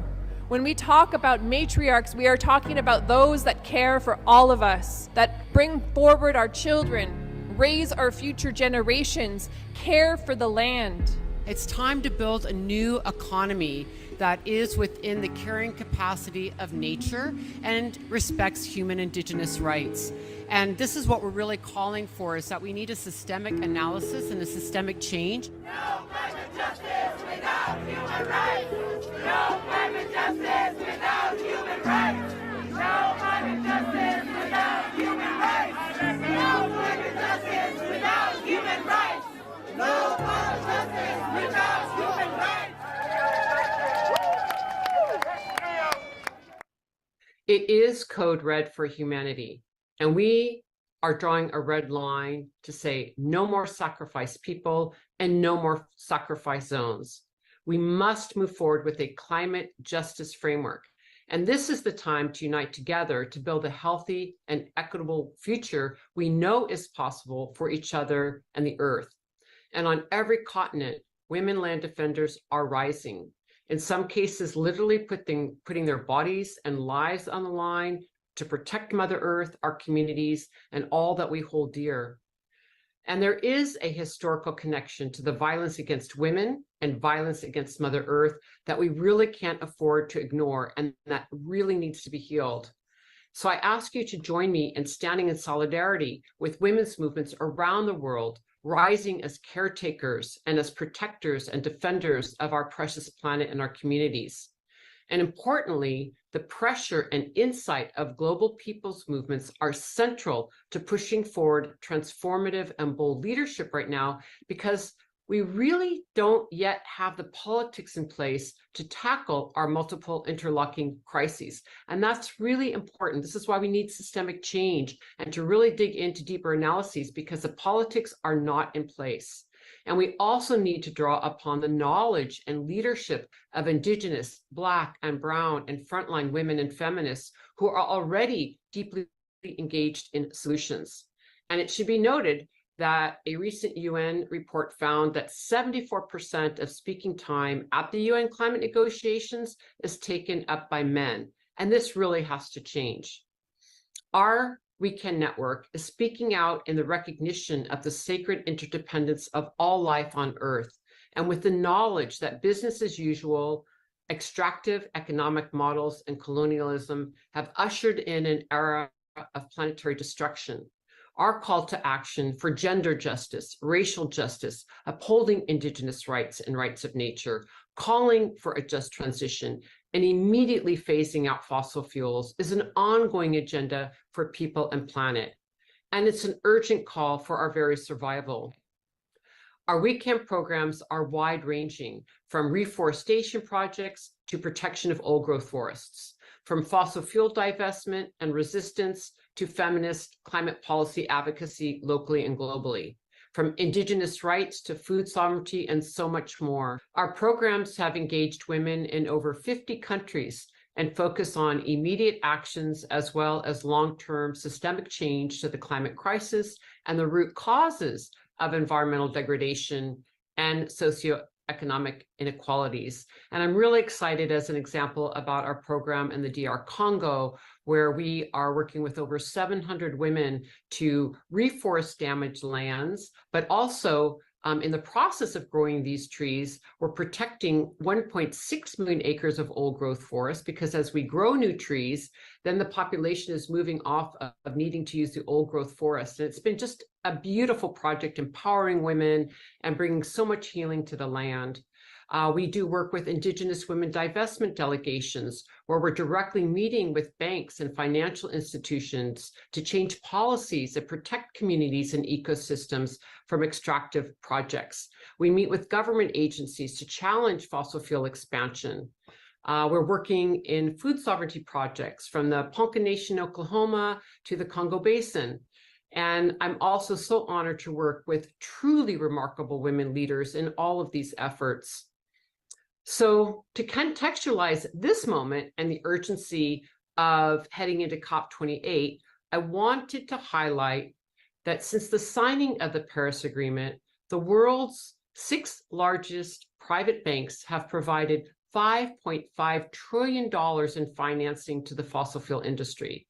And a recent report by the UN Environment Program found that governments still plan to produce more than double the amount of fossil fuels in 2030 than what would be consistent with limiting global warming to 1.5 degrees. We just cannot continue with these disastrous numbers. And in response, WeCan is releasing a report at COP28 that highlights the need for governments to invest in a care economy and women's leadership for a genuine, just transition. And here is the cover of our report. It examines the links between care and climate. Prioritizing care work can unlock a just transition for all. And it demonstrates how investment in high-quality care jobs can mitigate the worst impacts of the climate crisis, increase funding for public infrastructure, and support economies within a just transition framework. So women in all of their diversity have been exploited with their contributions to work and the economy, and they have been historically ignored. The disregard of women's contributions is most strongly reflected in care work, which acts as a key pillar of society and is predominantly carried out by women, particularly from marginalized communities. And this is our care for our children, the elderly, the sick. And so when we prioritize well-being within planetary boundaries over material and economic growth, a just transition with care integrated at its core can be mutually beneficial for women, communities, the climate, and all of the Earth's ecosystems. And investing in care can recognize and redistribute care work, as well as reduce the burden of care for women, boosting their participation in paid employment, such as in renewable energy. Valuing and rewarding care work can also create millions of high-quality care jobs, which are by nature green and just jobs. So it's this real transition from this unpaid and undervalued work of women that needs to be brought into the care economy and how that can transform our economy overall.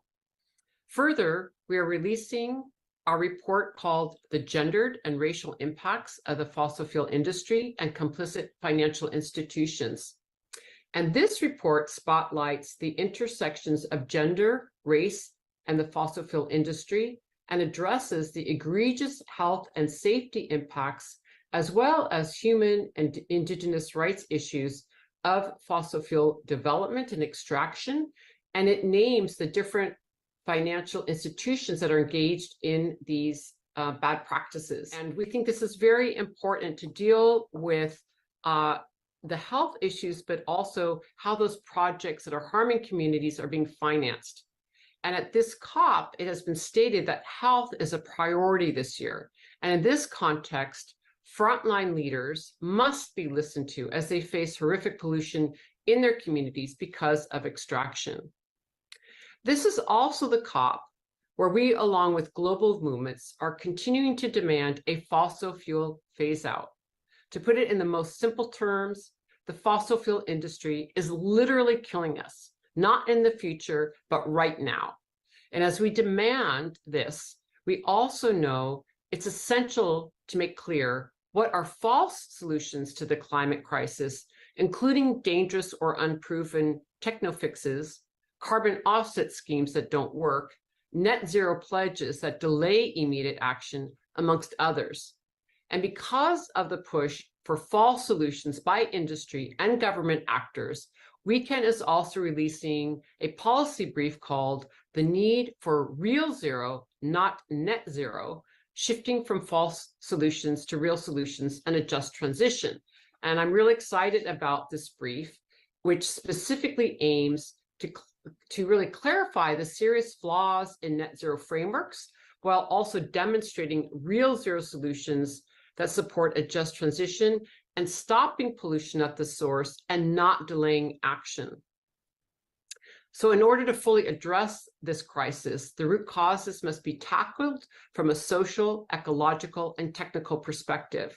And it's essential to emphasize that there are alternatives to these false solutions that have risen from frontline communities, from indigenous communities, scientists, labor groups, women and feminist movements, climate and environmental justice organizations, and many others. And these communities and groups have referenced climate justice solutions as a just transition away from fossil fuels and exploitive practices and an extractive economy. Lastly, we can't just set emission goals while fueling the problem more and more by allowing new oil, gas, and coal projects. We need a new international mechanism to complement the Paris Agreement and address the root causes of the climate crisis. So we're also calling for governments to cooperate and negotiate a fossil fuel non-proliferation treaty that will manage the fossil fuel phase out in a way that is fast, fair, and financed. And Weekend is very honored to be on the steering committee of the treaty and will be advocating for its furtherance at COP28. We will also be bringing our agenda to push for rights of nature, and as always, working with the amazing efforts of the Women and Gender constituency. So we have a great deal of work ahead of us as we head to COP28. We're looking forward to working with everyone. And lastly, to say, women are rising, we're not waiting, we can act now, and we must act now. Thank you.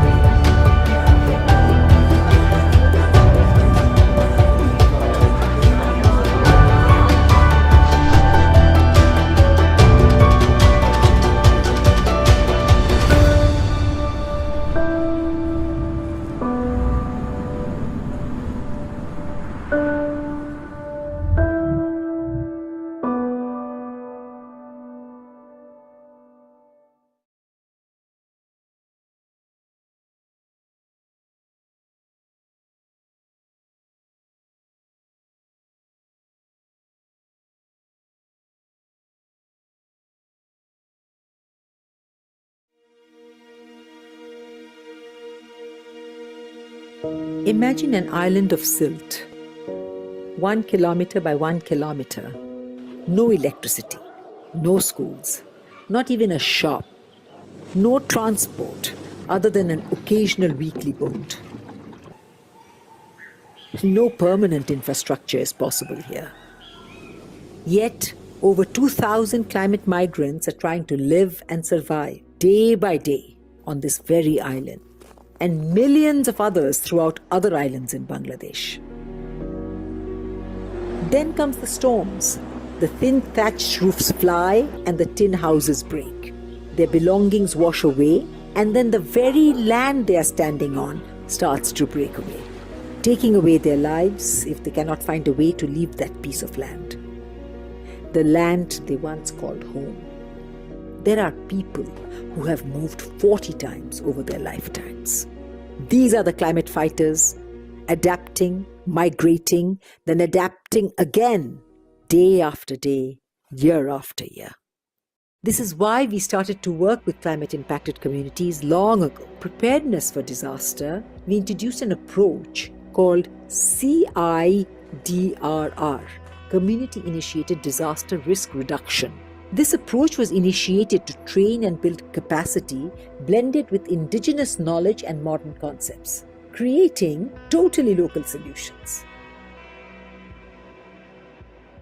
Because of oval-shaped plinth, the flow of water breaks, and that can't break the plinth. 30 families can live here for longer period. People from the community took part for the construction of the plinth. There are many hidden issues like domestic violence, early marriage, abuse, and friendship working through a holistic approach. The access to service, addressing social issues, and all other eco-infrastructure, and combination of development and humanitarian challenges from this ground zero towards adaptation. All our interventions are gender balanced, specifically targeting women to put them in leadership positions to make their voices heard. Women from local communities are involved in the planning, coordination, execution, and maintenance of all our climate actions.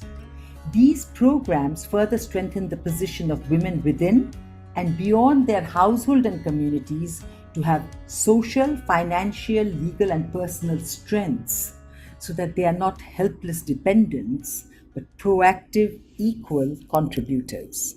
We give women reading, writing, and accounting skills along with trainings for alternative income opportunities, as well as a transitional climate resilience fund so that they can also start to earn for their household. Women are also selected and trained to be field staff, teachers, facilitators, paramedic aides, paralegal aides, birth assistants, etc. Some women are given vocational training along with financial and technical assistance, and thus another mean to earn an income both at home and from the weaving and training centers. And most important, girls are kept in schools and thus out of child marriages by our teachers, paralegal aides, and school committees. We make sure these girls have the same opportunity for self-discovery and growth as boys, so they can realize their fullest potential. Our schools are solar-powered, ICT-aided, easily dismantled and relocated, keeping in tune with the unique environmental challenges in these riverine islands. Studies have shown that women spend 3 times more of their income than men on disaster preparedness and response.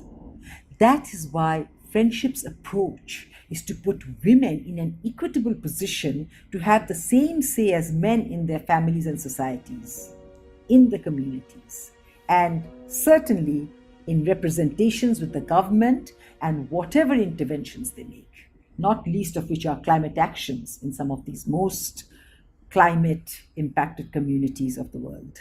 Special initiatives are taken to engage youths as volunteers and informers, and for children to be oriented about climate change and disasters using rhymes and role play. Climate justice is central in friendship's work. Today, friendship directly services over 6.5 million people annually.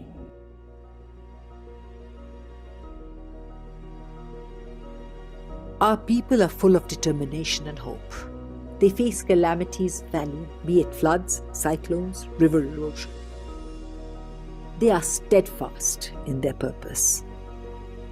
We will overcome every disaster. We will rebuild our houses. We will reshape our lives. They may not have our luxuries, but they have overwhelming courage and resilience.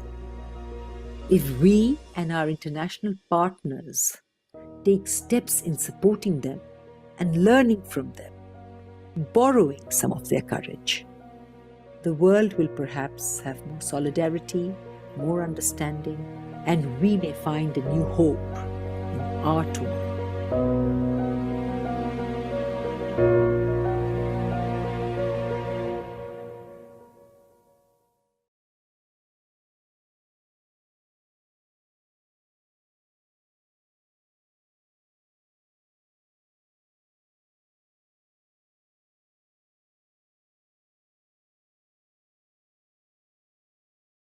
We are on the cusp of a climate-safe world.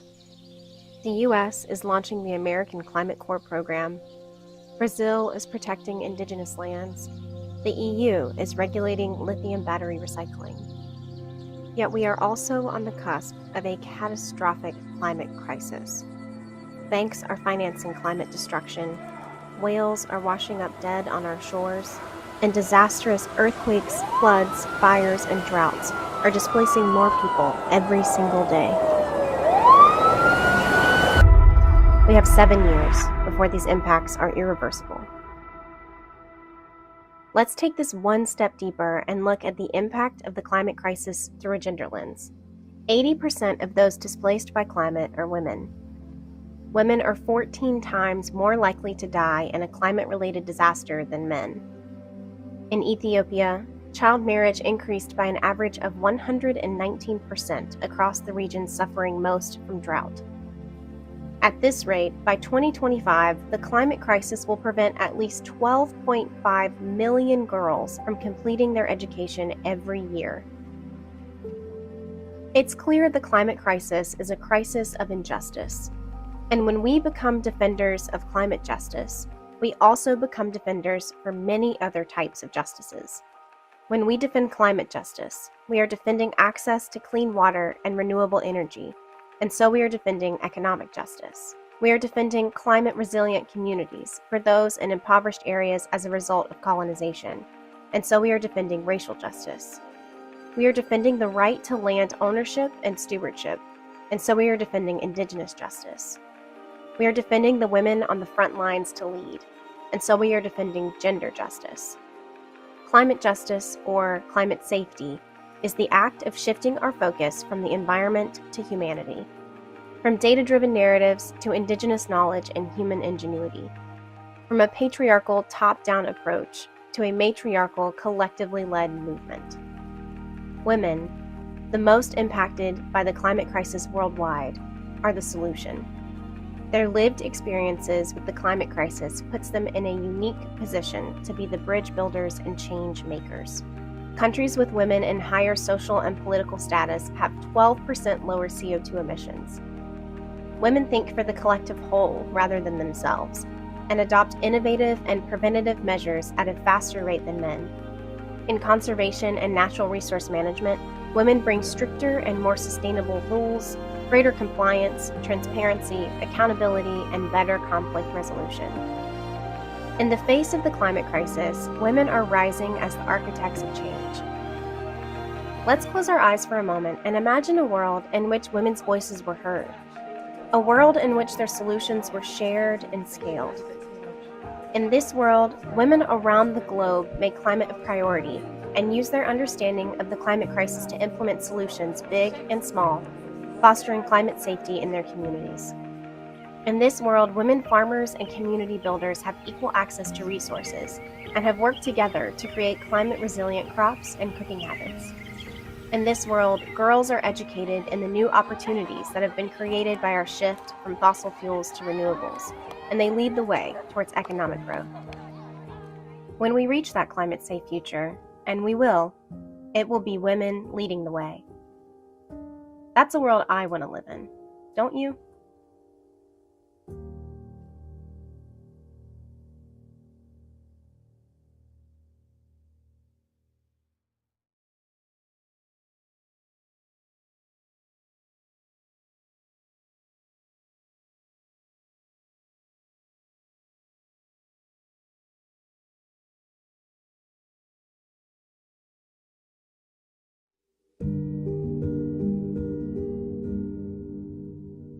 I decided to introduce gender in 2001.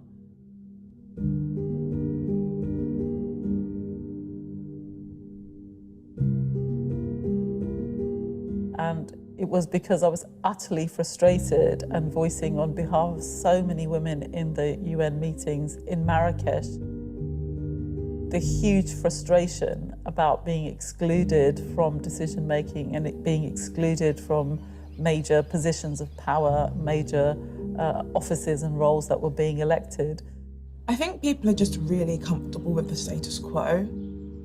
My attitude is, why not me? Like, we need more people who feel like that, otherwise no change is going to be made.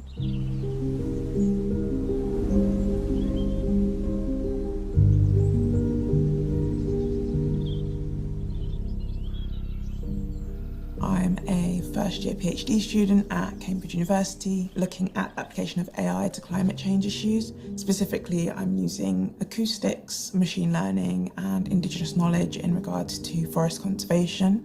Women's experiences with climate change are so different because women usually uphold the community and they give care to the community. So if that community is harmed by drought, by hurricanes, by flooding, they are the ones at the forefront piecing the logistics together and supporting the whole community from the effects of climate change.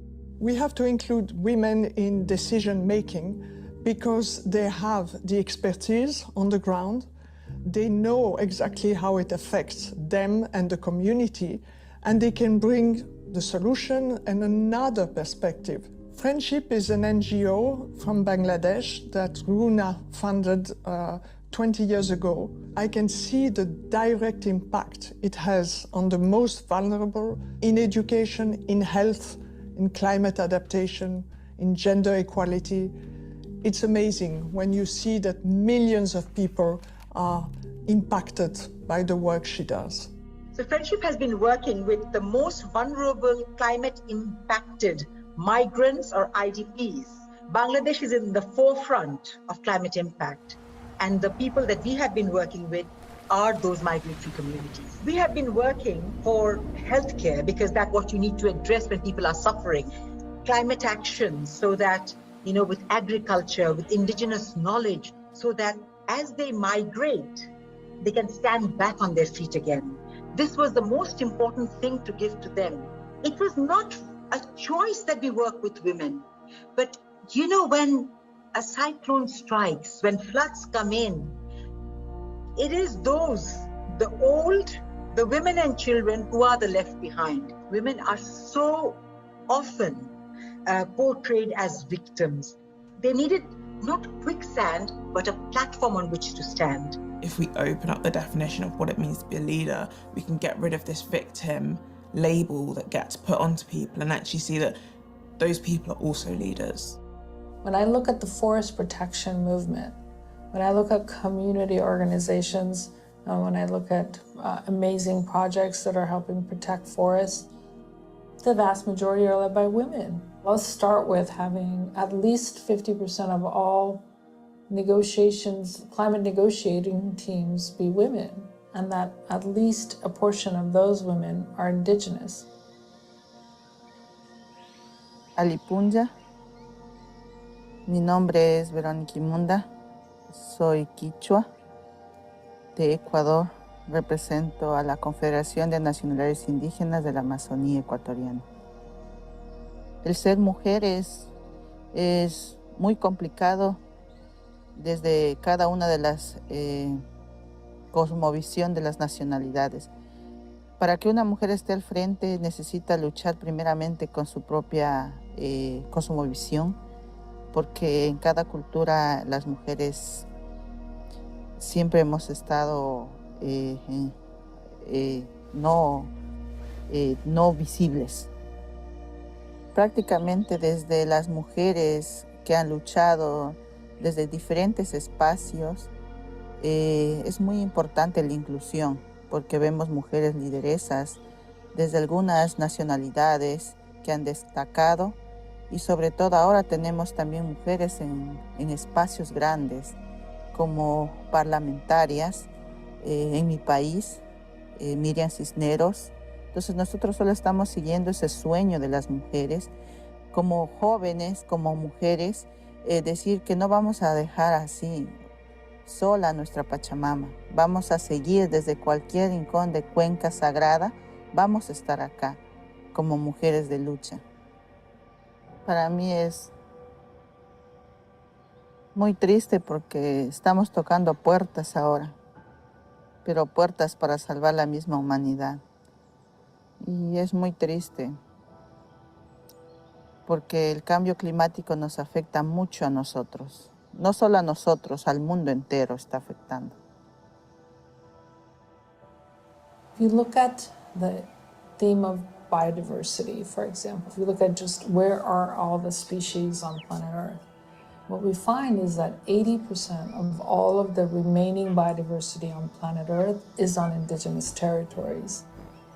And that half of the world's intact forests are on indigenous lands as well. And then so you ask, well, why is that? It's no coincidence. For example, I'm in a forest walking with an indigenous person, woman or man. Maybe that person is in their 40s. They know more than 500 species of plants, how to use it, where they grow, what it's good for, when they can hunt certain animals, when they can't, the patterns of the rain, the patterns of the weather. They are scientists. One of the biggest themes in my research is redefining this distinction of what science is and what expertise is.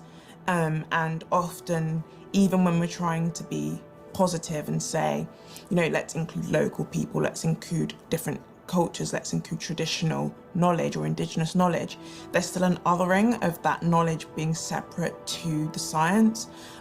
Whereas what I'm trying to get across is that indigenous knowledge is science. It's a process. Science is a process. Expertise is a process. It's a knowing. It's hypothesizing. It's creating solutions. And so they're not separate things. They're one and the same. Effective decision making is really having an understanding of who has expertise, and expertise not being seen as something that is institutionalized, you know, whether that's with the university or with a political party, but expertise through lived experience, expertise through understanding, through tradition, through culture. Effective decision-making for me means that, first of all, the people who are affected by a decision take part in making that decision. So nothing about us without us is a phrase that was coined by the disability movement activists, and it applies to everything. That's a mantra that I, start off as a lawyer thinking, well, who needs to make this decision? But if you don't have the right people, if others are in charge, in power terms, making decisions really for others without consulting, without acknowledging, without involving them, without their say-so, those are generally poor decisions. The latest statistics from the World Economic Forum are saying that actually it will be 136 years before we get to gender parity. It's actually got worse as a result of COVID, because the figure was 100 years and it's now 36 years more. We have to become even more savvy in terms of making sure that our political leaders understand the need for gender equality and act on it. When more women are elected to Parliament, stronger environmental bills are passed and they're enforced more strongly, more strictly. There is some clear correlation there, and without it, we're not going to make the critical changes and implement the critical solutions that we need to solve the climate crisis. I think the more we just see women owning what it is that they do, that's what changes the conversation, rather than these platitudes of people discussing, oh, so we're going to talk about female representation in academia or female representation in politics. I think having key women there who are ready to set an example, be role models and open the door for others as they come through, that's what's motivating. I would say focus on the 5 Fs. So food, fashion, finance, fuel, and friendships and community. So actually, if you look at all aspects of climate are covered in those categories, and we can relate to them a bit more than if we just talk about climate change in terms of the energy sector or the transport sector or the agriculture sector. Those are quite technical ways of looking at how climate impacts our lives every day. Women are completely at the forefront of climate solutions in everyday life. You know, our life is dominated by food, by finance, and finally fashion, which is, you know, almost always seen as a gendered, you know, issue affecting women disproportionately. A huge sector in terms of its global emissions, huge supply chains, from cotton to leather to disposable fashion, which is now, you know, being shipped off, mainly going to landfill. You know, most of our clothes end up in landfill after a handful of uses. Fashion is very much about all of us. The majority, I think, the great majority of the population wears clothes. And this is an industry with huge ramifications, both socially and environmentally. This is an industry that is primarily bought by women. It is an industry that starts from female hand. When we look at its history, it's an industry that's been hijacked from us and turned from industriousness and dignity into growth for growth's sake and exploitation of us first. That we believe in a fashion industry that restores and conserves the environment and values people over profit and growth.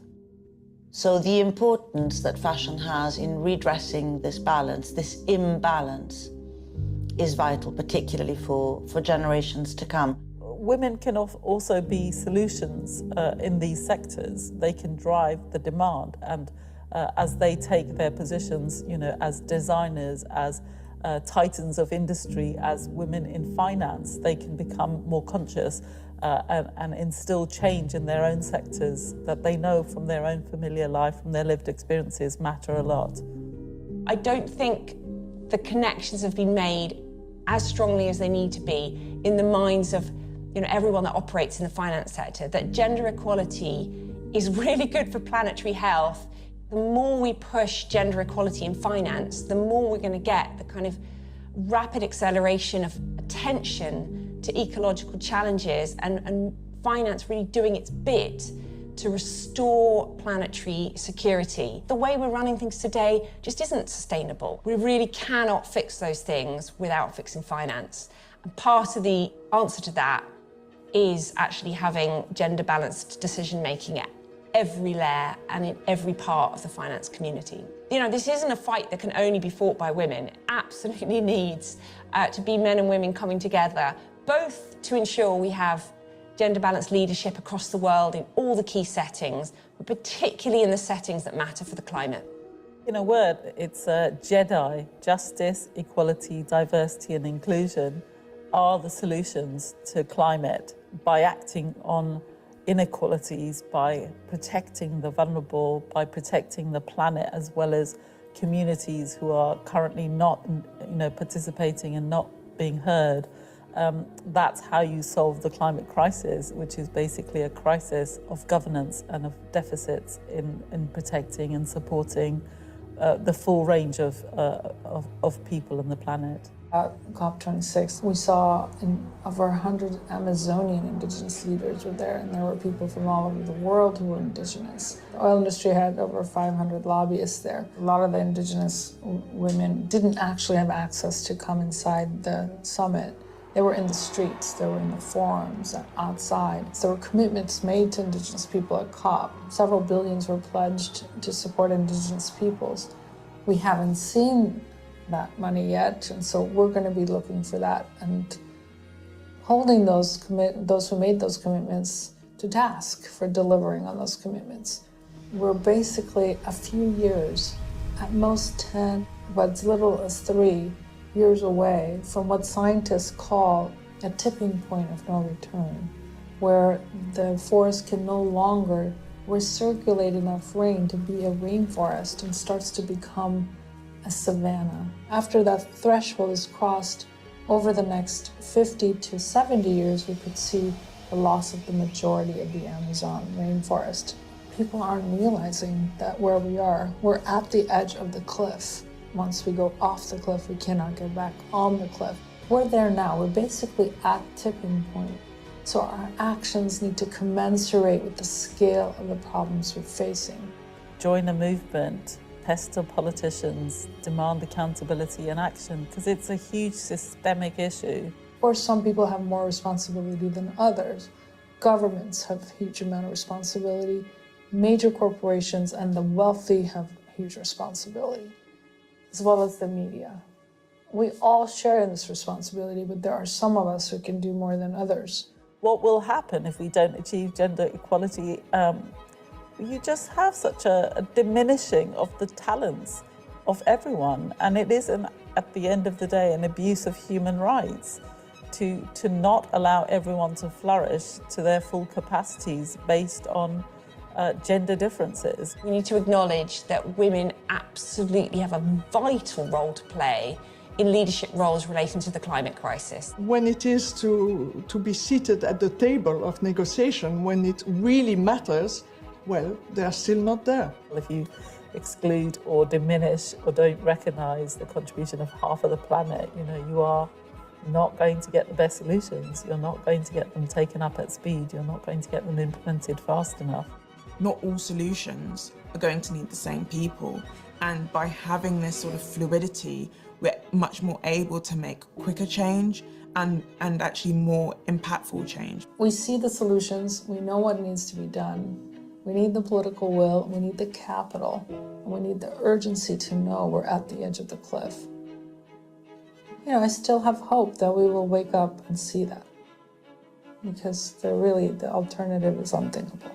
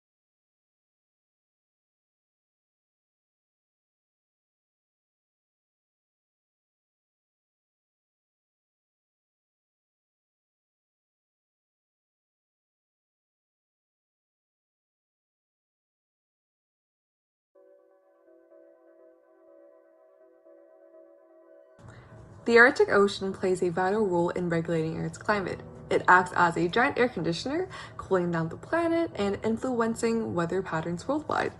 But the Arctic sea ice is melting at an alarming rate. Research shows that it's declining at a rate of about 13.2% per decade. Threatening the delicate balance of the Earth's system, and we can't plant ice. The melting sea ice affects not only polar bears and Arctic wildlife. We are all affected by the melting polar ice. Arctic indigenous communities who have relied on these icy waters for generations are on the front lines of the ice crisis. What happens in the Arctic doesn't stay in the Arctic. Global Choices is proposing a 10-year moratorium on exploitative activity in the high seas of the Central Arctic Ocean. This precautionary principle pause would include activities like oil and gas drilling, seismic testing, and nuclear waste dumping. The Arctic Angels are taking action to protect the Arctic Ocean and preserve the ice for future generations. Will you join us? Together, we can make a difference. Become an Arctic ice defender today and join a worldwide community of passionate people bound together to raise awareness about the Central Arctic Ocean sea ice.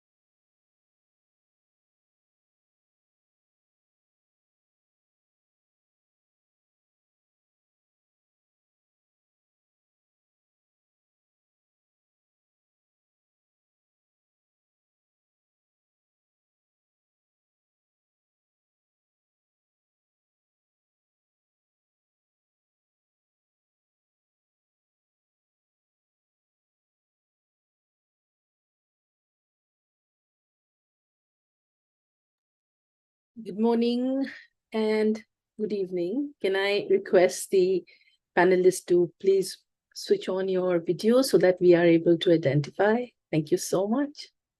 We'll just wait for a few minutes more for the other panelists to join.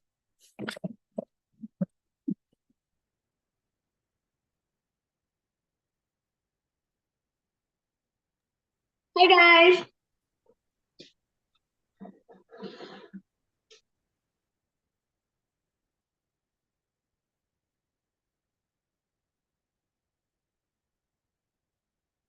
Christina, so good to see you. Thank you so much for making the time. Rina, thank you. Special thank you to you. Gratitude. I know it was very last moment. Thank you so much. And Elena, I'm so looking forward to hear you.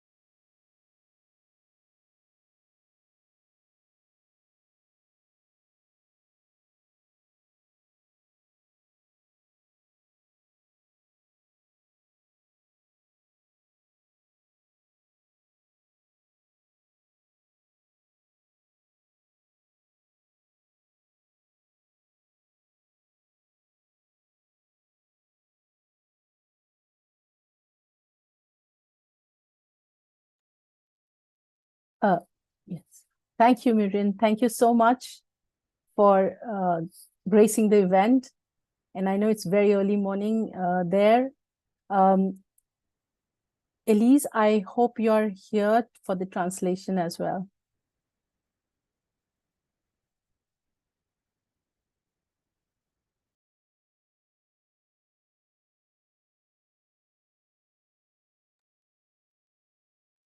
Thank you, Elise.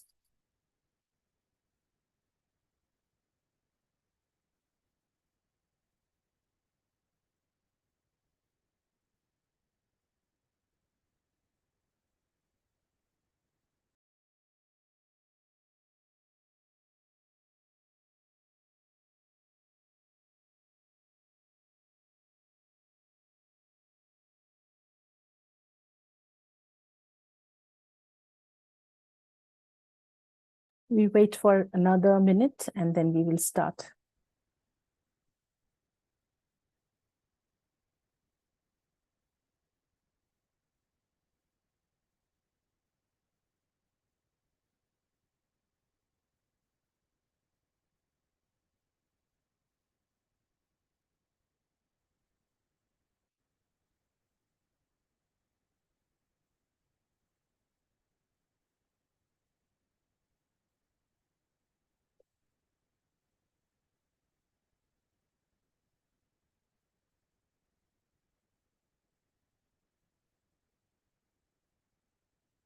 We will start because the time is very limited and we will wait for the other panelists to come and join in.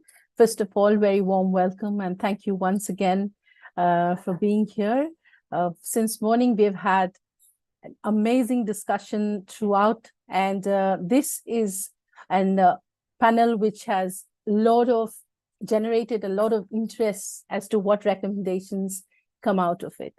Just to start with it, that to tackle the planetary crisis now, there is an urgent need to radically reshape society, and to change everything, we will need everyone, and importantly, those who are at the front line, and those who are at the top level making the decision. And the online summit is an attempt to bring leaders like you together, to hear your voices, to take these perspectives and unitedly recommend solutions and actions that will help face the planetary crisis. I will start with, while the others join in, I will quickly start with some of the recent data, which is as disturbing as the continuous flow of data that has come on the impact that climate change has on, particularly on vulnerable communities. As per the recent IDMC 2023 data, 376 million people around the world have been forcibly displaced by flood, windstorms, earthquakes, or droughts since 2008. And we have about 32.6 million itself in 2022, making it the highest figure in a decade, as well as a 41% higher than the annual average of the past decade. This is a crisis, and it's just not a crisis, it is accelerating very fast. And therefore, it is very important that we get more and more people into the solutions, as well as framing the questions, framing the problems in the right manner.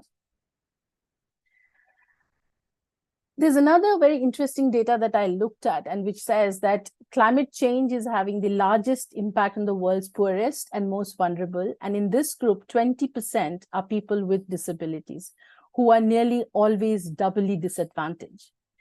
The inclusion dialogue today is an attempt to bring the voices of diverse groups within.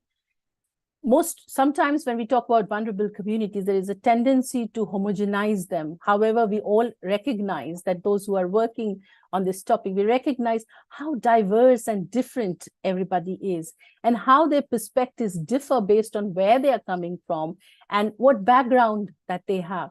And therefore, it's important that we bring these dialogues of diverse aspects of inclusion and into this discussion.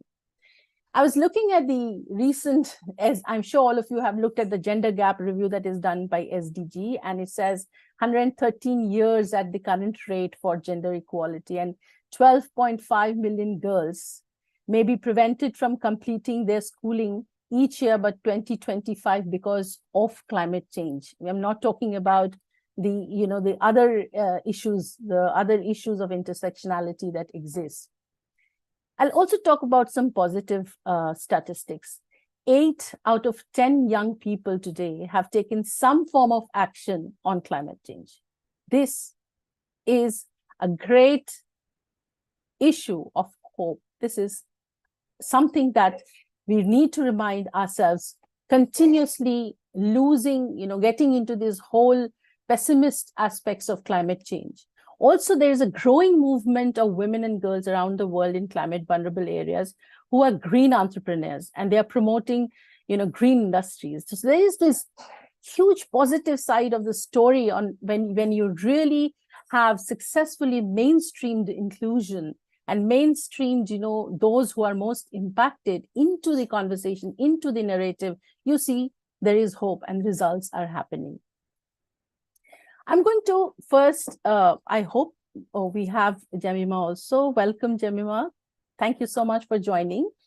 We've just started with an introduction.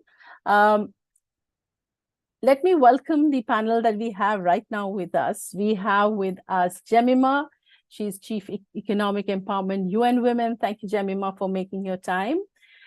We have with us Reena Gupta. She's advisor to the Government of India on Climate Change. Thank you, Reena, for being with us. We have Miriam here with us. She's an indigenous leader, and she's also a member of Parliament, Andrea.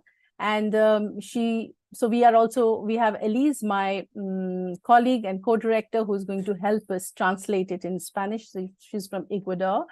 And we have with us right now a very young student, the youngest youth ambassador from Kenya. So warm welcome, and I'm hoping that we will have Ebony from Greenpeace joining us soon. We also have Wawa. She's going to join from Black Girls Environmentalist, also joining us, and I hope they join this conversation soon. I'm going to now get onto the questions.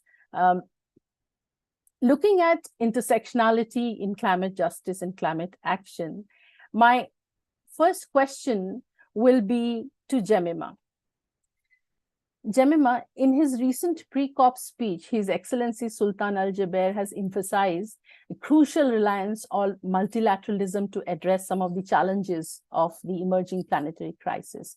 And UN Women stands at the forefront championing gender equality and empowerment of women.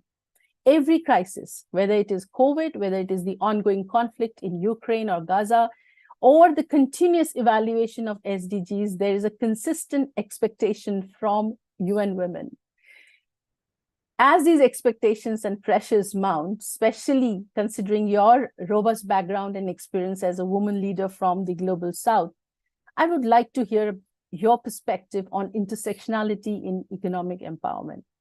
Based on your experience, what do you think is currently absent in the global negotiations in making intersectionality an important aspect of climate action, and not just noticeable, but also actionable? Thank you very much, Mamta, and it's such a pleasure for me to be here. Thanks for inviting me to this really important conversation. And I'll just start off from one of the statements that you have said, that we have mounting evidence that's showing the differentiated impacts of climate change and environmental degradation on women and girls. And at UN Women, that is a big focus of our work. But we are even seeing this more in those women and girls and marginalized groups that are living in vulnerable and marginalized situations. Those that we say are facing multiple and intersecting forms of discrimination. And these include indigenous women whose food systems, whose territorial lands are affected, but who every day are actually leading climate action on the ground. It includes ethnic minorities. It includes those who are living with disabilities. It includes people of African descent who we know have had very little contribution to the climate crisis that we face today, but who are actually bearing the brunt of most of the impact. We are seeing it more on migrant populations, on rural populations, where the amount of time that women and girls are taking to provision for fuel, for water in rural areas is becoming more and more of a burden to them.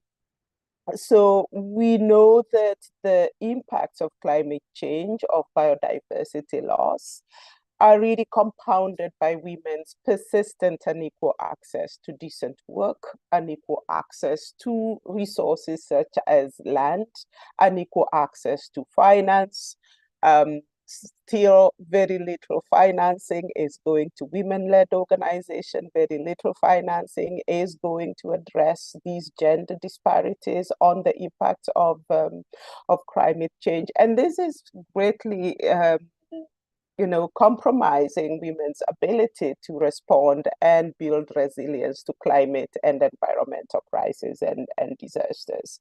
I think, as you rightly say, women are not a homogeneous group with homogeneous experiences, and these impacts are really being felt differently. And I'll just give you a concrete example. If an elderly woman living in poverty, without a pension, without social protection, without access to digital information, who has raised kids all her life, if you add a physical disability, if you add the fact that she might be living in a remote area, she's in more serious danger of a climate emergency than other women. she will likely not have access to early warning systems, nor the means to move herself to safety or to recover and adapt. And so in what we do, we are taking an intersectional approach because it is paramount to ensuring that our climate action is truly equitable, it is inclusive, it is fair, and that it leaves no one behind. So at COP28 this year, we are providing delegations, we are providing negotiators with information about these differentiated impacts, but also with recommendations on what they can actually do to make sure that climate action, climate finance, the just transition, that it is fair, that it is inclusive, and that it does not leave anyone behind. What are some of the elements that we constantly see are missing and rendering this intersectionality aspect of climate change not actionable?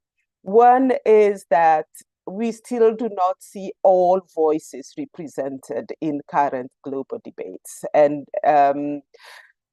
it's almost a tokenism approach that we see.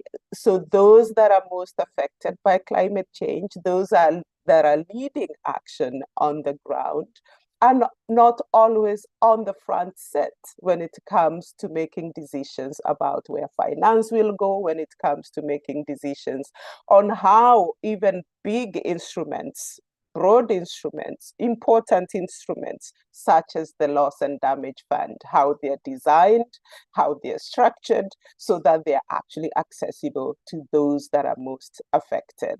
We are still talking about economic losses from climate change, and we know there's a lot of other non-economic losses that different groups are experiencing that really need to be front and center. A couple of other things that we are not seeing that we see are still missing. There isn't enough focus on the global debt crisis and the intersection of that, climate change and gender. And we know this is a colonial legacy. There is almost a reluctance to talk about what the real issues are. We see the debt crisis, particularly in developing countries. We see those most vulnerable to this are women and girls. We see a clear intersection between the debt crisis and the ability of countries to actually respond to the climate crisis.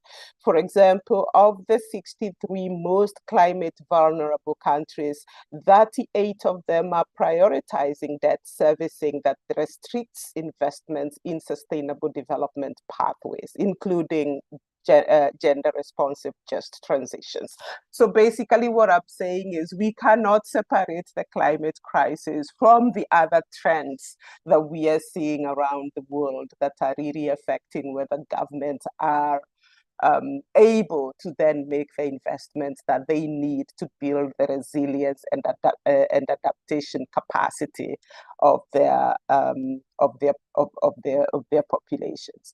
We know there's more that can be done to close some of these gaps. As a starter, advancing gender equality that looks at the diversity of experiences, needs, and outcomes of women in all policy and programmatic climate action is needed.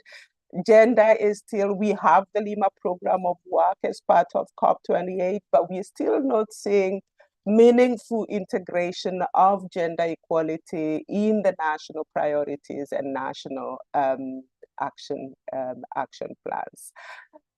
So, for example, it does not seem so obvious that investing in the care economy, for example, has, like there is a climate care nexus that we need to be highlighting and need to be investing in, that if governments actually invest in the care economy, that guarantees women's ability to then engage in other economic activities, including building climate resilience. So we need these mechanisms and gender responsive public spending to support countries so that they can shift into just transitions and do that in a way that's sustainable, in a way that's inclusive, in a way that prioritizes women and girls in all their diversity. Thank you, Jemima, and reflecting, because you highlighted a very important aspect about the missing link of what actually matters at the ground, to that being translated in the narrative that is guiding the entire climate action today. I was also thinking, just there's this whole debate also on this North and South divide, and or let me say not North and South, not equal representation in the climate debate that is happening. And I was thinking, and you have highlighted a whole lot of issues that really need to go into the decision-making process, which is not happening. In your perspective, do you think that do you think there is a voice from the Global South that is really missing in the negotiations, number one? But on the other hand, do you think the current voices what kind of support the current voices needs to actually mainstream and integrate most of these concerns that you have raised? I would also want to understand that what voices and perspectives from the Global South should be integrated into the decision-making process at the highest level of policy making. How can we do that? Thanks, Mamta, and I hope others can reflect on this as well, because it's a big question. First of all, we do an analysis of, and I'll say just from at COP, because we really have to recognize the importance of the Conference of Parties on the UNFCCC. That a lot of the decisions that are made at COP are binding decisions to member states, and actually then inform the national strategies and priorities that then governments put in place, whether as part of their NDCs or as part of their national adaptation plans. And what we see over and over again, even just from the general level, is an underrepresentation of women in the formal delegations that are actually doing the negotiations at COP. Usually it falls just around the 30% mark. Some countries we see it go to 40, 45%, but we're seeing even just at that general level, if we think about women, we see a huge underrepresentation of women in these delegations. So we need to see more women in leadership positions at the negotiation tables. But we even see higher barriers of participation from women and youth who are from the grassroots, from indigenous populations. We are seeing less young people in formal delegations and negotiations team. They are there in COP, they are inside events, they are a whole movement, but the extent to which they are actually sitting at the table and saying, these are our priorities and this is what we need done, and as part of those negotiation processes, we are still not seeing enough of that. There's a lot of barriers that are in their way. There are financial barriers, there are language barriers, there are barriers to direct engagement in decision-making spaces. And so more and more it's starting to look as though it is tokenism. Like youth will come, but they will be in that youth tent there. They are not in the negotiation room where negotiations are happening and where decisions about the priorities for investments are being made. And so we need to break some of these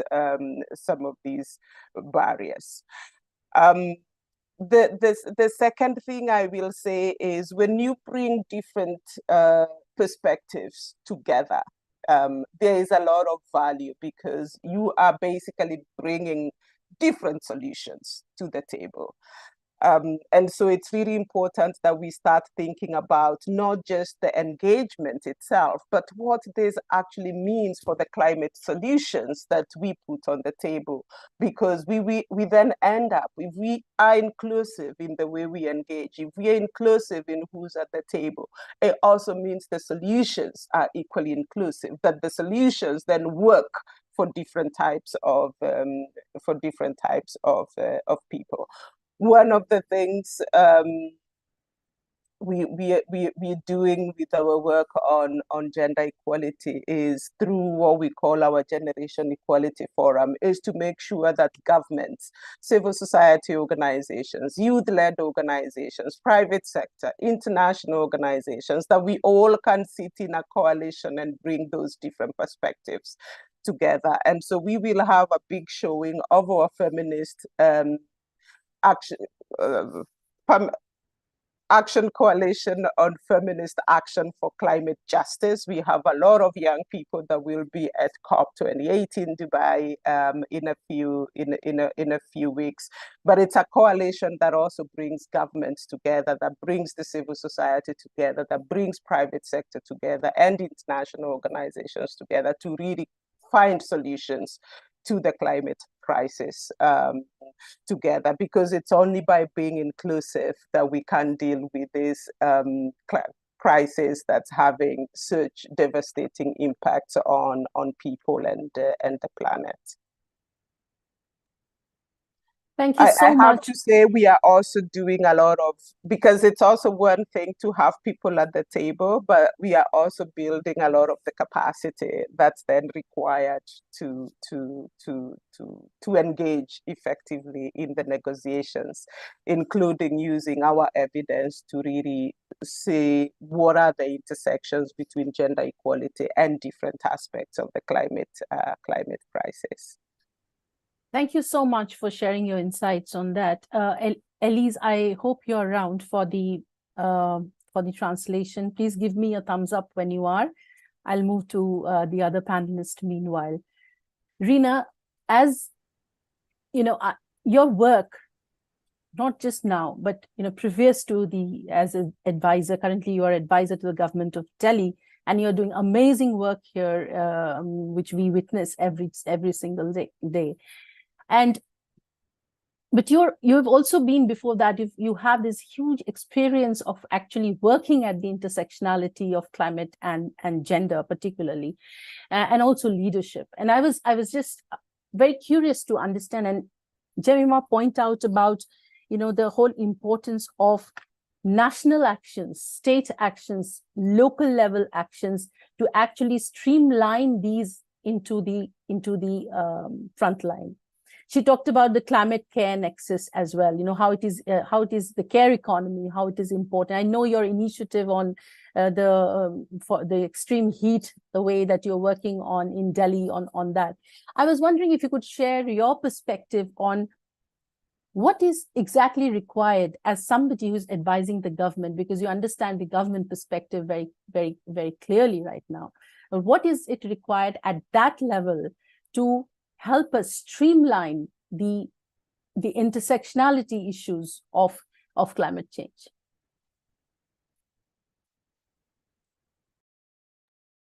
Thanks, Mamta, and thank you for having me today.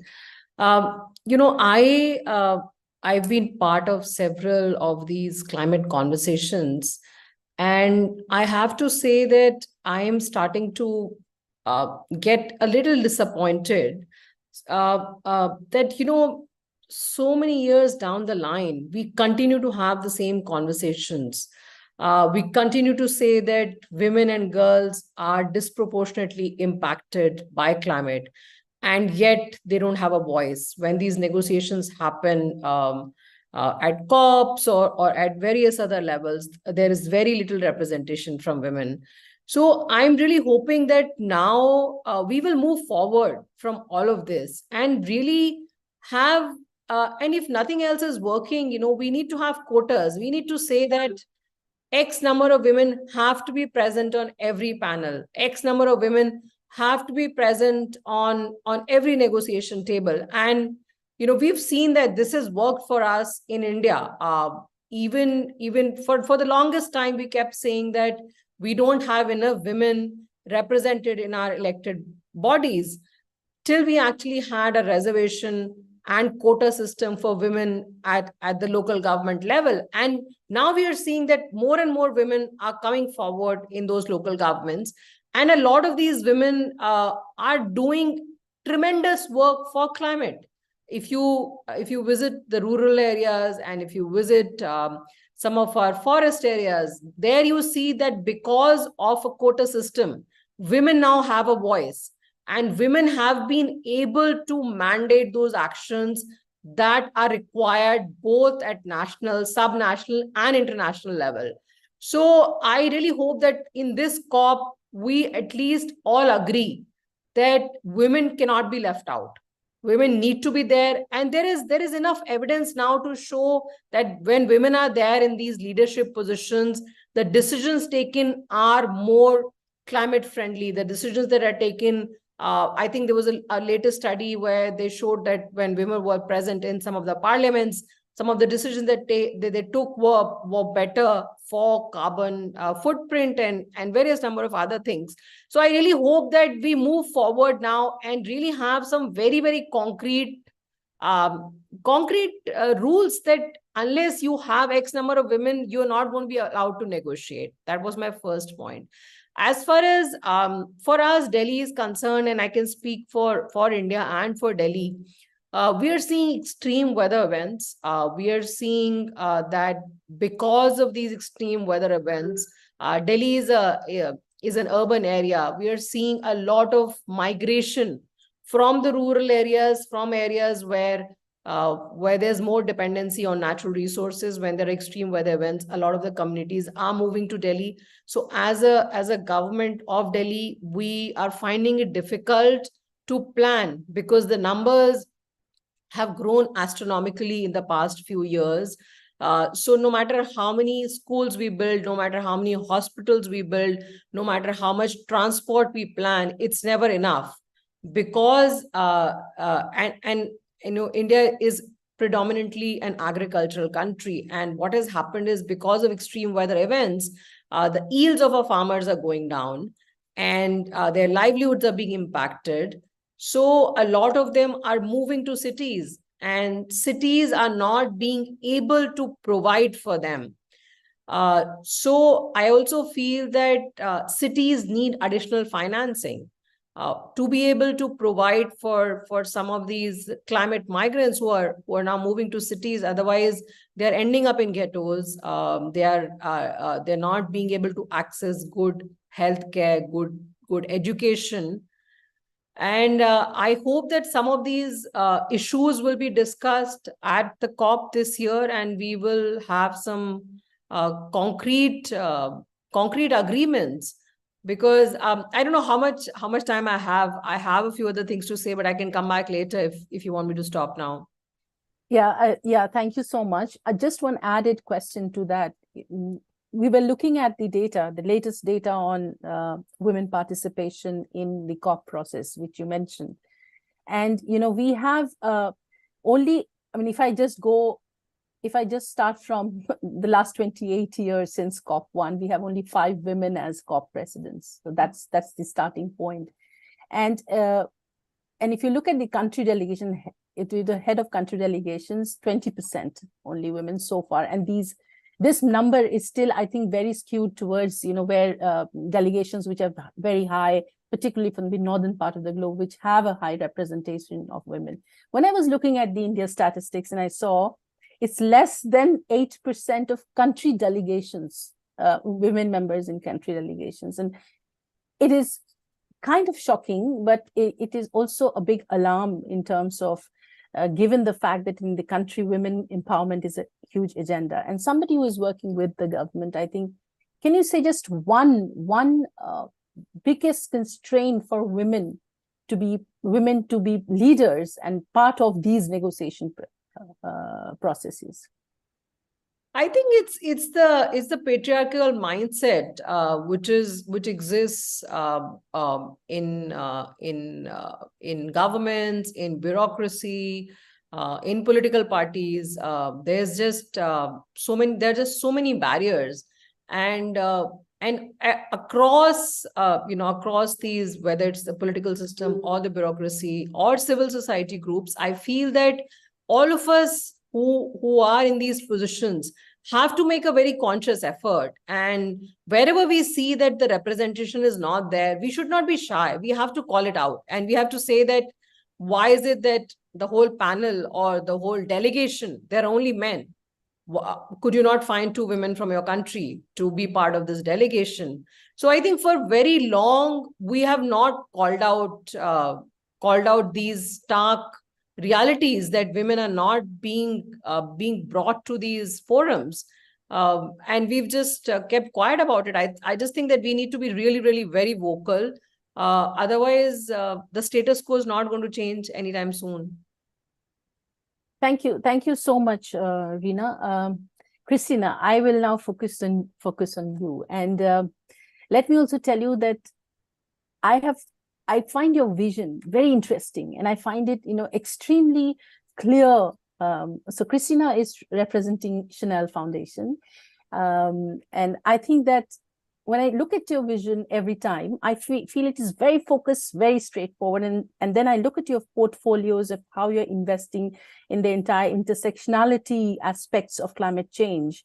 And also looking at empowerment in different contexts, not just climate change. So I feel a very good insight into the whole thing. My question to you is that what are the challenges? I would not want you to reflect too much on the challenges because we have heard too much, but still from a philanthropic point of view, would like to understand what are the challenges that you encounter in funding initiatives that look at intersectionality? Because, the outcomes are sometimes takes time, are long-term, are not very specific.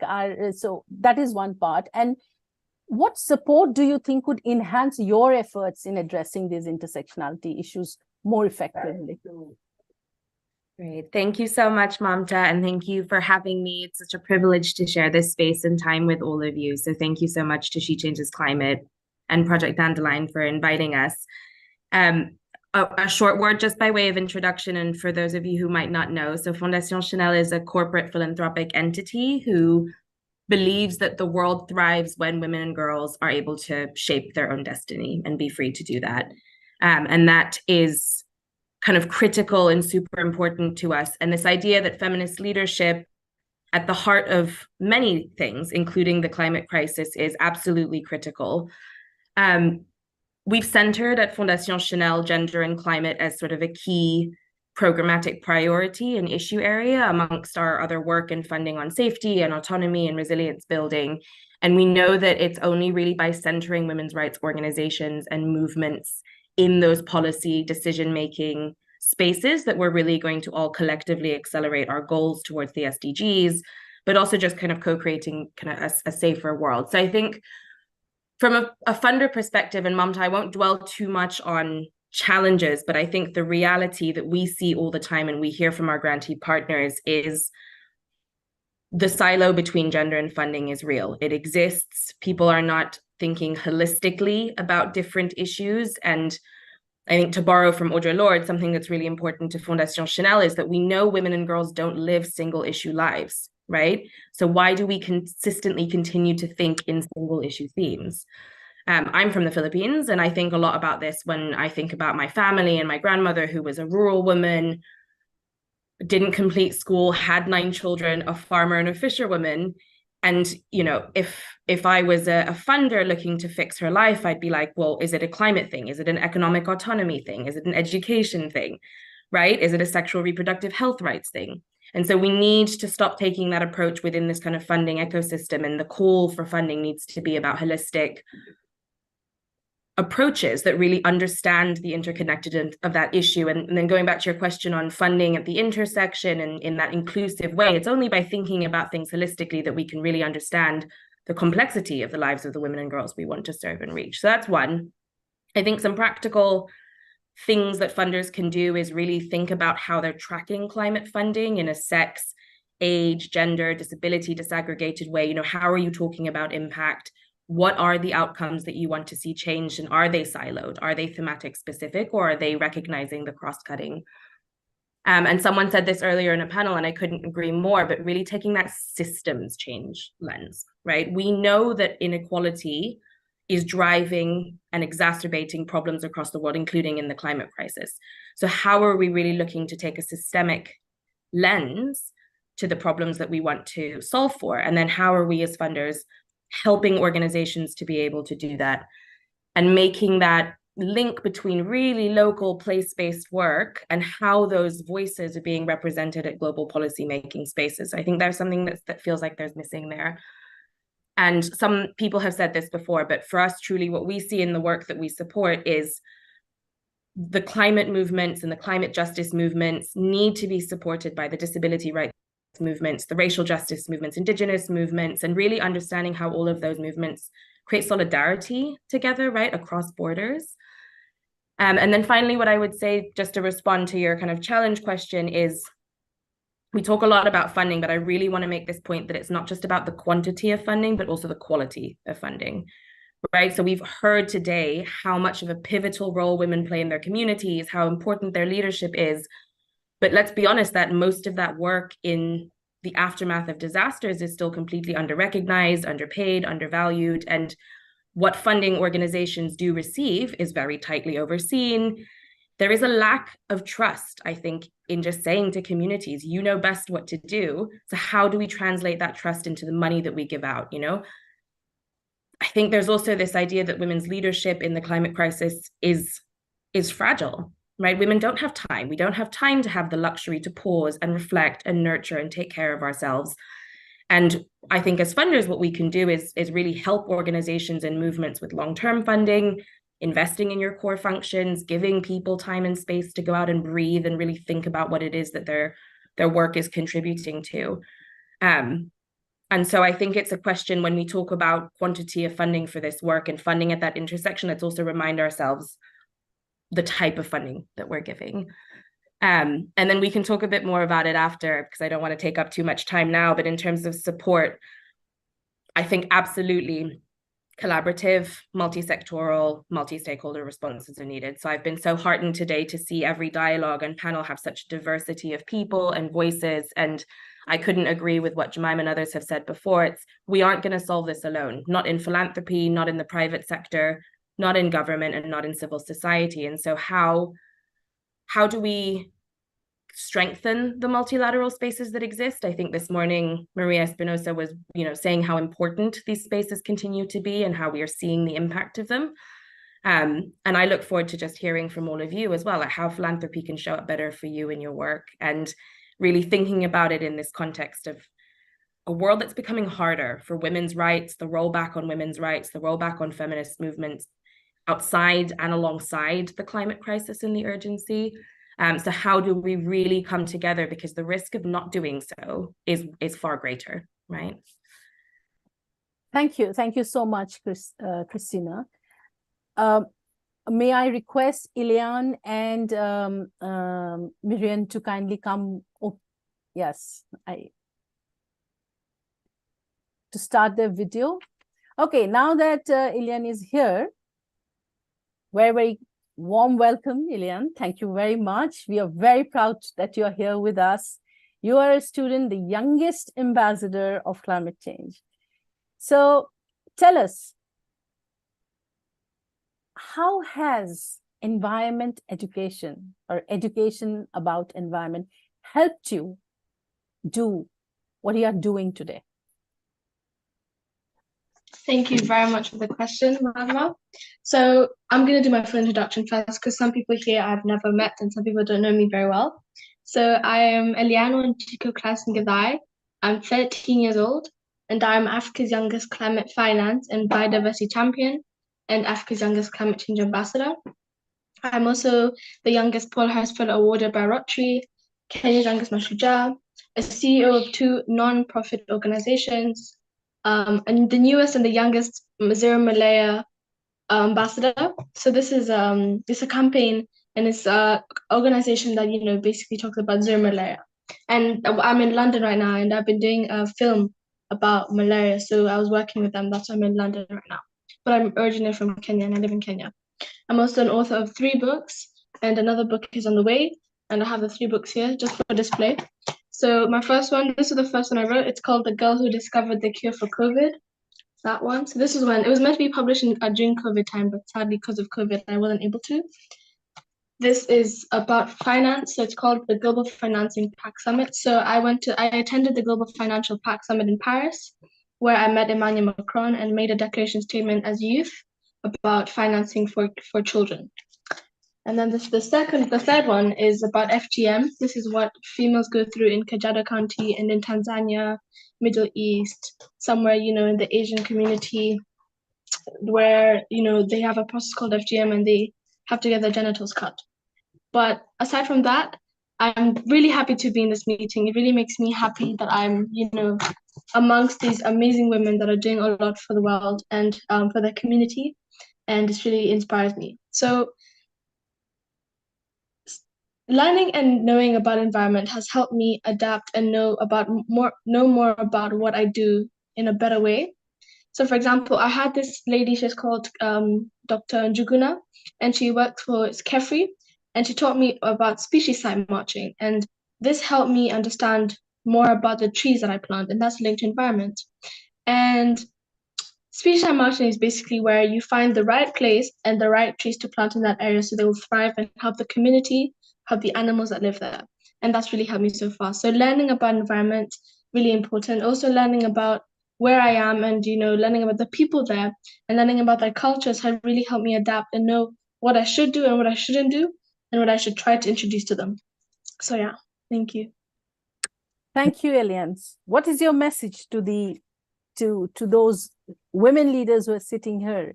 What is it that you feel should be a priority for the youth to come forward and take over the leadership in climate action? Priority for the youth is that, thank you very much for the question. I think what world leaders should know, and also the people in this conference and the summit, is that children have the voice and children have the ability to talk about, all these economic situations, all these climate situations. For example, me, I'm a living evidence of why children should be involved in more of these summits where adults talk about, economic issues, climate issues, environmental issues, financial issues, stuff like that. And I also wanted to say children have the ability to make their own summits, because I recently had, a few months ago, I held the Global Children Climate Summit, and it was a child-led summit, and it was the first ever child-led summit actually in the world, hopefully, I think. And we had children from all over the world attending that meeting, and also students, and this is where we introduced them to the environment, to climate finance and stuff like that, and all the conversation that we have for inclusivity, diversity, and stuff like that. So yeah, I think for the world leaders, it's more child participation, but because children have the ability to, and we've seen with every child, what their passion is. May it be picking up garbage from the beach, may it be planting trees. We still have something to do, and we want to change the world, because right now the issues are really affecting our future. So we need to build our future. So the more panels we have, and the more stages we have as children to be in COPs or summits like this, the more it's actually going to get clearer and the world actually become better. So yeah. Thank you so much. And the more 13-year-old like you we have, the more hope and optimism there is that we are going to make it. Thank you so much for being here. Thank you. I will now request Miriam to please put on your video if you can hear me. And I will also ask Elise if you can. Thank you so much. And Elise, can you help us translate? Yes. So this is, thank you, Elise. This is beautiful. And this is what exactly inclusion and diversity is all about. Where there is language is not a barrier, where perspectives do not constrain, where region, geography, background doesn't matter, where we learn from each other and go stronger and unite together for climate. Thank you so very much, Ms. Miriam, to join our panel today. We are all inspired by the amazing work on with community that you are doing. You're also the Member of Parliament, and you have been actively working particularly on resilience and adaptation of the indigenous community in Ecuador. Thank you very much for being with us. Elise, would you like to translate, please?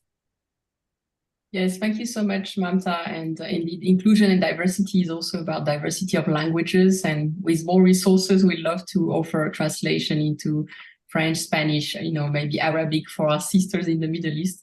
So I will try to support Mamta and Miriam with Spanish. I did spend some time in Chile, but quite a while back. So humility about my Spanish. Bueno, entonces me llamo Elise Becker, soy fundadora y co-directora de She Changes Climate. Y señora Miriam Cisneros, mucho placer, muchas gracias. Como líder indígena ecuatoriana, y también usted está miembro del Parlamento Andino. Entonces vamos a hablar de los derechos y de la cuestión de la representación para la justicia climática. Thank you, Elise. So I will start with my question. I first want to talk about the COP28. There seems to be steps which have been taken, which are very inclusive. Now, we have a day now dedicated to the knowledge and leadership of indigenous people. My question to Miriam is, what does she think about the recent initiatives in COP28 to make it more inclusive, particularly incorporating voices of the indigenous leaders? And what is missing? Bueno, Miriam, quisiéramos saber cuál es su opinión sobre las iniciativas para el reconocimiento y la protección de los derechos indígenas y su participación en la COP28. Bueno, hay un día para eso, pero ¿qué falta? ¿Qué falta para garantizar una representación mejor, significativa de las comunidades indígenas en los procesos de decisiones para el clima? Gracias. Antes que nada, quiero saludar y al mismo tiempo agradecer por el espacio que me han dado para poder exponer nuestra preocupación como en representación de pueblos originarios, en este caso de la Amazonía ecuatoriana. Quiero empezar con una frase de una abuela que dice: el mundo en que vivíamos ya no existe. Esta frase de una abuela de mi pueblo nos da mucho que pensar para reflexionar qué es lo que estamos buscando a nivel del mundo. O sea, cómo poder buscar alianzas para poder frenar y salvar nuestro planeta. Antes de referirme a las prioridades críticas y acciones urgentes que demanda el cambio climático desde la perspectiva del liderazgo femenino y acción colectiva, para contribuir a detener la barbarie climática que posiblemente a futuro implicarán graves e irreversibles consecuencias para la humanidad y el planeta en sí. Quisiera hacer un recordatorio de algunos fenómenos naturales que han sucedido alrededor del mundo en el año 2023 a consecuencia del cambio climático que azota a la humanidad y que pone en riesgo a nuestra supervivencia. Entre ellas debo señalar que en algunas partes del mundo, se podría decir, estamos con una excesiva ola de calor y la carencia de lluvias que han hecho disminuir los caudales de agua de los ríos y sus afluentes.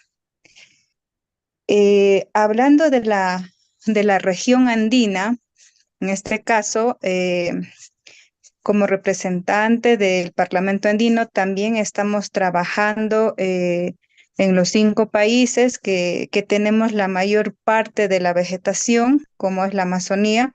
Es una preocupación porque ha alcanzado a temperaturas cercanas a los 40 grados durante el año 2023. Esto ha hecho pensar a muchos de nuestros pueblos que jamás ha sucedido en nuestra historia tener un grado muy elevado que lo estamos viviendo y lo estamos sintiendo al momento. Y el Amazonas. Miriam, quizás A ver, vamos a hasta hacer ahí. una pausa, ¿sí? Hasta ahí, Voy ya, al hasta ahí. cambio. Sí, sí, Bien. gracias. Yeah. So many thanks for the space you are giving us today. We're going to share our concerns from the Amazon region. And for the world, the way it is today, we are really looking for alliances to save our planet Earth and to act together for the climate. I will share my perspective as a woman leader to see what is possible for our future, because right now climate change is causing irreversible, potentially irreversible impacts. What we are recording here in our part of the world, we can see multiple climate impacts in 2023. And the risks are very high and are threatening our very survival. Every part of the world is being impacted. There is too much heat, lack of rain, less water in the rivers. And here in the region of the Andes, because I'm also part of the parliament of the Andes, we are working with 5 countries together, which have most of the vegetation of the Amazon basin. We have been witnessing very high temperatures, up to 40 degrees in 2023. This is very high and we've never seen that before. Okay, si quiere continuar. Sí, decía también que el Amazonas sufre la peor sequía de su historia, el bosque más grande del planeta en donde se almacena el 20% del agua dulce. Del mismo hoy enfrenta una sequía inimaginable, consecuencia de la deforestación depredadora. El mundo se encuentra hoy bajo el fenómeno climático del Niño, hoy fenómeno que calienta el planeta, lo que hará que en el 2024 pensamos que va a ser el año más cálido de la historia, que podría terminar ocasionando incendios de gran escala, porque los bosques están secos, ya no hay agua, entonces está provocando incendios. El sol es cada día más fuerte. Ya no son los años 50 que nosotros no somos nuestros abuelos como en todo el mundo para explotar y aprovechar a nuestro antojo, porque antiguamente vivían de la mejor manera.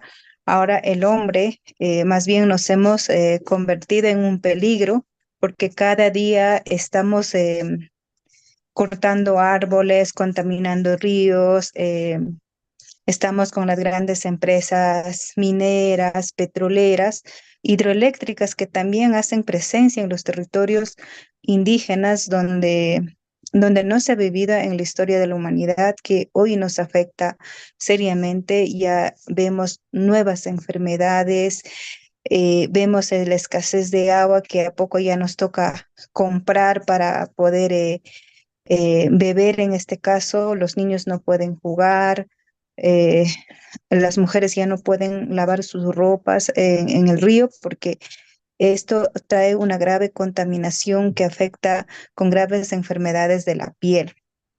Hemos llegado a un punto de quiebre y el planeta no lo está haciendo saberlo. Más bien, la humanidad debemos hacer conciencia para podernos frenar la acción climática que estamos viviendo.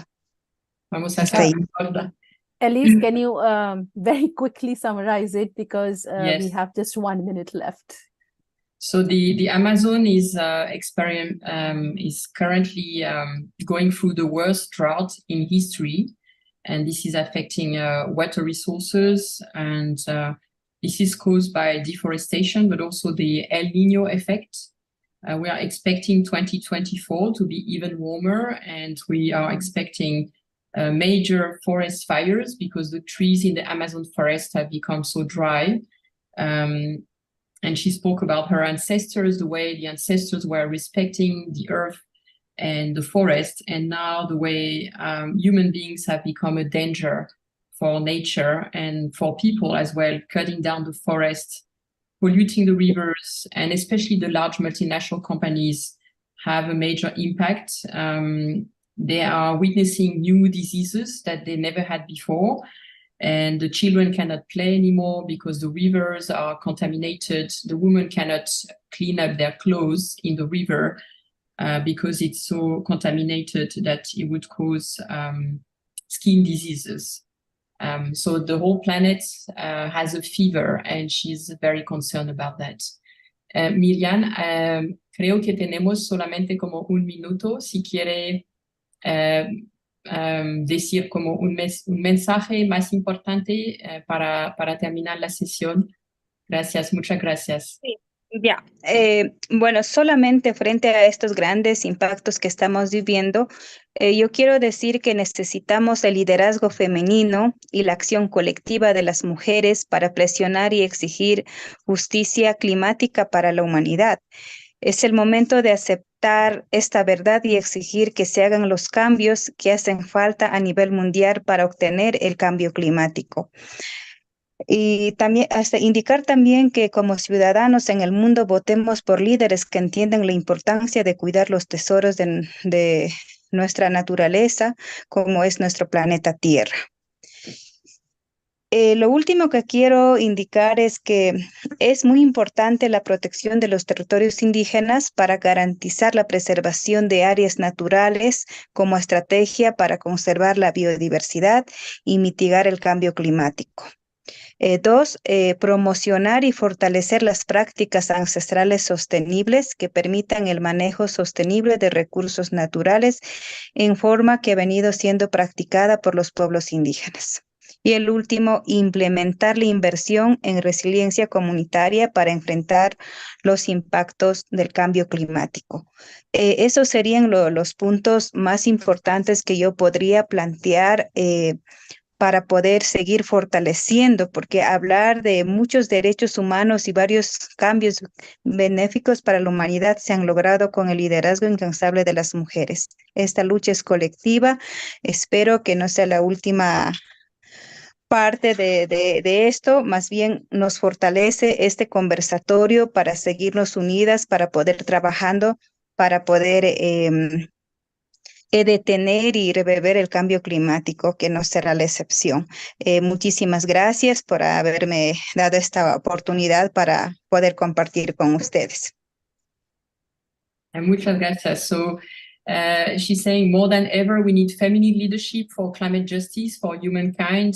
We need to respect the rights of nature, also protect indigenous people's lands, because indigenous people are the stewards of nature. And there needs to be more support for resilience, for finance. We all need to strengthen our collaboration. We need to unite for climate change and human rights. And this is a collective fight. So let's unite. Thank you. Thank you so much, Elise. And thank you, Miriam, for your passion. And we draw inspiration from leaders like you every single day. And we look forward to your leadership and learn from it. I want to heartfelt thank you to all my panelists. I wish we could have this conversation. So many things I want to ask from each one of you, but I take back what inclusion and diversity means. It means collaboration. It means compassion. It means equal space, and it means very in-depth deliberations and being very open about taking perspective. Thank you everyone for your insight, and I look forward to personally continue this conversation with you. Thank you. Mamta? Yes, Ellen. I like for everyone just right now, everyone just smile so that I can take back a screenshot. Oh, I love this. Yeah. Yeah, we are smiling. Everyone can just switch on the cameras and smile, and then it's just be a memory, and then I'll post on social media. if that's okay with everyone. Oops, thank you. Smile. All right, we need to go. Bye.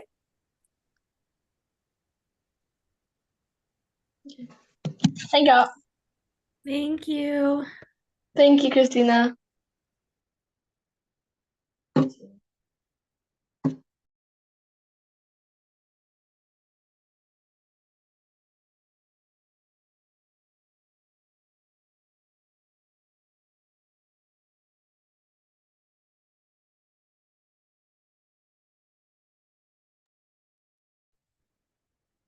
Thank you, Mamta, for that incredible session, and welcome to the next session, everyone.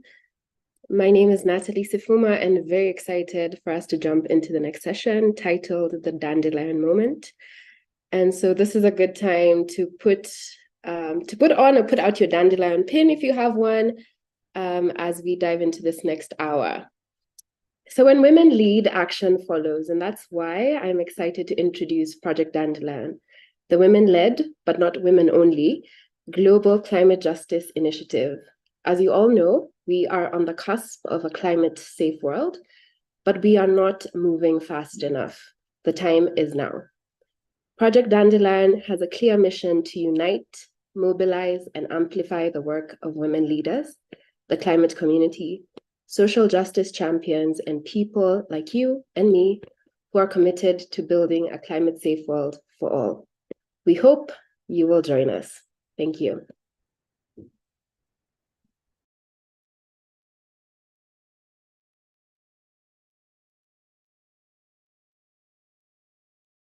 Our climate is in crisis. I believe we can solve it. I am clear-eyed about the challenges, and I choose hope. I will be part of the solution. I will share my ideas. Above all, I will act. I am a dandelion. And like a dandelion, I am resilient. I am relentless. I will find any opening in every path to make more dandelions. Together, we will build a future where everyone is safe from a changing climate. I am a dandelion. I am a dandelion. I am a dandelion. I am a dandelion. I am a dandelion. I'm a dandelion. Are you?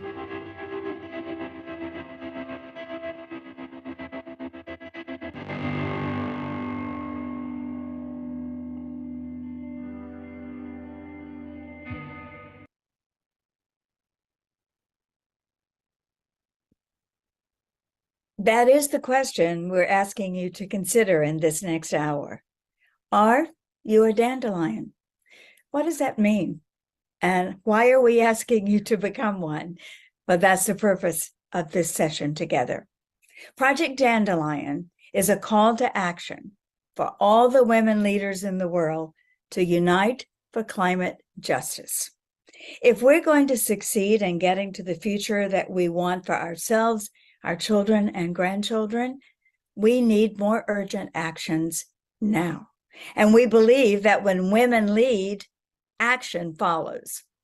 Project Dandelion is calling on all women leaders to unite and connect across the silos of our organizations and our programs to become one unstoppable force for urgent responses for the actions needed now to secure a climate-safe world for the future for everyone.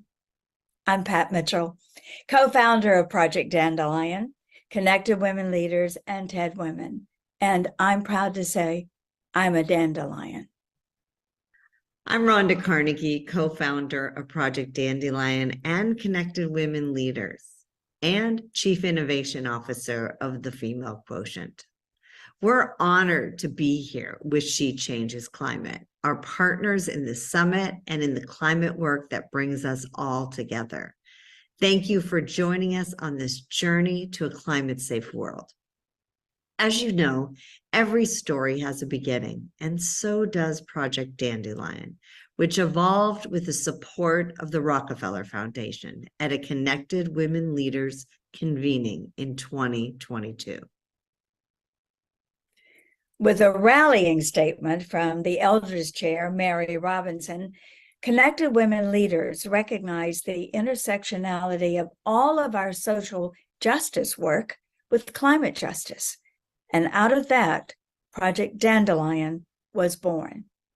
Joining us in this work was Hasset Abiola, our co-founder of Connected Women Leaders, and now our fearless co-founder of Project Dandelion. Altogether, we take up this work. Thank you, everyone, for joining us. We all know that the climate crisis is an emergency, but what some may not realize is that the climate crisis is disproportionately impacting people in poverty, indigenous communities, and women and girls. The people who do the least to cause it suffer the most, while rich countries and big corporations profit. Fossil fuel pollution is not only fueling the climate crisis, but it's also killing more people each year than HIV, tuberculosis, and malaria combined. Through airborne particulate matter alone, fossil fuels annually kills far more people than COVID-19 has in 3 years. The extraordinarily hot and cold temperatures becoming more and more common as climate change accelerates are responsible for 5 million deaths globally every year. The vast majority of those impacted are women. Across societies, the impacts of climate change affect women and men differently. Women are often responsible for gathering and producing food, for collecting water, and for sourcing fuel for heating and cooking. With climate change, these tasks are becoming more difficult. Extreme weather events such as drought, flood, have had a greater impact on the poor and most vulnerable, and 70% of the world's poor are women. It is therefore estimated that 80% of people displaced by climate change are women. This proximity to the problem gives women the unique knowledge and power to create smart solutions. Women are actively driving progress. When women lead, especially in negotiating for climate justice, action follows. Women are more persistent, consistent, collaborative, and effective.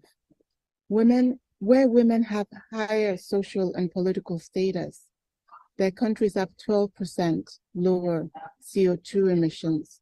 Women are shown to make more decisions that support the public good, provide fair pay and benefits, and encourage honest and ethical behavior. The presence of women in conservation and natural resource management has resulted in stricter and more sustainable extraction rules, greater compliance, more transparency and accountability, and better conflict resolution. Research proves that female leaders show up effectively across every management and age level. We know that when women lead, action follows, and like the dandelion, we're wasting no opportunity to find our way into every field, every crevice to spread climate justice. Women are the most impacted. Working together is critical. To get further clarity, we conducted a landscape analysis of society, of culture, and actually of 150 climate and social justice organizations. And we discovered a gap, an opportunity to accelerate change that unites the climate community behind one symbol, to create and raise awareness, and to catalyze public engagement. Joining us now is our personal climate leader and one of the world's most respected and admired leaders in so many areas of human rights and protecting people and the planet. And she's here to plant this powerful seed of change as she did with us. Please welcome Mary Robinson, former president of Ireland and current chair of the Elders, and a key leader in the Project Dandelion campaign. She'll tell us more about how dandelions really are the right symbol for us to meet this moment. Mary? Thank you, Pat, Rhonda, and Hafsat for your continued leadership on this initiative. There is broad public consensus worldwide that we are in a climate emergency. The climate crisis is significantly affecting everyone on the planet, but still, climate action is not priority number one. Democracies in the developed world are not moving fast enough to reduce emissions and regenerate nature because leaders are not yet in crisis mode. They don't want to take hard decisions, which may mean they won't get re-elected. So we have to create this sense of crisis bottom up with a climate justice movement. Unfortunately, recent wars in Ukraine, and now in particular between Israel and Hamas, are impacting our consciousness and can tend to divide us. Despite the horrors and conflicts, we must focus in on COP28 as a moment for climate justice and the just energy transition to phase out fossil fuels and improve renewable energy access and growth for all. It's not morally wrong in a moment of crisis and heightened emotion to remain strategic. It is imperative because we only have about 6 to 7 years, according to climate scientists, to make the transformative commitments to guarantee a livable, climate-safe future for all. The reality is we're on the cusp of a climate-safe world and a clean, accessible energy future, but we're not moving fast enough to cut carbon emissions. We're facing a catastrophic climate crisis. We need to see the urgency of action. Our willingness to reduce our carbon emissions by 50% by 2030 is holding us back. Even if the current pledges of all governments, corporations, and investments were fully implemented, we're not on course for a safe world. So we will aim to change the current climate narrative. We have a massive opportunity to ignite action on the climate crisis in a new way by centering women's voices as a catalyst for change in their communities and providing them with tools to encourage others to act for climate justice. Thank you, Mary. Such powerful words. So why climate justice? When we step forward and we decode complexity, more women can lead the way forward with this work. And despite the stark facts, climate justice is a relatively nascent concept and not fully understood. Climate is everyone's issue. The reality is that fighting for climate justice means fighting for a climate-safe world. Still, it's also about gender justice, economic justice, racial justice, indigenous justice, health justice, migrant justice, environmental justice, reproductive justice, education justice, and more. No matter where we are in the climate movement, each of us carries narratives that reflect the interconnectedness of climate justice. As storytellers, we can weave emotions into words, making the invisible threads that tie us to our planet visible to all. The tales of resilience, transformation, and hope will resonate deeply, reminding us of our shared responsibility to protect the Earth. As frontline activists, we are fearless guardians of our planet's fragile ecosystems. The unwavering dedication and courageous action are a light in these challenging times. As networked women who navigate the business world, our networks are more than just connections today. They're conduits to influence and transformation. We hold within our hands the levers of economic power that can shape industries and policies. We are poised to spark conversations and transcend boundaries and challenge norms. And we can envision a future where environmental stewardship is a shared value, not just a choice, and women's leadership drives us toward a sustainable future for all. Like our namesake, the dandelion, we intend to be a nuisance, popping up everywhere in every crack or crevice to spread the message that we are on the cusp of a clean energy future, a more just and equitable future, a future with cleaner air and water, restoration of nature and natural resources, and a global commitment to regenerative systems rather than extraction and depletion of our life-sustaining soil and oceans. Yes, Pat, every campaign or movement needs a symbol. And we chose the dandelion because of all its unique qualities. The dandelion may seem humble, but it is traditionally seen as a symbol of hope and resilience. It's the only flower that lives on every continent, thriving in a wide range of elevations, soil types, and conditions. It's resilient, it's restorative, and it's healing, from dandelion teas to dandelion roots. Dandelion, translated as the tooth of a lion, inspires us because of their joy, resilience, speed, depth, perseverance, predictability, consistency, and their need to build community. The only goal of the dandelion is to seed more dandelions. That is also our mission. Seeding more dandelions.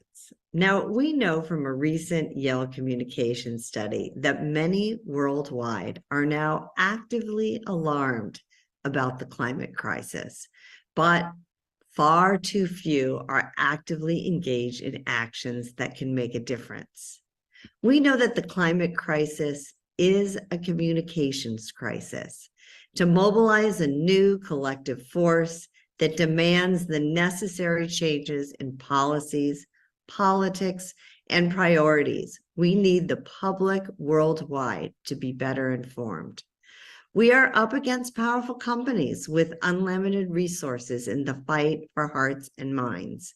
When companies like Exxon, Chevron, BP, and Shell can spend hundreds of millions of dollars every year to reframe the issue of climate and sustainability to their advantage, we know we have our work cut out for us. What those actions are and what each of us individually and collectively can do to contribute to a climate-safe world is what Project Dandelion, working with all climate organizations in service of the climate movement who are leading solutions, intends to make more visible and to make more effective by enlisting hundreds of millions of women leaders and our male allies in a campaign that is as resilient and as ever-present as the dandelion. Right now, the general public is unaware of the need for climate justice. We need to reach many more people, be always top of mind, and provide opportunities to understand why climate justice is the priority, no matter where you live or what you care about. Climate justice is the lever to inspire engagement. Project Dandelion is a tool for all social justice organizations and leaders to leverage its marketing campaigns, creativity, and global expertise to reach new people not currently in the climate movement and exponentially increase public support. Apply public pressure on leaders, governments, investors, and corporations to accelerate change to inspire political will, and show solidarity with frontline leaders by complementing local narratives and building on campaigns spearheaded by in-country activists.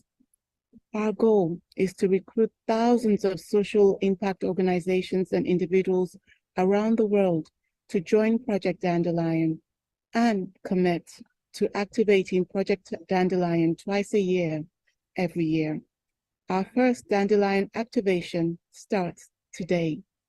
Following the summit, join us in pressuring our leaders to prioritize women and follow through on climate commitments by taking these 2 steps. First, unite and amplify with us on November 21st, today. Tell the world you are a dandelion, committed to a climate-safe world for all. Use the Project Dandelion Toolkit, linked in the chat, to share on your social media platforms and with your community. We'll also send it out via email following the summit. Your support will make a significant difference. Second, mobilize with us from December 13th onwards. Project Dandelion will introduce a one-click public pressure tool as a unique Twitter widget on our website, allowing anyone to immediately take action and speak directly to key decision makers from COP28. More to come on this activation soon. As Mary always says, make the climate crisis personal as well as a priority. And we feel that's an important step in all of our journeys to activate for a climate-safe world.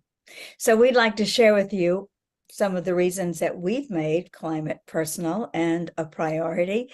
And then we're going to invite a few other dandelions to speak about how they've also made it personal in their lives and in their work. I thought I was already a climate activist, living with an environmentally focused family, but it wasn't until Mary reminded me of the importance of making it personal, not relying on husbands or grandchildren or children to carry the climate message forward. And she said, use every platform. Never make a speech or a presentation without including a message about climate and the climate crisis. Write about it, talk about it. So much of the climate crisis results and continues because we don't talk about it. So I've made it personal. I've changed a lot about the way I eat, the way I use water, even down to how much water I measure brushing my teeth. It's personal to me, and it's a priority. And that's what Project Dandelion is hoping it will become for each and every one of you. What makes climate so personal to me is so many things, but most recently, I just became a grandma for the first time. And as I look at my 5-month-old grandchild, I imagine the world that he is going to live in the future, and the role that families have in shaping a climate-safe world by instilling eco-values and habits in the next generation, teaching sustainability, fostering eco-friendly behaviors, and nurturing advocacy create future leaders committed to environmental action. I hope that the next generation learns that the interconnectedness of global issues driving long-term responsible decisions, that we understand how to educate future generations on policies and resilient to equip them for leadership roles, guiding environmental initiatives. Families form the bedrock for instilling values, attitudes, and behaviorals crucial for a sustainable future. I always want to talk about my parents. They're really my inspiration for how I live my life. So my dad went into politics in my country and he won an election. And unfortunately, the military didn't want a democratic system. So the resistance of the army led to a pro-democracy movement. But by the end of that movement, both my parents had died because they gave everything to that cause. And when I see now that my country is celebrating over 25 years of democratic rule, I know that it was because of the efforts that my parents made. And as a Black woman, the first time I came to America, I was about 15 years old. And even that I was able to go to the school I went to in the United States, I know it's because of the African Americans who fought in the civil rights movement to make it possible for me to go to a school that otherwise would have been considered a white school. And so I'm always aware that our lives is a gift that we give to the future. And I think, we were really fortunate because up until Mama Mary spoke to us in our community about 2 years ago, I always thought climate is something that experts do, and I want to support them. I recycle, I do all of those things, but I didn't think of it as something I needed to do because I thought the experts are on top of it. But she shared with us that the experts are not going to be able to do it alone. I'm not an expert. I'm a democracy activist. I'm a development specialist, but climate is not my expertise. And it doesn't have to be. I have a role I can play as a citizen of the earth. And it just makes perfect sense to me that I dedicate my life to this so that in 7 years, when that window closes, we've secured the planet for the children that are coming in the way that the African Americans fought and were able to secure a space for me, and my parents fought and were able to secure the voices of my people in my country. I think that my life should be a gift for the future, and this is the pressing issue of our time. So it should be what I focus on. And when I leave my children at home, which I do often because of this work, they understand that I'm working for them, and they know it's important. So I don't have to convince anyone. And I'm really hoping that you will join us as well. I want this movement to be full of non-experts like us. Let's dominate the space, and we can grow in expertise. We can listen to the experts. They're there to teach us. But all of us have to protect the earth because we're all citizens of this earth. So that's why I'm here. And I want to just say thank you, Mama Mary. I love the way you say you're not an expert, Hafsat, because I came very late to the climate issue. I didn't make a speech about climate for the 7 years I was President of Ireland from 1990 to 1997. And even when I was High Commissioner for Human Rights, there was another part of the UN dealing with it. And I realized it was urgent and important, but not my business. And then I started a small NGO working in African countries on the rights that really matter if you don't have them. Rights to food and water, health, education, shelter.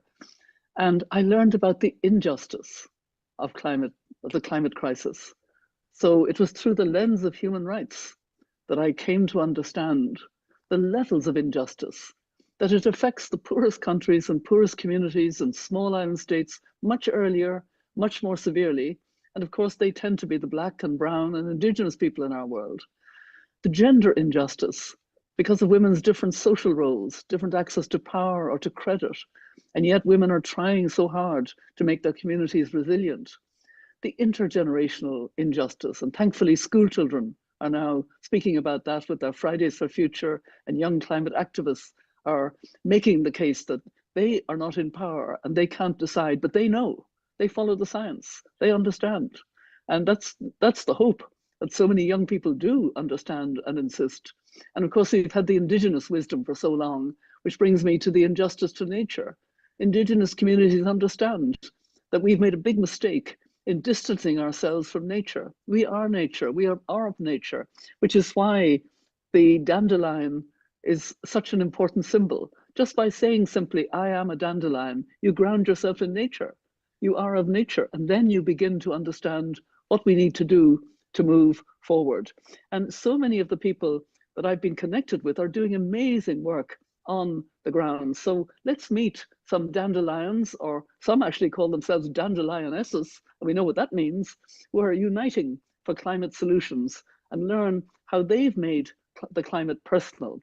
In the remainder of this session, you'll hear from politicians, educators, scientists, activists, and business leaders worldwide who have joined us in building a climate-safe world as dandelions. These dandelions are a sampling of how climate intersects with all industries, geographies, demographies, and experiences. Their stories will inspire you to make the climate crisis personal in your own life, to become a dandelion too. I am a dandelion, and I'm Rima Nanavati, representing SEWA. We are dandelions at SEWA as well. On celebrating SEWA's 50 years of organizing, we've launched Swachh Akash, Building Cleaner Skies campaign. Let the young members of SEWA celebrate 100 years. And that is why the Swachh Akash or Building Cleaner Skies campaign accelerates climate action by our 2.5 million women members. We are all one, united with the nature. Building cleaner skies, therefore, is everyone's responsibility. Thank you. Thank you, Sivan, and I hand it over to you. Thank you, Rima, for opening the floor. My name is Siobhan Haviland, and I am the Director General of the British Chambers of Commerce. I am a dandelion because I want to bring the global reach of our chamber movement and our business members to the Project Dandelion campaign. The world now knows the science and impact of climate change. There are still some who ignore it, play down the impact, or question its truth. But the impacts speak for themselves. There is an untold or perhaps undertold story about climate justice. Extreme weather events such as droughts and floods have a greater impact on the poor and the most vulnerable. And 70% of the world's poor are women. And importantly, it is estimated that 80% of people displaced by climate change are women.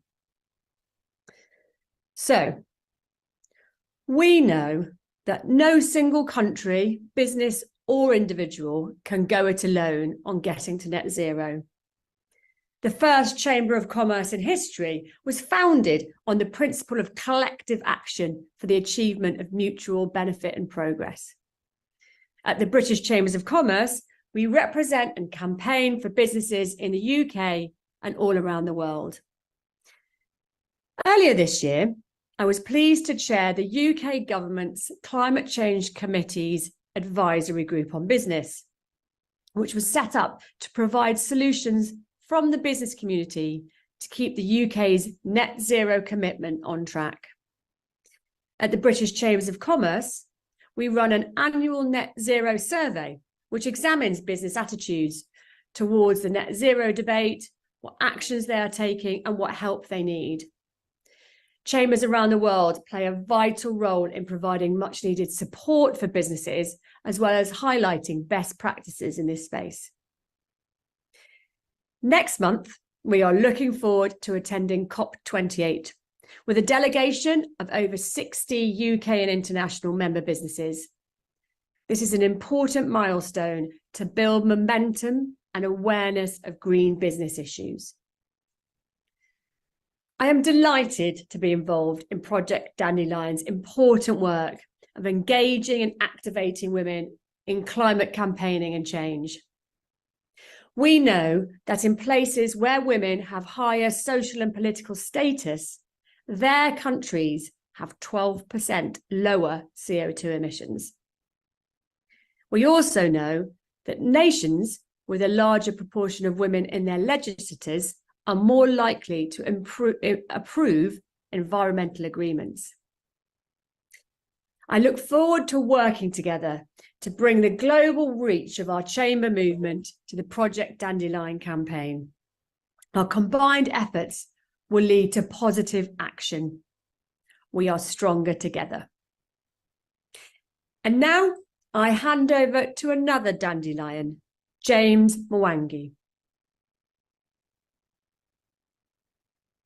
Thank you, Siobhan, for all the amazing work you're doing. My name is James Mwangi, and I am proud and excited to be a dandelion. I am the founder of the Climate Action Platform Africa. We are dedicated to the proposition that Africa, far from just being a victim of the real ravages of climate change, also has the power as a continent and as a people to play a crucial role in climate action. We dedicate ourselves to identifying, quantifying, prioritizing, and helping realize the opportunities for people across Africa to deploy their own particular resources near them, whether it's just their energy as communities, whether it is their access to some of the world's best renewable energy resources, or whether it is the vast natural abundance that the continent has available to it in pursuit of a more livable planet. We believe that Africa's best path to becoming a robust and inclusive, to generating robust and inclusive economies for the communities of Africa lies through the power of climate action. We also believe that unless the world invests in unlocking Africa's potential for climate action, we have no hope of reaching our shared global climate goals. And so we work to unlock that magical partnership that could allow us, through activities in the circular economy, in tapping areas like clean cooking, in really accessing the potential of African communities as stewards of nature and early adopters of new green technologies. Across all of this, to actually generate the kind of inclusive and sustainable economy that can exist within planetary boundaries into the future. I am Yami Danyet, and it's truly an honor to be here with you all today. Let me decline through an acrostic poem how I am a dandelion. Like a dandelion, I am determined, no matter what, to make an impact anywhere I am and with many other dandelions in this world. I am an avenger for climate justice that amplifies the voices and solutions of vulnerable communities and countries. And for the negotiator I have been, and which I continue to be outside the negotiations room with so many of you aiming to build ambitious bridges for a more resilient future. D like dream. We may be off track, but I keep dreaming of a safer, fairer, greener, more prosperous world, especially for the generations to come. E, as I dream, I elevate, I empower, and with you, dandelions, I feel empowered. L, as I lead, I know I must listen more and learn through my journey, especially from you, dandelions.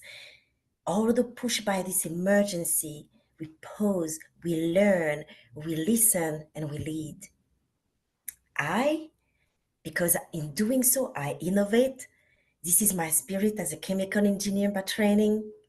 And let me tell you, we will overcome. In the face of so much crisis, adversity, we will overcome and do it. The last letter of dandelion is N. It's about nurturing with Mother Nature, nurturing the field of dandelions, the unsung heroes like the environmental and climate defenders, the innovators, the movements, the marginalized who have so much to give. This is what I've been hoping and working towards at the Open Society Foundation, something I hope more philanthropic organizations will do.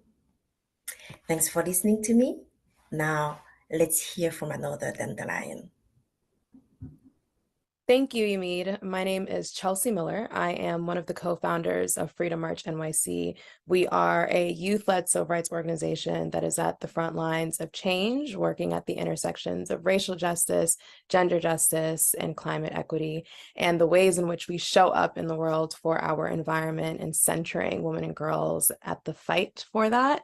And when we think about climate justice, of course, we cannot talk about climate justice without talking about its intersections with racial justice and the ways in which Black and Brown communities are disproportionately impacted globally when it comes to climate, when it comes to climate resilience, when it comes to the ways in which we are resourced, when it comes to the ways in which leaders within the climate and racial justice space are funded and our voices amplified. And so I'm so happy to be here and standing with the work of Project Dandelion and working to really think about how we build our collective futures and center young people, women and girls, and Black and Brown communities at the center of that.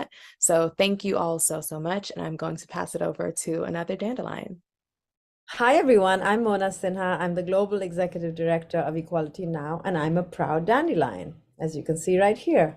I really believe that women-led global campaign for climate justice is the way to go right now in this very moment, because when women are at the center of solutions, we know what happens. They actually work and they actually get executed.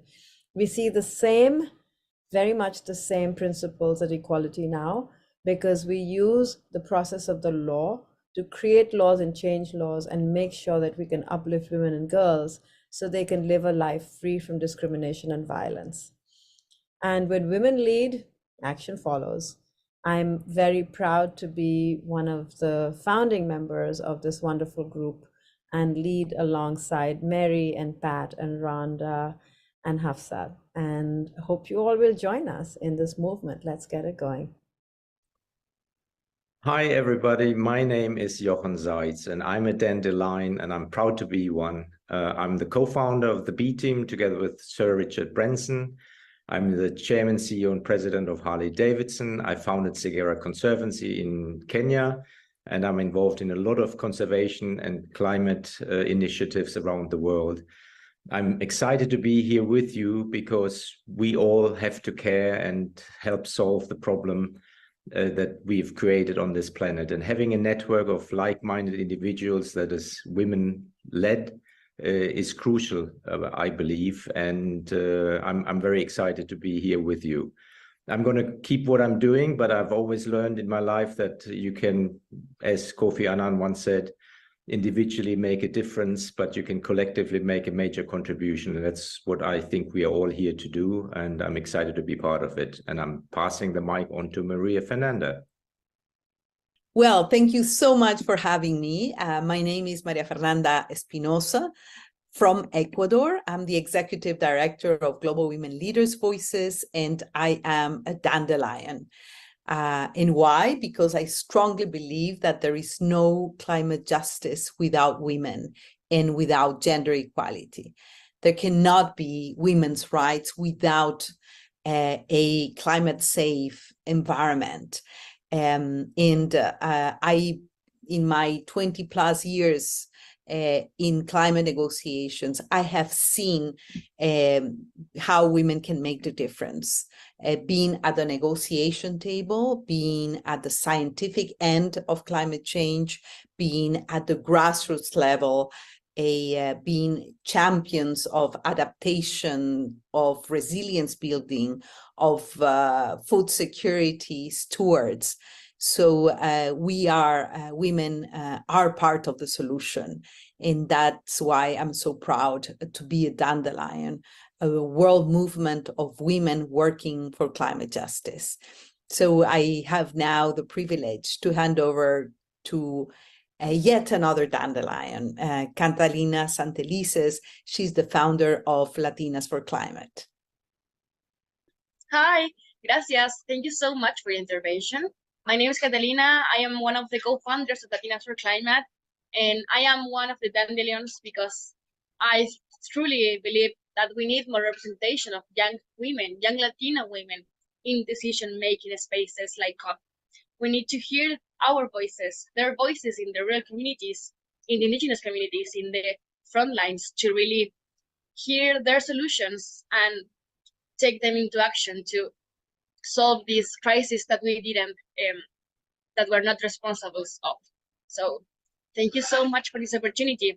With Latinas for Climate, we've been working for a few years now to uplift the voices of young Latinas from all over the region, from all over the continent, to show the world that we are creating change, that we are the voices that we need to be heard, and that when we get together, when we can really connect with each other, between women from all over the world, we can really create an impact in this crisis that it's bigger than us. So thank you so much. And now I give the floor to Wangira Matai so she can tell us more about what they are doing. Thank you, Catalina, and thank you everybody who has shared their reasons for being in the Dandelion movement. My name is Wangira Mathai, and I'm the Managing Director for Africa and Global Partnerships at the World Resources Institute, and I also chair the Wangari Maathai Foundation. I am a very proud Dandelion. You know, in the last few years, as I've been getting deeper and deeper into the climate movement, I've been inspired by the enthusiasm of so many, especially young people. Their vision for the future, their ambition, their refusal to give up, even in the face of such great pushback on what we would consider issues of climate justice. That has kept me going. It has kept me going because it's so often we are told we are planting winter wheat for the generations to come, and to see them stand up at their age and reflect on where we were at that age makes me want to get up and do even more. In the last few months, especially following the Africa Climate Summit, I was inspired particularly by the fact that it is an African moment like no other. We have a situation in Africa today and most of the global South where two realities exist at the same time. On the one hand, issues of climate vulnerability. We are in a more vulnerable state with every passing year. The extreme events are getting worse, and we're now beginning to see feedback loops. We're beginning to see even more devastation earlier than was predicted. But at the same time, there's an emerging African leadership. There's an emerging leadership on this continent that is powered by young people, the fastest growing workforce in the world, powered by the reality that on this continent, 60% of the best renewable energy is to be found, but also powered by the reality that the renewable energy will also power an industrialization that will help grow our economies, eliminate poverty, and yes, decarbonize even deeper for the rest of the world. That is a message of hope like no other. But I have to say, this is not an agenda that is universal. Not everybody is on the same page. I think Project Dandelion has a unique opportunity to help us bring these voices together like only feminist energy can do, that thinks about alternative voices, that brings everybody together, that creates space for other voices, that is collaborative, that is about comparative and collaborative impact. I really think this is the moment for that, because we don't have much time, but we know that 1 + 1 is much more than 2. And if we come together and begin to grapple with these issues, we will emerge the essence that will move us forward, a more perfect solution. Because after all, I always say, no one has the monopoly of wisdom, but we know that if we work together selflessly and begin to address these issues like our universal lives depend on it, then we will get somewhere. I have always been inspired by the wonderful African concept of Ubuntu, that you are because I am, and I am because you are. That if we don't care about what's happening on one part of the planet, then in fact, sooner or later, it will affect us. We saw it during the COVID pandemic, just how quickly ignoring what's happening on one part of the world came to haunt us. We surely must learn from all of that and understand that our shared humanity demands that we care about each other, we work together, and above all, we solve this crisis together, acknowledging the common but differentiated responsibility for those who have gone before and profited from a highly polluting industrialization process, to begin to shine a light on the progress that's going on the opportunities, push for finance in solidarity for the advancement of the most vulnerable. That's what I hope Project Dandelion will mean for all of us, because I know this particular movement that is driven by feminist energy, that has so many women around it, we know that when things have often gotten thick, when things are stuck, it is the women amongst us, those who are driven by a selfless energy beyond themselves, the men among us who rally their feminist energy, that have made the absolute difference. So I'm looking forward to that. I'm looking forward to a movement within this movement that is global, that is inspired by this beautiful dandelion that actually, in many ways, just is light and easy and gets on with its business, as we must with this crisis. We don't have much time and no time to waste. Yes, it is time for a global campaign to create a climate-safe world for everyone. And today, we're inviting you to join us by using the toolkits in the link. Thank you for joining us for the Project Dandelion Hour on this women-led forum with She Changes Climate. And together, we're blowing some seeds your way today. All 4 of us are blowing them. And invite you to become dandelions too. Wonderful, just wonderful. So many dandelions and so much space for so many more. Project Dandelion has had a few gatherings and sessions in different cities in the lead up to the summit. During the Africa Climate Week in Nairobi, the Dandelion team hosted an evening reception.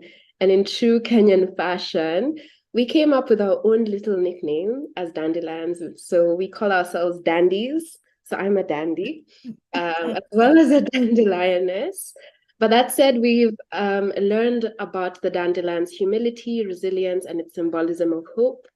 I think that tells us a lot about why we must all be dandelions. And our mission, well, you heard it.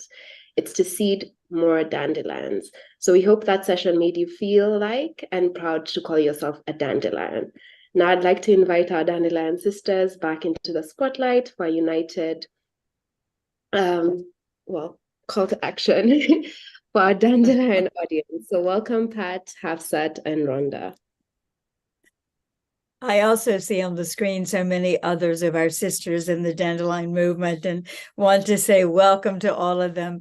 What an honor it has been to be a part of this Unite for Climate Solutions and to have heard the unbelievably inspiring stories of the work that's going on all over the world.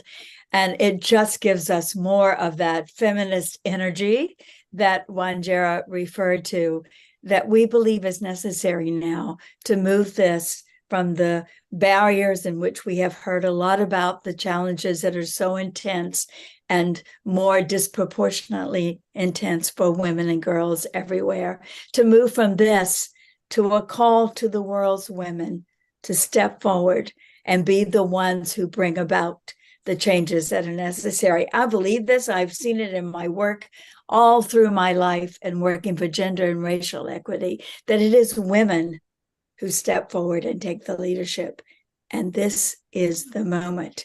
Thank you to She Changes Climate and everyone who's been involved in this today, because today begins a whole new level of commitment from all of us to be resilient, restorative, and just unstoppable.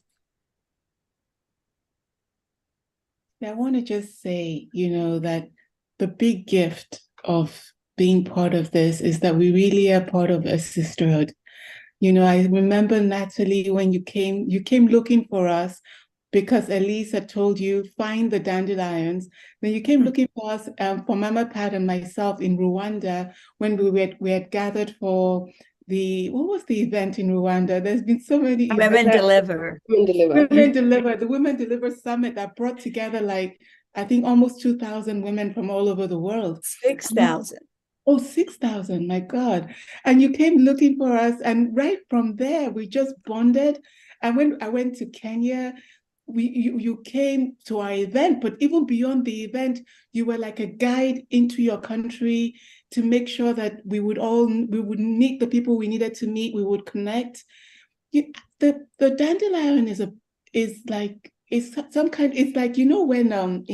when I was growing up, I grew up on comics, and my siblings and I thought we were going to be Fantastic Four or one of the X-Men, and we're going to find powers. And I always find that, the powers that I always like the best is the one where you eat something and then it gives you powers. And I feel like becoming a dandelion is like that. Because you take it, you become this thing, you get your badge, and you just become part of this sisterhood that is real. We are there for each other. We support each other. We amplify each other. We stand with each other. I don't know if I should use my background or. Oh, I think that's someone from the next one, but yeah, finish your thought. No, that was just a thought. And I see Anna Alashimi, she's playing such a big role. All the dandelions are behind her. I mean, all the dandelions are behind all our women who are standing up and representing the world and representing the world's dreams, you know, whatever is lacking, you know, because we're women. So sometimes we enter spaces and people act like they don't know the power that is in the room. The dandelions make sure they know. You know, the dandelions are there to make sure we amplify, we strengthen the voices of all women.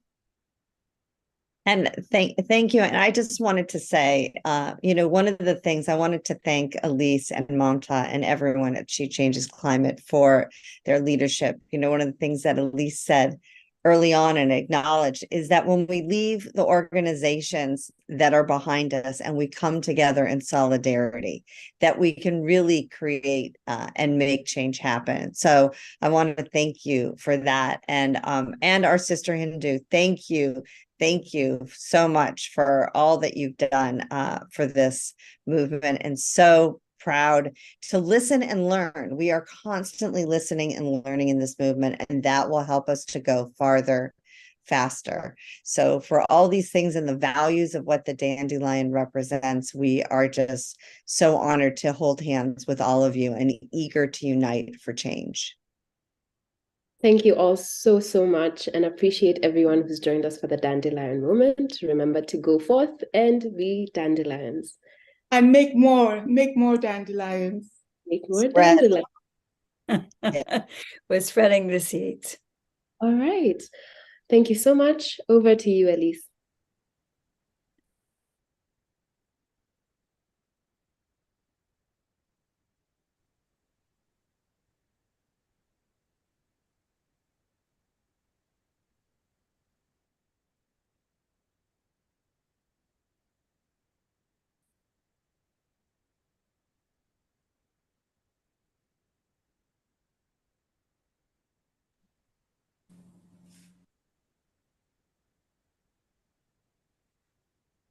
Oh, hi. Thank you so much to our Dandelion sisters for spreading the seed of hope. I hope we have now the panelists on board. If you're not a panelist, please keep your microphone on mute. If you are a panelist, please put your camera on. We want to see you. And I'm really, really happy to see that Her Excellency Razan Al Mubarak has already joined. Hindu Ibrahim, welcome. Charmian Love, Her Excellency Shara Duncan Villalobos from Costa Rica, Amira, Mona Lisa, and we have also Ebony with us. Welcome, Ebony. We're very happy to include you here in the nature panel. I think you were scheduled for joining the inclusion and diversity panel, but that's okay. We are ready to adapt, and please welcome. I think you are actually the perfect person to talk about nature. So please stay with us. Oh, I'm sorry. That's okay. I can join the diversity and inclusion panel. It was actually before, but please stay with us. We're so happy that you were able to join now, and we're going to go with the flow. We are inclusive and flexible, and thank you so much for joining. We're so happy you can join. Ebony, I will give you the floor to introduce yourself. She's a rising star as executive director of Greenpeace in the US, and she has a lot to say on racial justice and the environment. So please stay with us. Thank you so much. And Irene Suarez is also here. Irene is working for the Champions team, also leading on nature. So very happy to be with all of you today. Indeed, nature is at the heart of the climate agenda. We will only reach the goal of the Paris Agreement if we invest in nature, if we protect the ocean, the forests, the land-based ecosystems. And I see Razan is nodding. We need nature to help us to mitigate, to absorb greenhouse gas emissions, but also to support our communities to become more resilient. And so I think we're going to start right away because it's been quite a long day, very inspiring day. And please stay with us because right after this dialogue, we have the closing session. And I think what will be a very inspiring dialogue between Mary Robinson and Sultana Jaber. So please stay with us. Okay, so we're going to do a very quick check-in. I would like to ask each of you here on this panel to share your name, your title, your organization, your country, where you are today, and just one word about how you feel when you think about nature. So my name is Elise Buckle. I'm co-founder, co-director of She Changes Climate. And when I think about nature, I think about energy and hope. Over to you, Razan. Wonderful to be here alongside many sisters and colleagues that I have the privilege of knowing, and many other sisters and colleagues that I have the privilege of hopefully getting to know better. My name is Razan Al Mubarak. I'm the president of the International Union of the Conservation of Nature and also the high-level champion for COP28. And so it's befitting for me to be based in Dubai, where we will be hosting all of you, I hope, or many of you at COP28 in the next week or so. And nature, when I think of nature, Elise, I think of us. I believe that we are part of nature. We are not above it, but rather part of it. Thank you. Indu, over to you. Thank you so much. Razani speak for both of us. So it's so great being with all of you here. My name is Hindu Umaru Ibrahim. I'm from Chad. I'm from indigenous peoples call it Mbororo, who are pastoralists, nomadic and semi-nomadic around all the Sahel regions. And today I'm calling from Paris, where I'm standing back before coming to you, Razan, for the COP. I will be coming very soon to support you and also Hannah, that I'm seeing sister here. Nature for me, as Razan said, I am nature and we are all nature. We are part of nature. We are only one species of the nature. We are not beyond the insect. We are not behalf of the elephants. So we are part of the nature and we are nature. Thank you, Indu. We are nature. I'm going to just go around the circle on the screen, just like a circle of trust. So Amira, you are next. Thank you, Elise. It's so wonderful to be here today. My name is Amira Diamond, and I'm the co-founder and co-director of Women's Earth Alliance. I'm based in Northern California in Pomo Territory, Sonoma County. And when I think of nature, I feel connected. Think of connection. Thank you, Amira. Irene, over to you. Thank you, Elise, and good morning, afternoon, dear colleagues and friends. So I'm Irene Suarez of Costa Rica and in Central America, and I'm a member of the Climate Champions team serving Her Excellency Razan, high-level champions, and I'm also a strategic advisor to boards of Restore and Quantum Leap. So when I think of nature, it really makes me feel both grounded and provides a profound sense of inspiration. It reminds me also of this, that the sky is the limit. And so it's that inspiration as well. So that's what I get from nature. Thank you. Beautiful. Ebony, over to you. Good morning, everyone. My name is Ebony Twilley Martin. I am Executive Director of Greenpeace US. I am based in Washington, D.C. on Anacostia territory. And I am so grateful to be with all of my sisters in this fight on this morning. And when I think of nature, I think of unity, because in order for nature to function optimally, it has to function in a unified way. And when we unite together in the movement, that is how we achieve our optimal success and impact. So unity, I think, is the key word for me. And thank you for having me. Thank you, wonderful. And it resonates with our summit, which is about uniting for climate solutions. So thank you. Mona Lisa, over to you. Hello, everyone. I'm Mona Lisa Sen, and I work at ICLEI South Asia. We're basically an international network of cities. I lead the biodiversity work, and I'm based at India. Nature, to me, is something which reflects sustainable development. Without nature, there can be no sustainable development, and the fact that we are not including nature into our development activities is showing its repercussions all over the globe. Thank you so much. Charmian. Ciao. Yeah, hi. Wow, I'm already feeling all like the goosebumps from this conversation already. So I can only imagine where we're going to go next. So I'm Charmian. Everyone calls me Char, love. I'm Director of Advocacy at Natura & Co.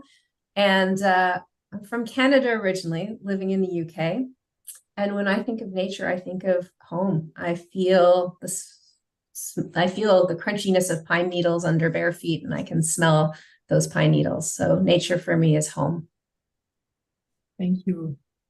And Shara, over to you. Thank you. Good afternoon, Elise, and hi to everyone and everyone that's connected to this event today. I'm very, very happy to be here. My name is Shara Duncan. I'm Ambassador and Deputy Permanent Representative of Costa Rica to the international organizations in Geneva. And when I think about nature, I think about health.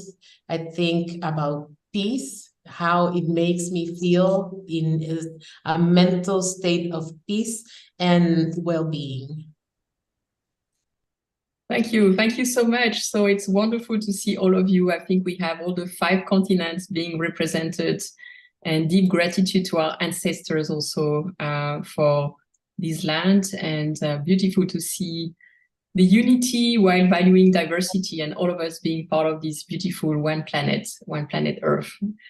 Okay, over to you, Razan. I'm conscious of your time. I know you have 2 young children as well. Thank you so much for making the time for us. So Razan, you are the president of IUCN, the International Union of Conservation of Nature, and also the high-level climate champion for COP28. You have become quite popular, I guess, in the lead-up to COP. So I have 2 questions for you. The first one is, what is your vision of what COP28 could achieve on nature? And then I have another question on feminine leadership, but let's start with COP28 expectations on nature. First of all, again, thank you. And yes, I have the 2 girls, and this is their bedtime. So it's crazy time in the house. But it's within this craziness that one must kind of step back and acknowledge a couple of truths. The first one is that climate change is in fact here. 2023, with a high degree of certainty, is already projected to be one of the warmest years on record. And climate change is already impacting half of the world's population, and almost exclusively the most vulnerable. And within that, it's women and girls. And the thing is, climate change will only get worse if we do not protect nature. And we talked about nature, so what nature is. But fundamentally, it's our forests, it's our oceans, it's all the species in them and within them that are the very tools that actually regulate our climate and protect us from climate shocks. And we're actually losing this immunity, or our immune system, when we actually need it the most. So the expectations at COP28 is we need to keep the 1.5 within reach, not as a goal, but as a biological and planetary limit. And we can only do that if we tackle the climate crisis and the nature crisis at the same time. We need to halve emissions, but equally and with equal rigor, we need to protect our carbon sinks. We need to protect nature. And this was said, nature is us. We can't protect nature without people and without the stewards of nature conservation globally. So the expectations at COP28 is to use the global stocktake to reduce our emissions, to protect nature, and ensure that this is led by peoples and by stewards on the ground. Thank you so much. Your vision is so clear on how we can address the climate crisis and the nature crisis, and also the role of people at the heart of it. And how do you see the role of women leadership? Maybe you could share more about your experience as a woman leader in the UAE, and also if you could share with us some stories, or we like success stories to give everybody's hope. If you see some examples of leadership that really stands out for you. I mean, everybody here on the call has been an incredible mentor and leader in your own rights. And so we need to bring our collective stories, because fundamentally, women are being impacted more than men. Women are also holders of solutions because they're being impacted disproportionately. From a kind of personal perspective, I come from a young nation, but I am a product of a nation that really placed women at the heart of their development agenda, with this conviction that behind every great nation are actually women. And it's with this sort of spirit and rigor that we need to inject really in the overall processes, the intergovernmental processes, to ensure that solutions are being co-created by those that are actually experiencing them.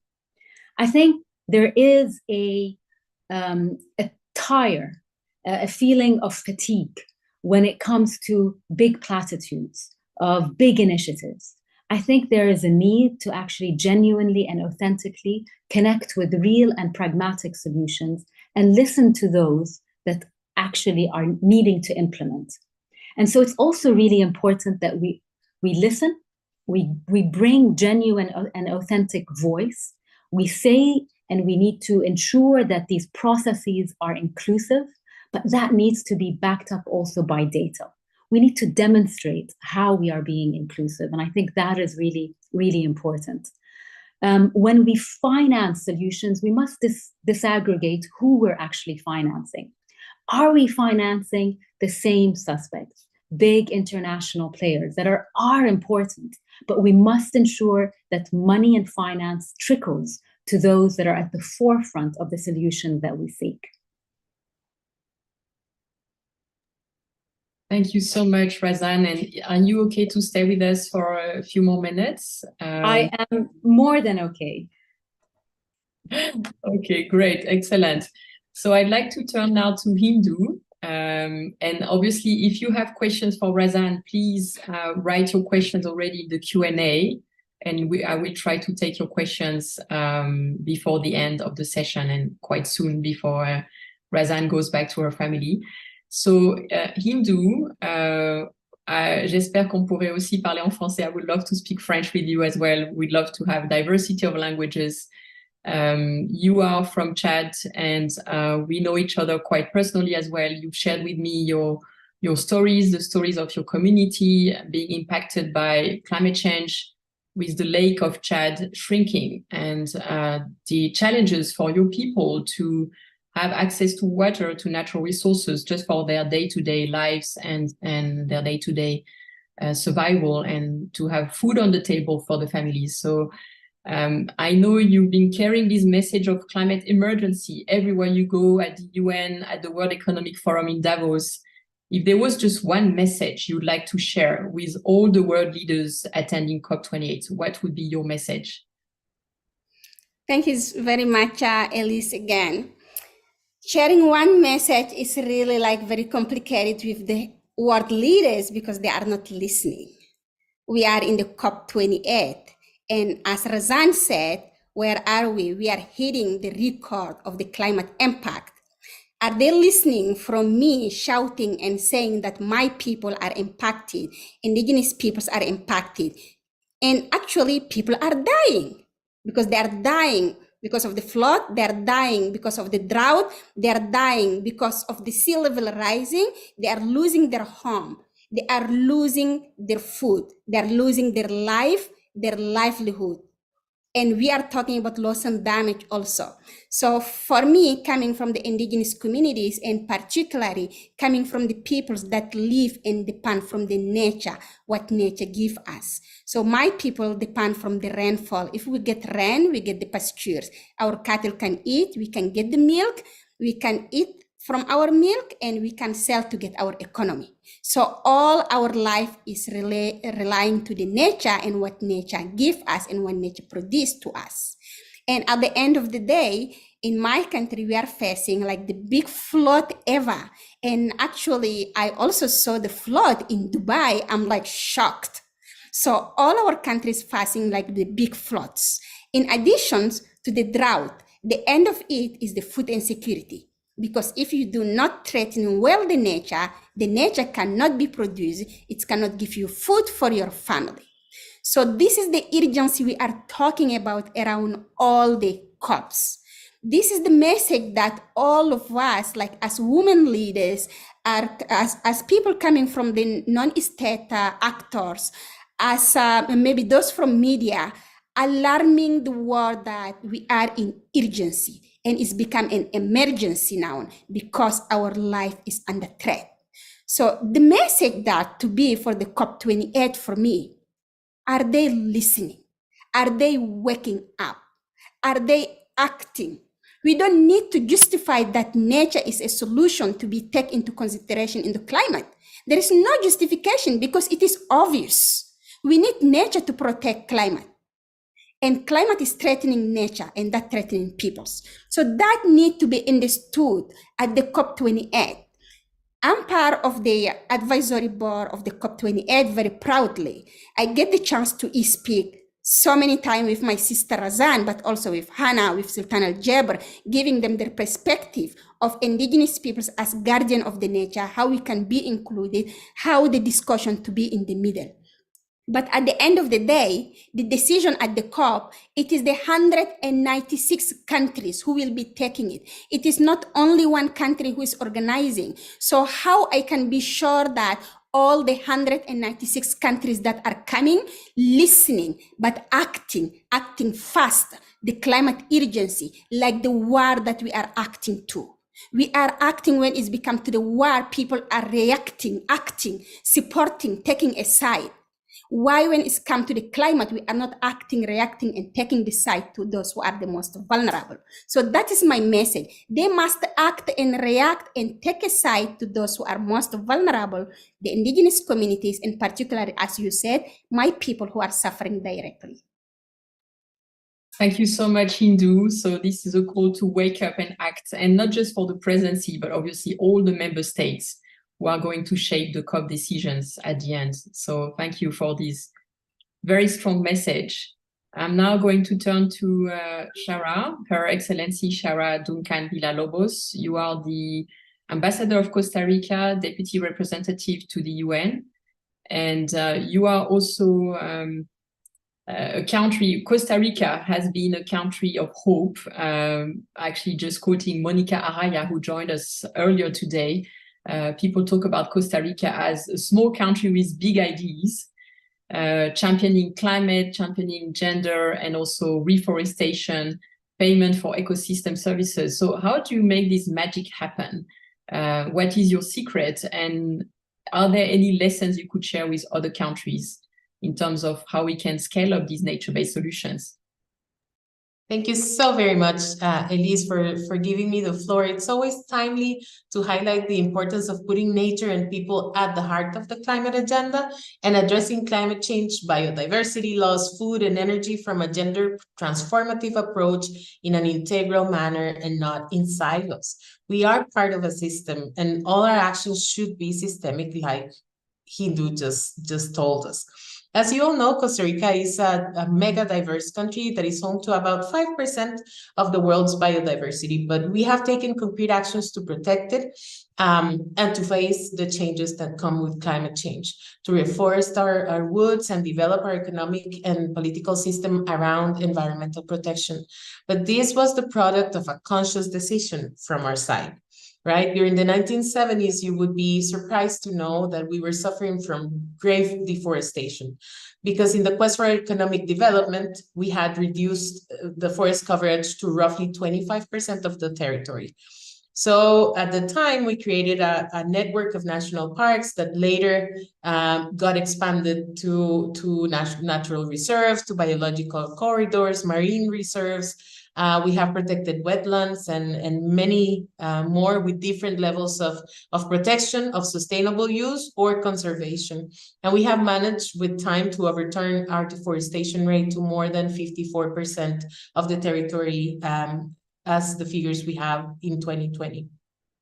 So during the 1990s, there was a paradigm shift that deepened our commitment to conservation efforts and the sustainable use of our natural resources. And it was during this period that we decided to implement a plan to encourage private landowners to protect their forests by creating the program of payment for environmental services in 1994. So one of our biggest success stories, which has been replicated around the world. And in a nutshell, how it works is that part of the taxes that we charge for when you buy fuel go directly to cover the services we pay to those that are part of the program.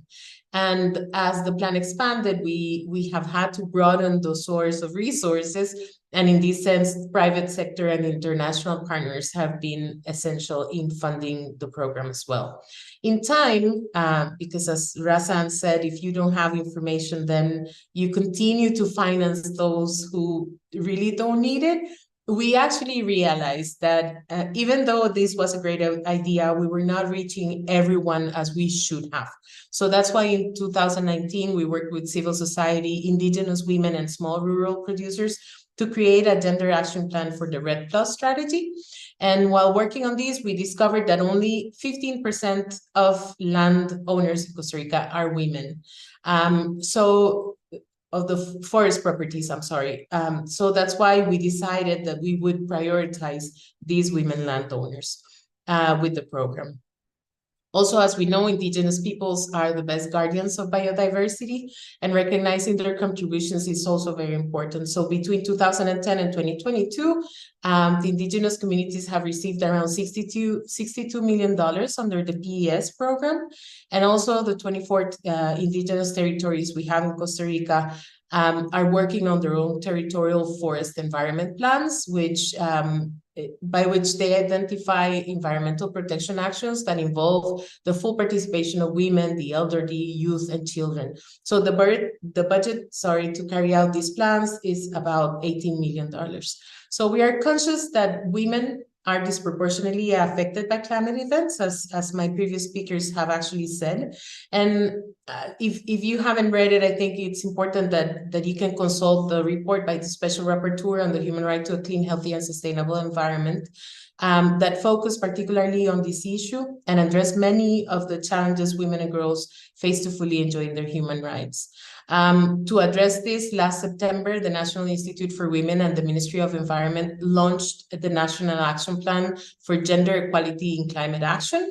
And this was a commitment in our NDCs, and it focuses on 6 key areas, which are infrastructure, energy, mobility and transport, tourism, forestry, and agriculture.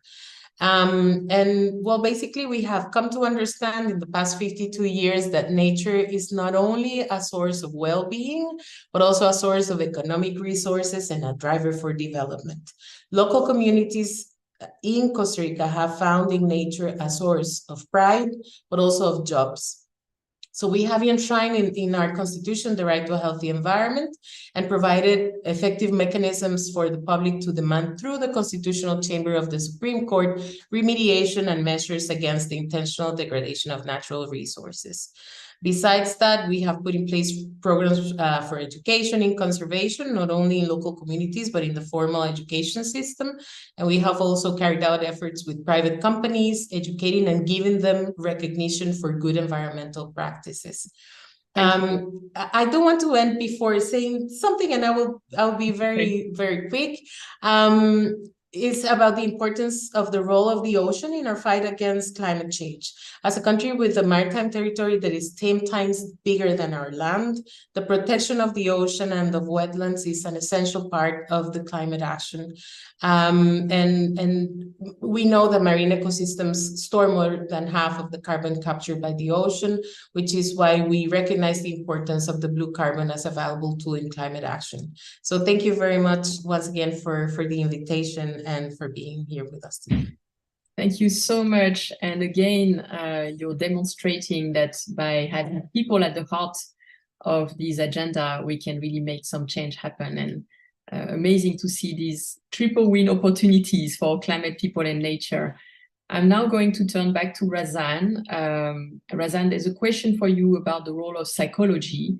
We all know that climate change is also bringing a lot of eco-anxiety, and we need psychology also to build resilience, mental health, to support youth. Also, the youth generation is being impacted.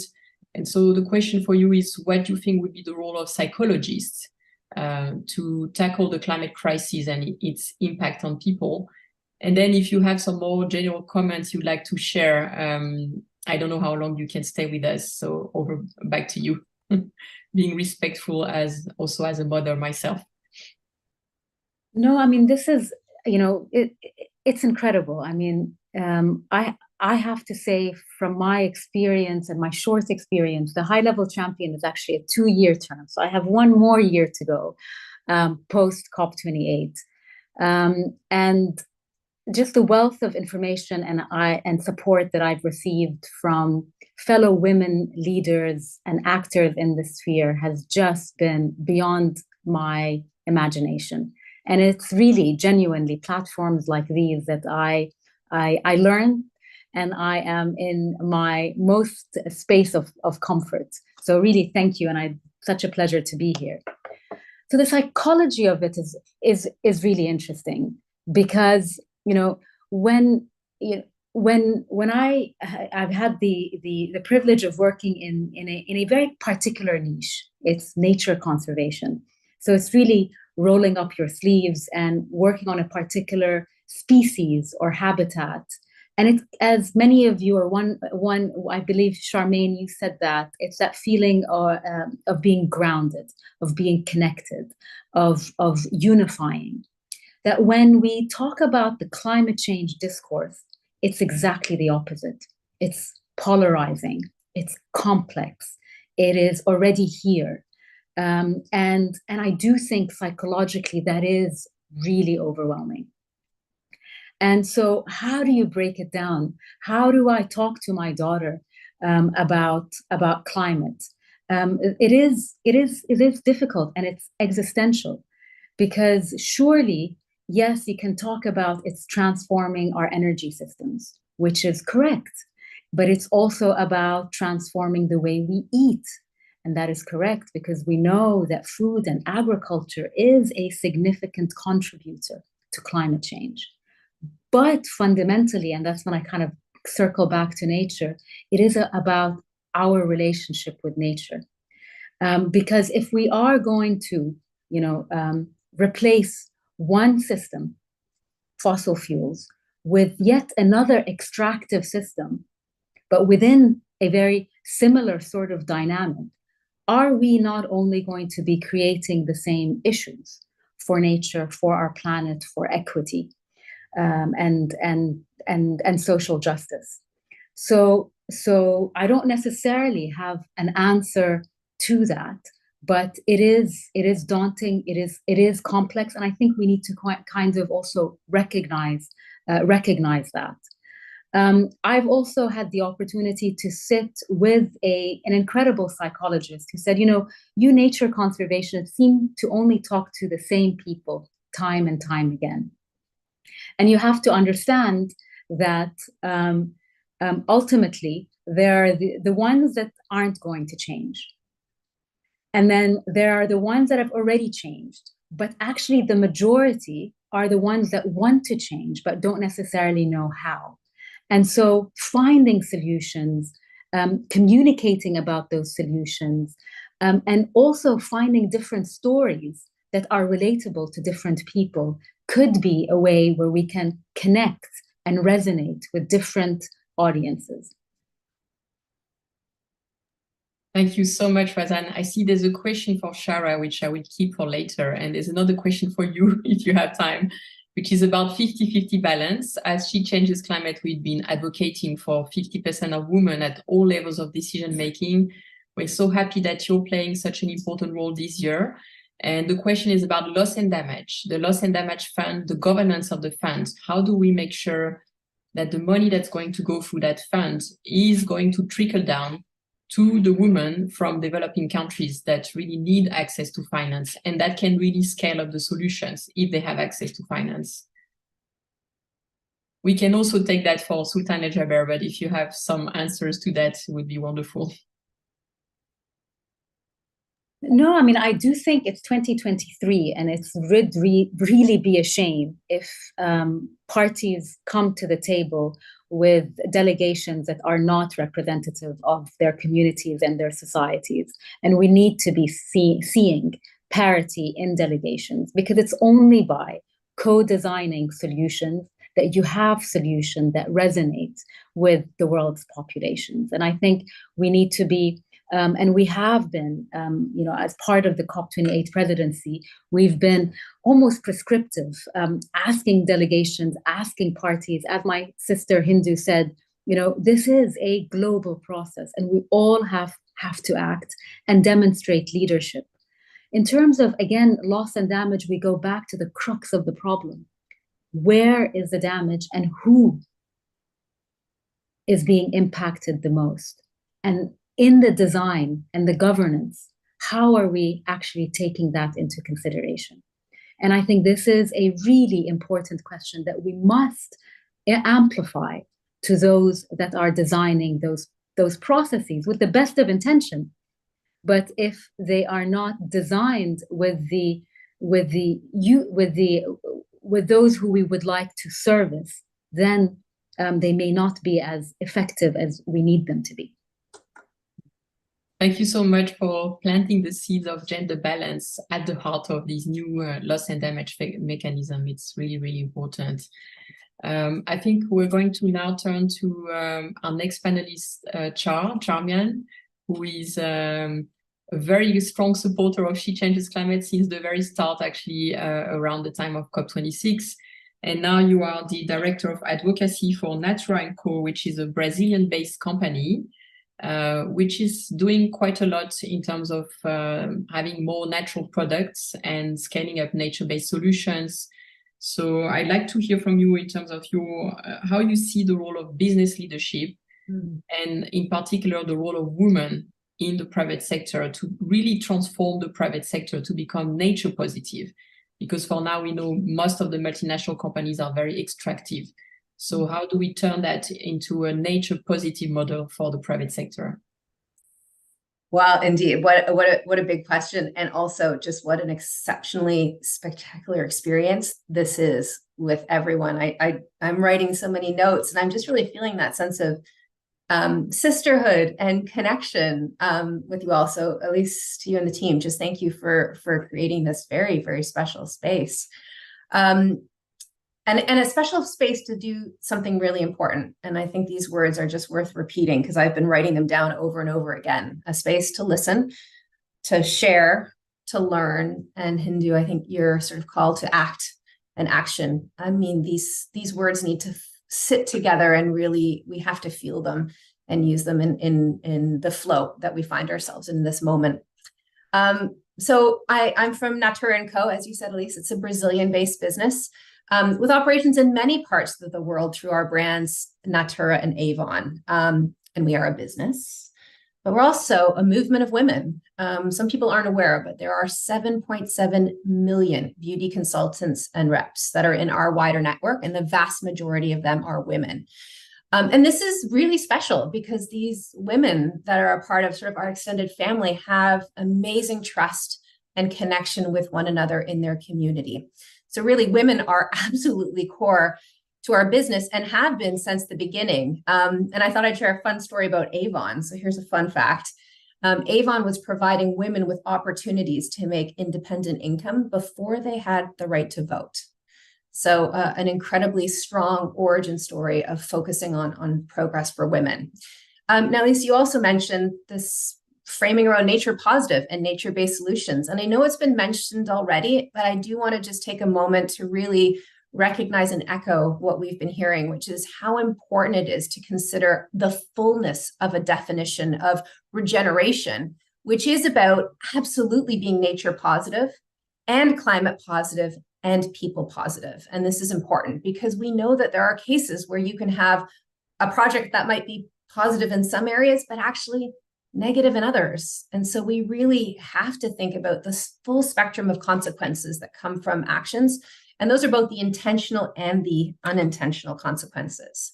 Now, with this as a bit of the context, I want to actually address your direct question, which is about the role of business. And I've been in this role for about 18 months, so I'm not new anymore, but I'm always learning. But the things that I was sort of reflecting on when thinking about this question, Elise, was that I think there's three things that are really important for business to do to really take action in this space. And number one, they have to walk the talk in our own businesses and our own operations. Number two, we need to make sure we're not just focusing just inside our business. We also have to engage in the wider system level change that we know the world needs. And just to define systems change, I think there's interventions in policy and interventions in culture. And those are sort of the initiatives that can be a part of that bigger systems change. And thirdly, we can mobilize the people in business to use their power as a force for good. Now, when it comes to walking the talk, I just thought I would pick up this idea of really practical and pragmatic examples and stories. And so I wanted to share a very quick story from our colleagues in Brazil, where we have, of course, got the scientists on our team with backgrounds in chemistry, but we also have anthropologists on our team. And many years ago, there was a tree called the akuba tree, which was facing extinction because it was being chopped down to make products like broomstick handles. But because our team of anthropologists had these relationships with some of the traditional communities, they learned that actually the seeds from the akuba tree had these like amazing nourishing qualities and properties. And so our team helped the communities to set up cooperatives where the communities themselves could regeneratively harvest the seeds rather than cut down the trees. And so the oil from those seeds were then used to make akuba products for Natura. Now, what's important about knowing the story is also the importance of women. So the women are really the leaders and the champions in this sort of philosophy of the standing forest. They're the ones who, gather the people to build these cooperatives. They engage in the reforestation projects, and they're the ones that are sort of creating the seed banks. So I wanted to share this just as a small, and I will acknowledge this is small, but an example of shows what's possible, where you can see a win for the forest, a win for the community, and a way for a business to be meaningfully engaging as part of that solution. Now, in addition to sort of talking about walking the talk in our own business. And just short because I'm conscious of the time.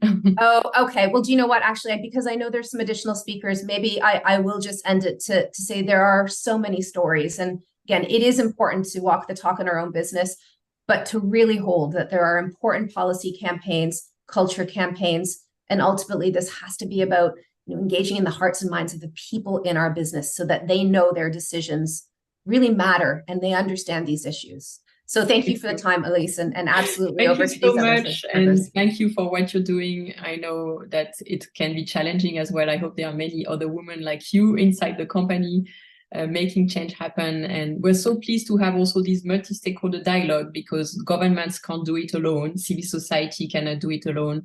And by having this multi-stakeholder dialogue, we can find these systemic solutions that can really unlock the transformation of society. So thank you for sharing. Now I'd like to turn to Dr. Mona Lisa Sen. I hope you can turn your video.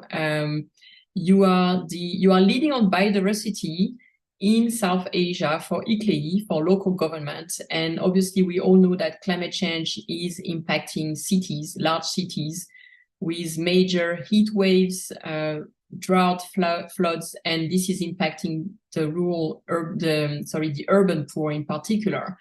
So maybe you can give us some examples of how greening cities can help cities to become more resilient, and how having nature back at the heart of the city, this is also helping the poorest people in the city, not just the most advantaged people living in the city. I know you want to share some slides. No, it's okay. I'll speak. Okay. That's okay. I'll speak.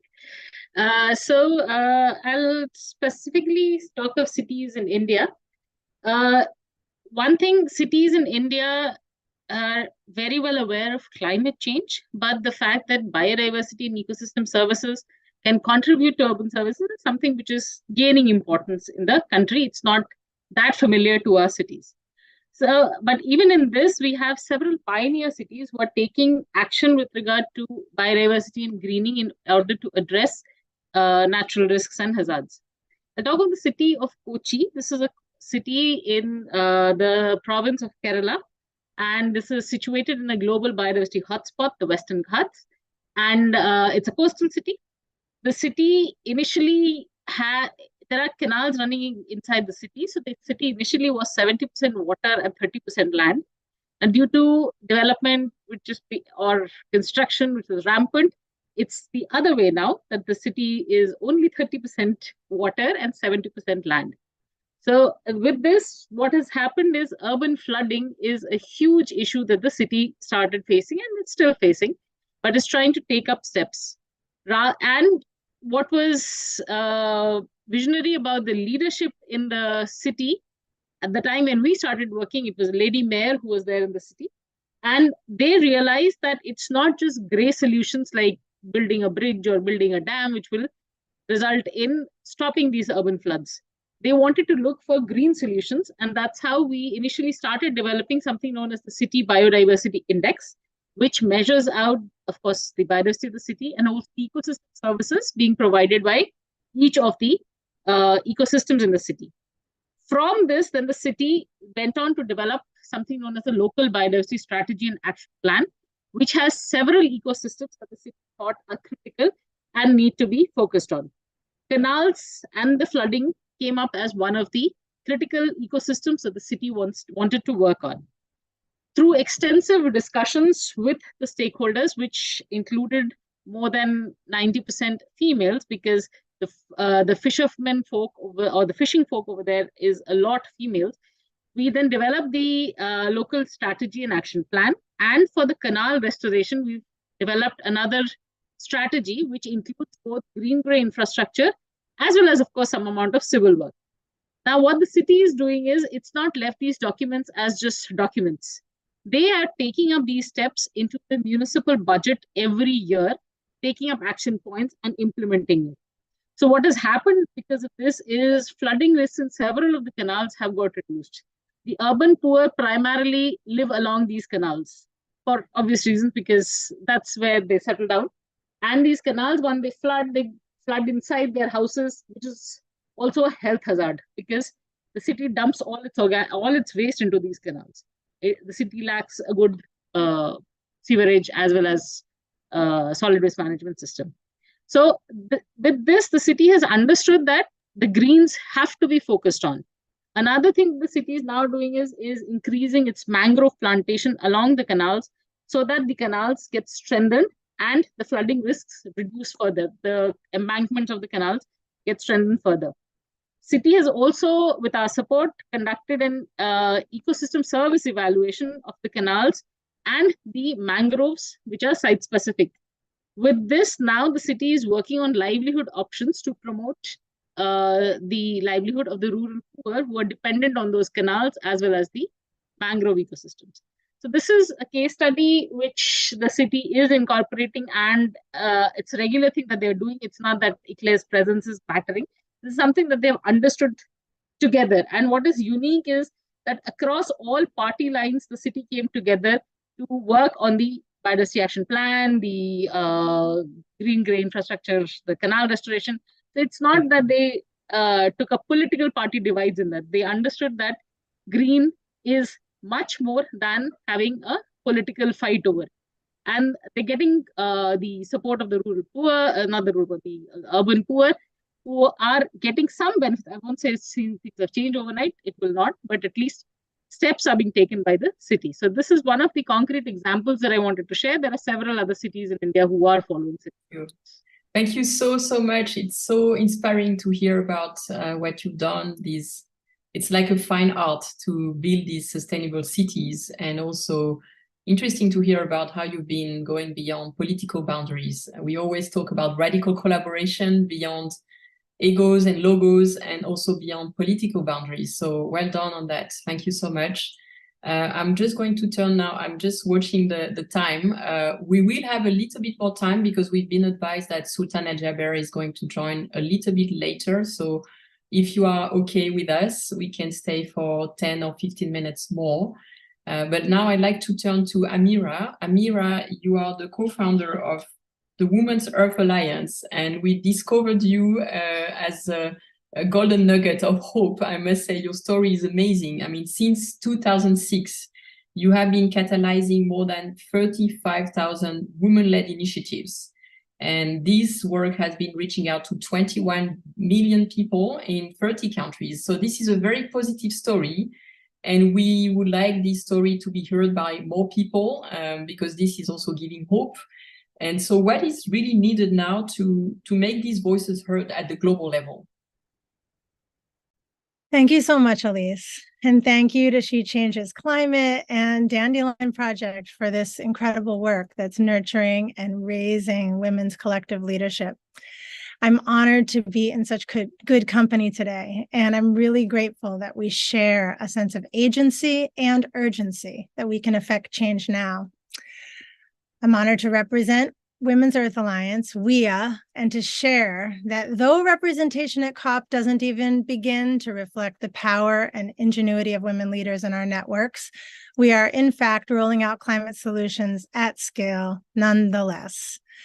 WEA launched in 2006 with 30 women from 26 countries who came together to answer this question: what would the world look like if women protecting the earth were supported and united? Our theory from day one was that when women thrive, the earth thrives.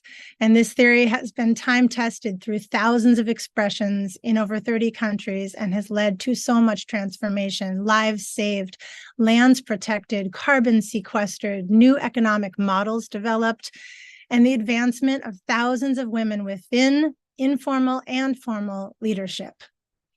This year, WEA is providing leadership, strategy, technical training, and funding for about 9,000 women leaders from 680 women-led groups to scale their climate and environmental initiatives while connecting them to a global alliance. These groups are community-based organizations. They're small and medium-sized enterprises, farmer cooperatives, and women's collectives. And the scale is possible because we are partners with regional movement-building NGOs to co-design and implement programming, from launching forest-based eco-enterprises in Indonesia with Pratisara Bhumi Foundation, to protecting Kenya's last remaining rainforest in Kakamega with WWANC, to launching mangrove restoration projects with Fila del Sol and the Atlantic coast of Brazil. This collaborative work has what so many of us have been talking about today. It has listening with local leadership at its heart. Listening is an act of care, of curiosity. It builds empathy and connection, leads to collaborative decision-making, and gives rise to collective action. This is what grassroots women's networks and movements are made of. And throughout history, women's networks have been one of our most effective and efficient ways to distribute resources, administer care, and build lasting and just solutions. They function across boundaries, nations, and traditional divides of religion or class, and women's movements shuttle information and resources with a trust that social media can't replicate. What we've seen in almost 2 decades is that networks of women community leaders are the lifeblood of our time. And during times like this, when we're being pummeled by compounding crises, wars, floods, fires, earthquakes, pandemics, these women's networks kick into gear with brilliance, foresight, and the nuanced local knowledge needed to make sound decisions. It's these moments when it becomes clear that women's local leadership isn't just protecting one community. It's protecting our entire global community and the earth itself. Because women's networks birth critically needed solutions, it's time to raise our community-driven narratives about collective power, reveal the ways that women's networks function, and educate on the practices of women-led climate action. We need to broadcast women's practical climate solutions in instructive ways so everyday people can follow along and gain a clear path to action. And as we always say at WIA, each time we gather, the world changes.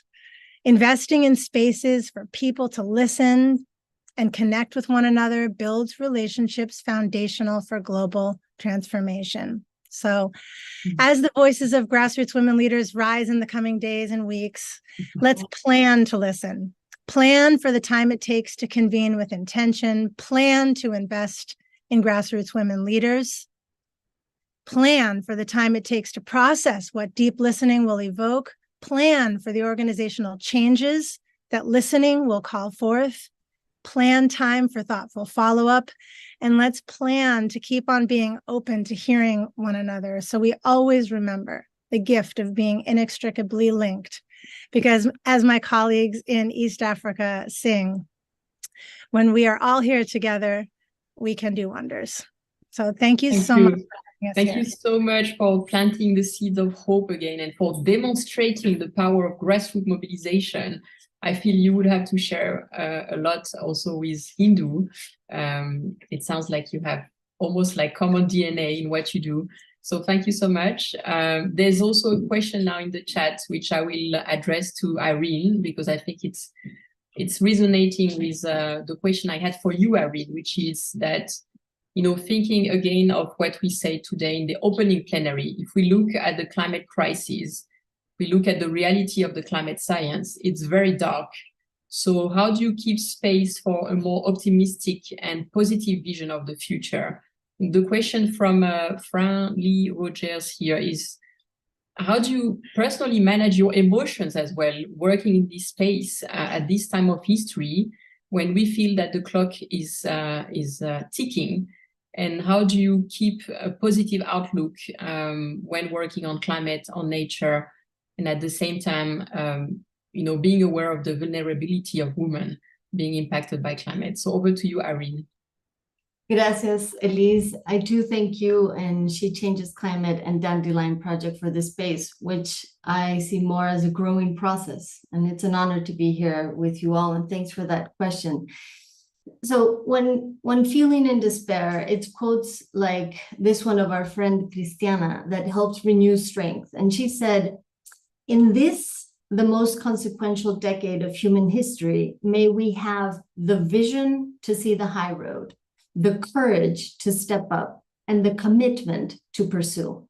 And this reminds me that amidst that darkness you speak to, we can choose active engagement and hope.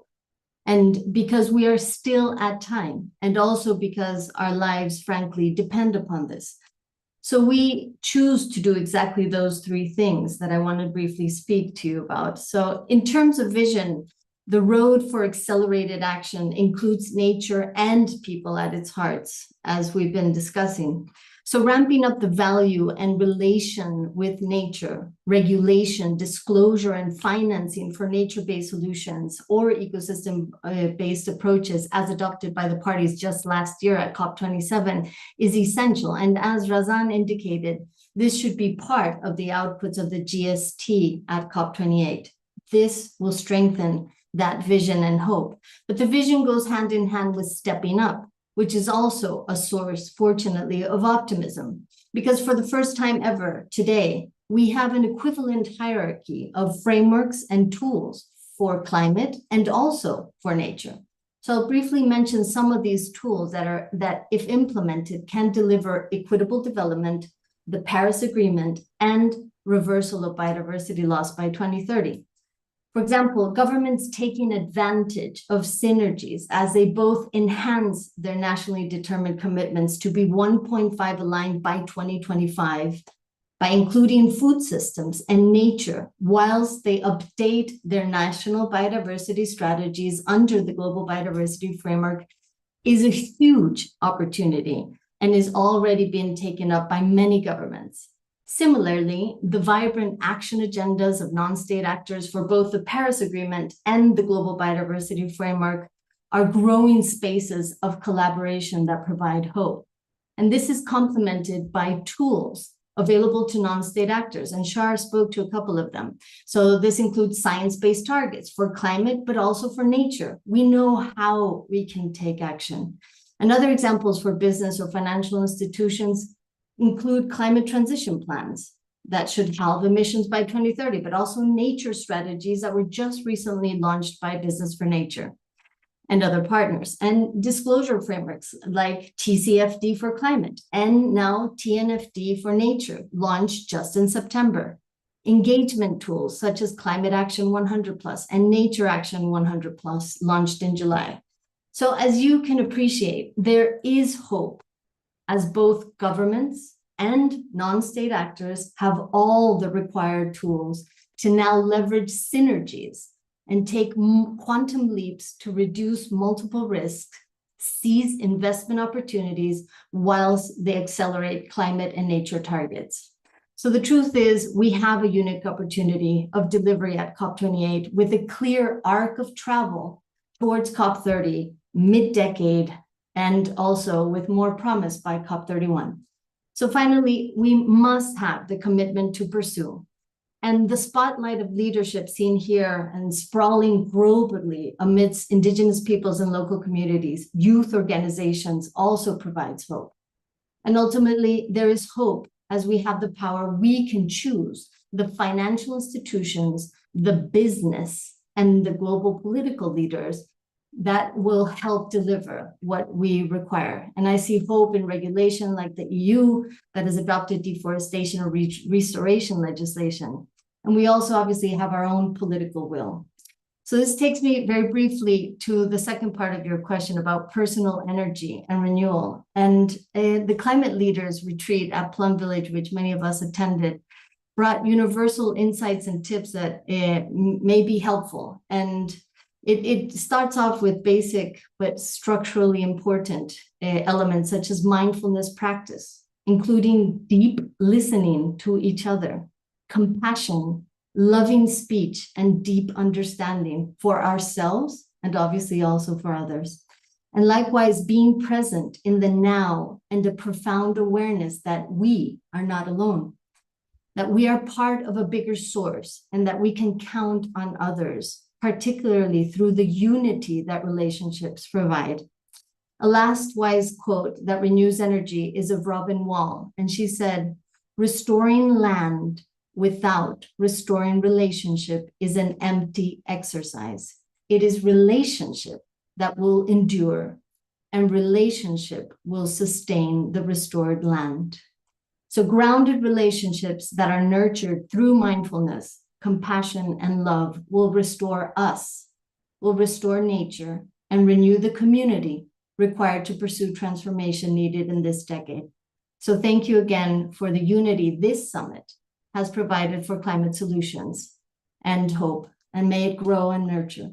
Thanks. Thank you, Irene. Your words are so deep and inspiring that my heart is beating. So thank you so much. And I would like to turn to Ebony.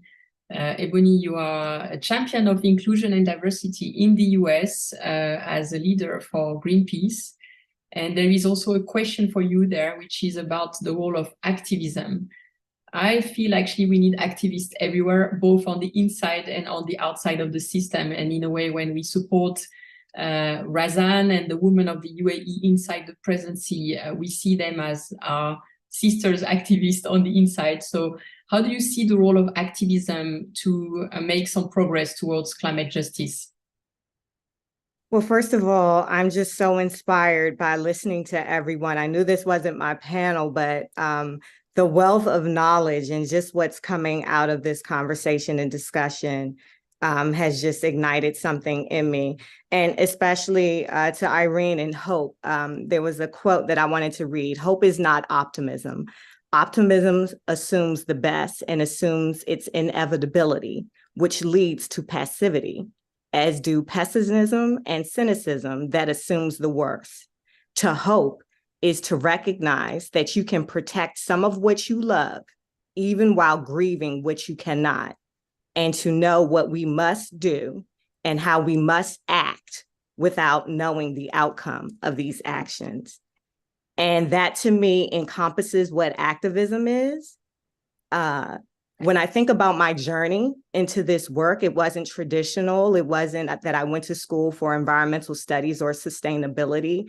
It wasn't that I grew up as an organizer or a campaigner of sorts, but what I was a mother of 2 young sons that had asthma, that had respiratory issues due to environmental pollution.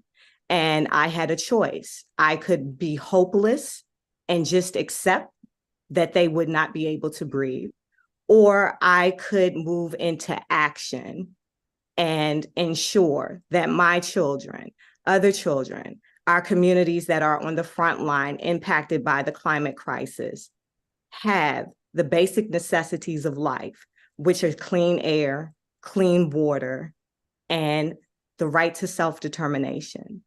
And so I would just encourage everyone. I know I often thought, well, I'm not an activist. I know what Greenpeace does. We do big, bold things. We climb oil rigs. We hang off bridges, all to send a message and to take action, to declare to corporations and to governments that think that we're expendable, that we're not. And even though I might not climb an oil rig, I am outside, I am marching, I am taking action in every way that I can to ensure a just, livable, sustainable planet for everyone. And no matter where you are in life, you have the ability to make impact and to make change. And that all starts from a seed of hope within you. And so I would just encourage everyone that activism is necessary and essential for the survival of this planet, for the survival of our communities, for us to even to thrive. It's necessary. So activism plays a huge role. And no matter what, I always say, folks, you have even when our folks go out and get arrested, there are still folks that have to stay home and watch the kids. There are still folks that have to show up at the courthouse with the money to help to get our activists out.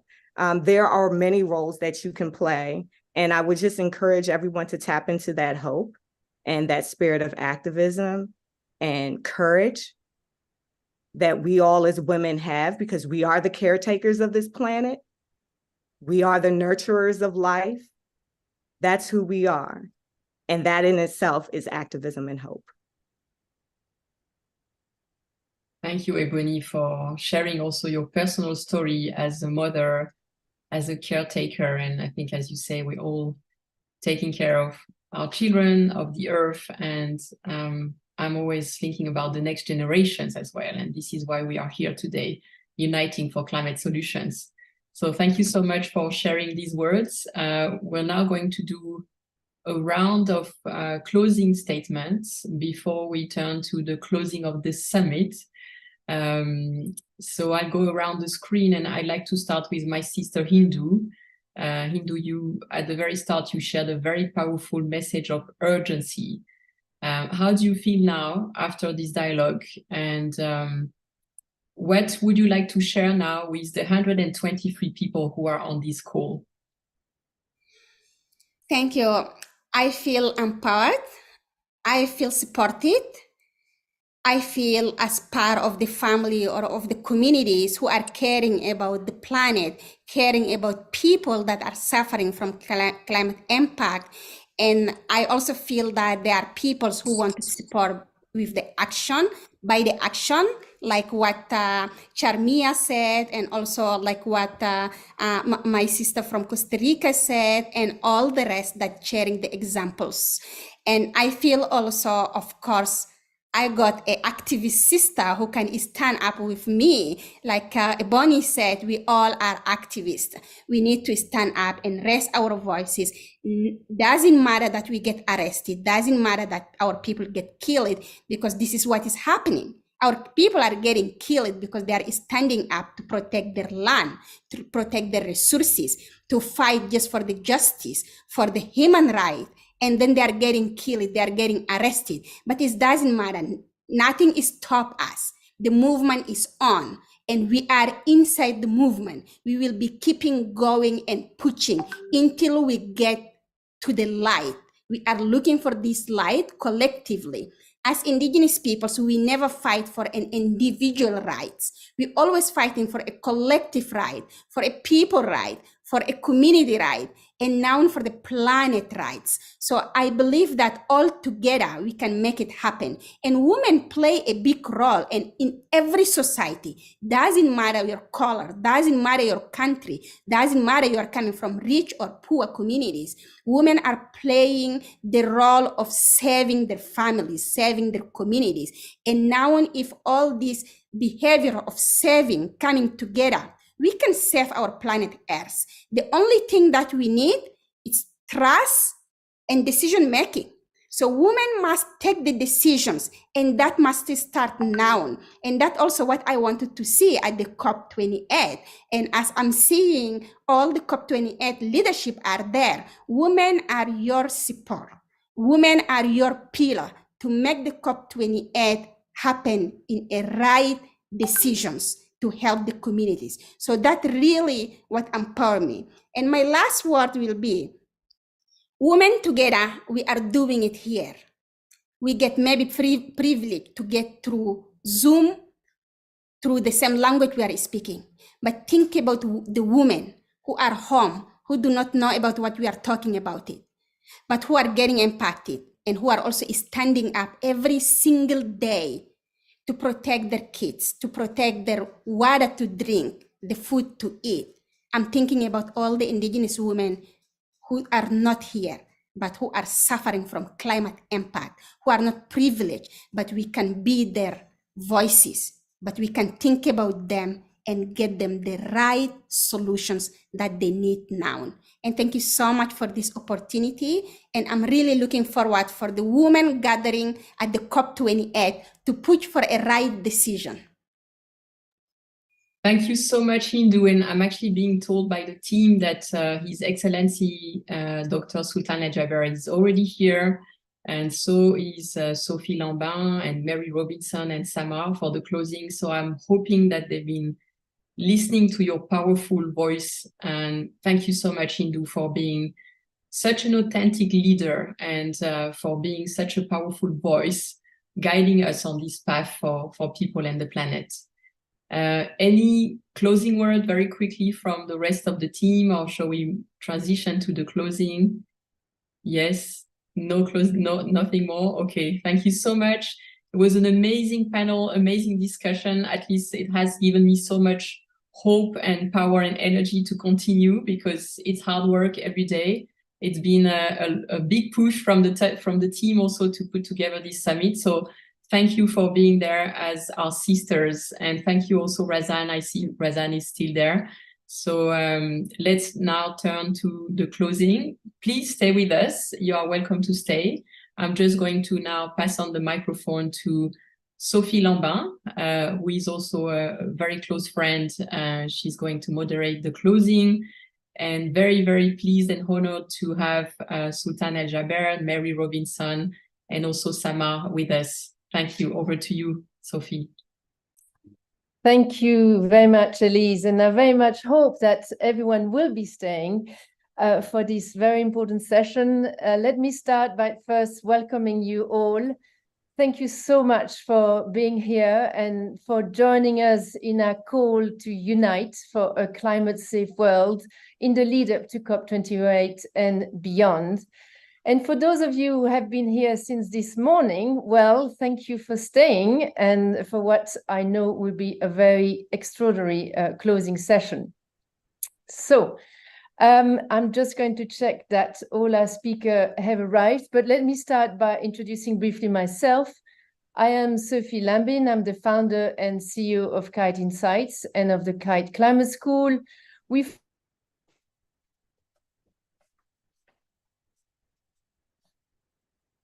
researching programs on social and environmental issues. And I'm delighted to be moderating this session with three esteemed speakers this afternoon. The focus of this closing session is really to highlight the key recommendations that have emerged from today's dialogue, with the aim to explore new models and visions of shared leadership, raise climate ambition, champion diversity, and scale up inclusive solutions to the climate crisis. As Elise just said, we are particularly honored to welcome His Excellency Sultan Al Jaber as a COP28 president.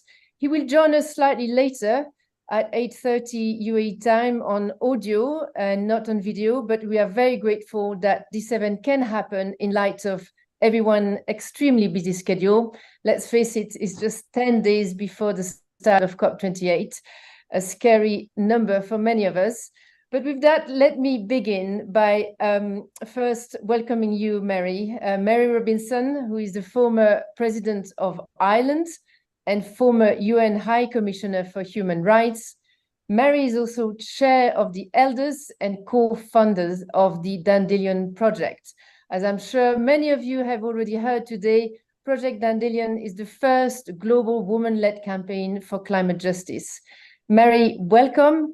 And thank you for your inspired leadership on this front, as well as many other fronts. Well, thank you, Sophie. I think this is an amazing summit. I've been following it quite closely for most of the day, and I really thank both She Changes Climate and Project Dandelion for this great collaboration, and I look forward to this session. Wonderful, and good to hear that I add a good Frenchness in the way I said Project Dandelion. I should say it the way you say it, Mary.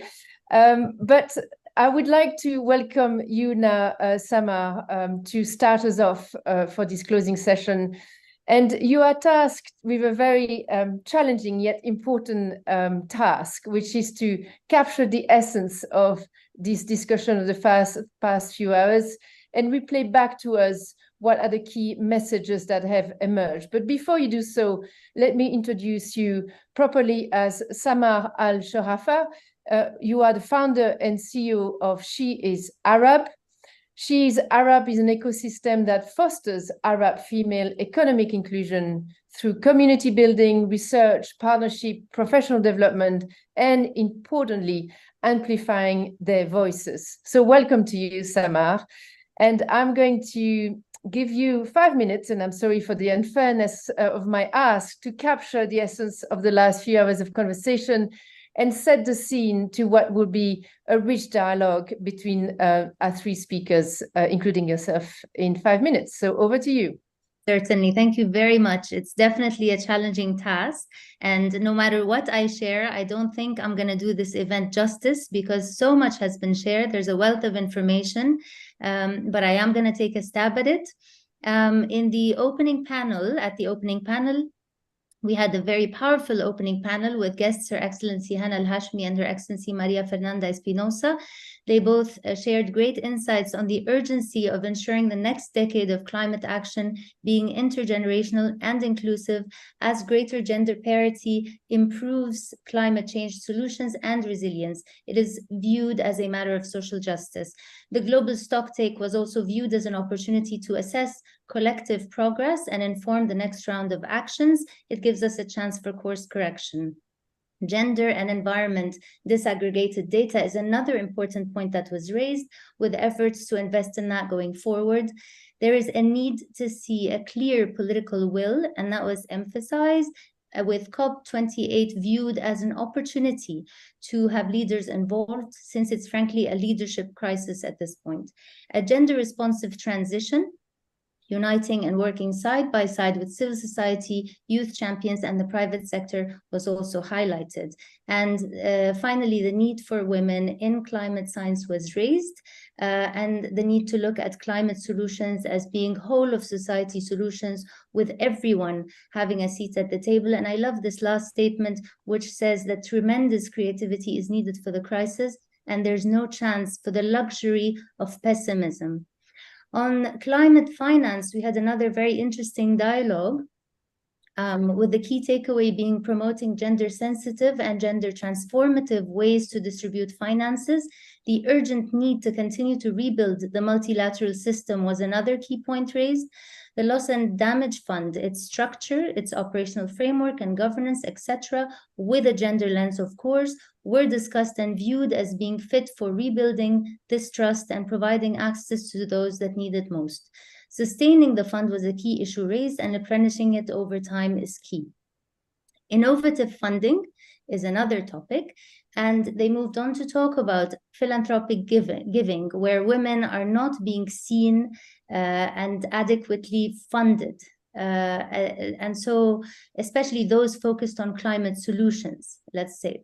So women are key to driving a gender-just transition, but they are unable to scale their projects due to lack of funding. So once again, the need for an intersectional approach was emphasized, where governments work together with civil society organizations, private sector, etc. On the energy dialogue, the key takeaway was the need to relook at partnerships and who's leading the decisions for a just energy transition.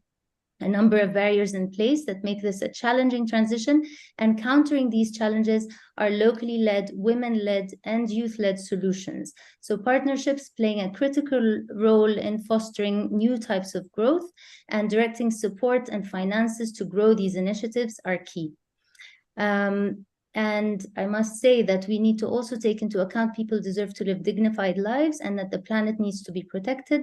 This impacts everyone. Energy transition impacts everyone. So we need to take into account the diversity of experiences that are impacted throughout this transition. On inclusion and diversity, the key takeaways were that it's important to ensure that all voices are represented in all current debates, and the need for feminist leadership was highlighted. Those that are at the forefront are part of the negotiation process. Every panelist emphasized the importance of promoting women's leadership across levels from grassroots to global level.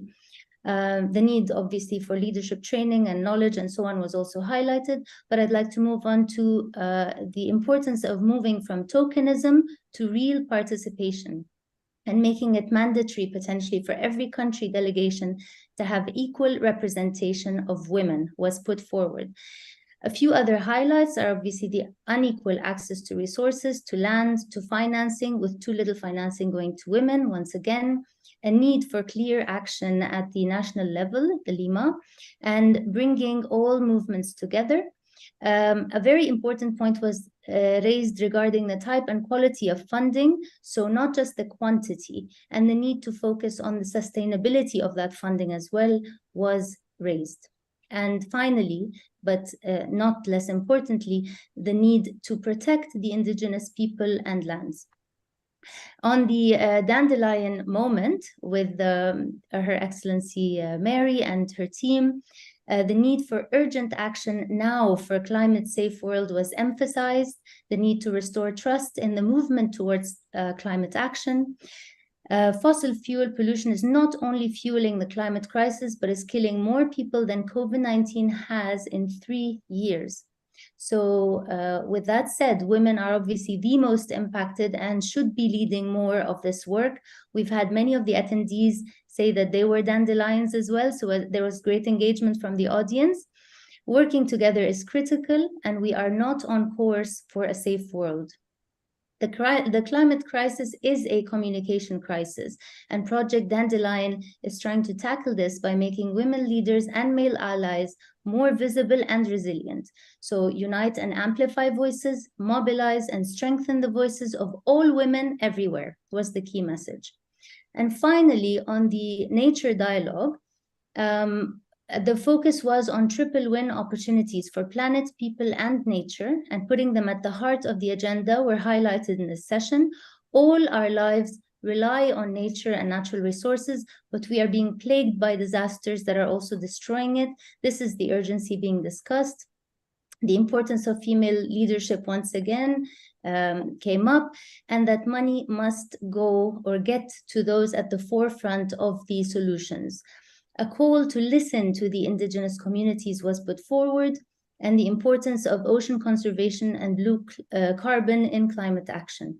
Nations must place women at the heart of their development agendas, and we must find stories that are relatable to different people, as this could be a way for us to connect to nature. So finally, we must consider those that need to be serviced and make sure that they are included in design and governance for the solutions to be effective ones. I think I'll stop here. I hope this was a relatively reasonable summary. If there's anything you'd like to add, Your Excellency or Sophie, please feel free. Thank you, Sama. Bravo, yes. Bravo, absolutely. You have more than whet our appetite for those of us that have not been able to listen to those dialogues, to go back, listen to them. So thank you so much, Sama. We'll come back to you with some question on the basis of your own work in a bit. But Mary, if I turn to you firsthand, maybe some high-level reaction. As you said, you've been actively engaged, participating in today's session, some high-level thoughts from you, and then I'll switch to your thoughts about the upcoming COP28. Yeah. I think it's been an amazing summit. I've, as I said, listened to a good deal of it. And what struck me is the power of women when we collaborate, when we come together, when we cooperate, when we listen to each other, when we are inclusive, as this has been. We've had young, we've had very geographically spread all over the world. We've had, intergenerational dialogue, etc. And what has also come through to me, and I welcome this very much, is the urgency. The fact that we're talking about phasing out fossil fuel, not phasing down, phasing out, and doing it with just transition for the workers and communities affected, but also just transition into clean, affordable, accessible energy.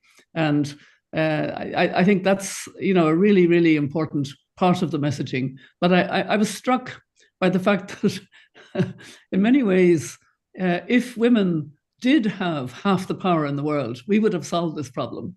That's the truth of it. We would have solved the problem if women had half the power.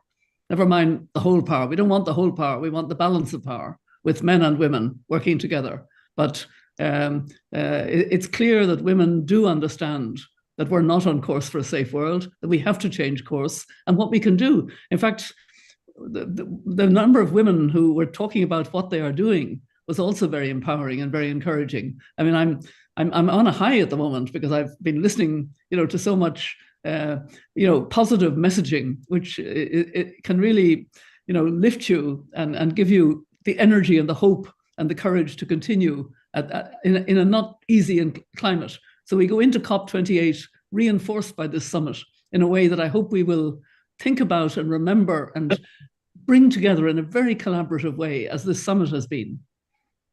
Thank you, Mary. And yet that stubborn problem of access to finance, not just in quantity, but also in quality for these the extraordinary work of these women to really be scaled and have the impact it needs and deserve.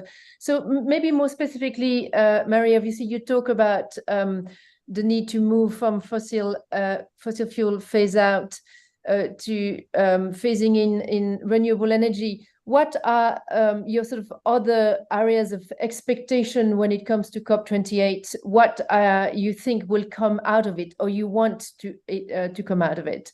Well, certainly climate financing is absolutely vital. And part of it is the 100 billion, which apparently we have at last reached, which is, to say that we didn't reach it in 2020 when we should have. It's now 2023, but that's only the tip of the iceberg as we know now. We need the trillions in the private sector. And that means also dealing with some of the problems of borrowing for developing countries being so high unfairly. And just because the way the rules are, the rating agencies, all of that has to be taken into account. And then Mia Motley's and others' ideas for the Bridgetown Initiative and others to widen the circle, have much more money available. We're talking a crisis. We have to put the investment where the solutions are, and that is into renewable energy. And I'm very familiar with the issues in Africa. I'm on the Africa Europe Foundation, and I'm involved in the Africa Women's Leaders Network, etc. And so looking at that continent, if we had immediately after Paris put at the disposal of developing countries the investment needed to switch quickly to clean energy, we'd be in a different space. If we'd reached out, as we're beginning to do now, we're beginning to realize how clean cooking isn't just a women's issue, it's a livelihoods issue. It's a whole community issue. If you change the capacity of women to get over the drudgery of going out to get fuel through, walking at risk of being raped in some circumstances, looking for fuel, and taking it off trees, which has its own negative effect, etc. All of that can be avoided. I still, remember my father as a medical doctor telling me about when we got the rural electrification in Ireland. And he said it lifted women to such a degree in their household, but it changed everything for everyone. And this is, the IEA is now linking with a number of African leaders to accelerate hugely access to clean cooking. We also need access to energy for the 600 million in Africa who never switched the switch. Mini grids, off-grid, real investment. And that's true in other continents as well that I'm not as familiar with. But it's the crisis mode urgency that we need. And climate finance and resourcing of women is at the heart of it. I love what you're saying, Mary. It changes everything for everyone. I think that really captures the essence of this access to finance that women can get. And I know that a lot of positive energy came out of the African Climate Summit a few weeks ago, and we hope that we can carry that through as Africa, not just in demand of finance, but being really the provider of solution for the entirety of the globe in terms of renewable energy. Maybe moving more to the issue of women-led action in the diplomacy space. How do you think obstacle to women-led action and solution can be addressed within the diplomacy space? And have you seen strong alliances be created between women when women's voice were underrepresented? Yeah, well, actually, Maria Fernanda at the opening session spoke about the COP after Copenhagen in Mexico under Patricia Espinosa's chairmanship as foreign minister, her presidency. And we came together as women leaders and formed the Women Leaders Network on climate and gender. And that was a very effective network of women ministers of environment and energy and some foreign ministers and heads of UN agencies. And my foundation at the time was the secretariat of it. We worked for a number of years to help the wider constituency get more power to the gender action planning. And we got the gender action plan and et cetera. Now, I think women at the political level need to do what women networks are doing, link together more in exercising their power, actually take the trouble to see they have far more in common than anything that would divide them right across the board, especially on this issue of climate and nature, the crisis. Wonderful. Thank you, Mary. I think His Excellency Sultan Al Jaber has just arrived. Now, can I just check this is the case? Yes, I am here. Welcome, and thank you very much, Your Excellency, for joining us during your, I dare not imagine how busy your schedule must be. So I thank you very much for joining us for this conversation. And if I may jump straight in with my first question to you. You have written extensively to the parties about gender balance delegations. And I'd like to ask you your views as to why you see this to be important to you, and how do you see gender balance contributing positively to the UNFCCC climate negotiation process? Well, first of all, I'm really sorry. I apologize for not being able to be on camera, even though I would have liked to. As you know, you mentioned that I'm going through a very busy period, being busy is an understatement, in fact. We're extremely, extremely busy, and I made sure that I don't miss this opportunity to be part of this very important summit. And allow me also to thank my good friend Mary Robinson and the leadership of the She Changes Climate for putting this together and for inviting me to speak with this very esteemed audience. You asked a very important question. As you know, in the UAE, what really differentiated the UAE's establishment and the way we've progressed over the years is the fact that we have always put the equality of women very high to our development agenda. And it has always been central to everything we do across the country. And now, when it comes to the climate agenda, we all know that women are, like others, are affected by the impacts of climate change. And this is particularly true in the global south. And we know that there is an imbalance that must be addressed if we are seriously and genuinely interested to effectively engage in the mitigation of climate change. That is why very early on, when we started engaging with the world throughout the journey we embarked on for the past 12 months, we made sure that women, gender equality, youth, and being very inclusive is a defining principle of what differentiates the agenda of COP28. And it is why we will include special segments on gender and inclusivity throughout the thematic program of COP28, and why gender equality is a key. In fact, it has been highly emphasized as part of my own agenda as the president and as part of my climate action agenda. And we in the UAE understand this very, very well. We understand that progress across global issues is improved by gender equity. And we saw that firsthand in our country. We are a young nation, very small country. And if it wasn't for the wisdom of the leadership and the fact that we've been able to include women and youth as part of our development agenda in the country, I don't think we would have ever achieved what we have been able to achieve in a very short period of time. And yes, we're proud of that history and our ability to do that. And we're trying now to embed that mindset and that DNA as part of the COP process.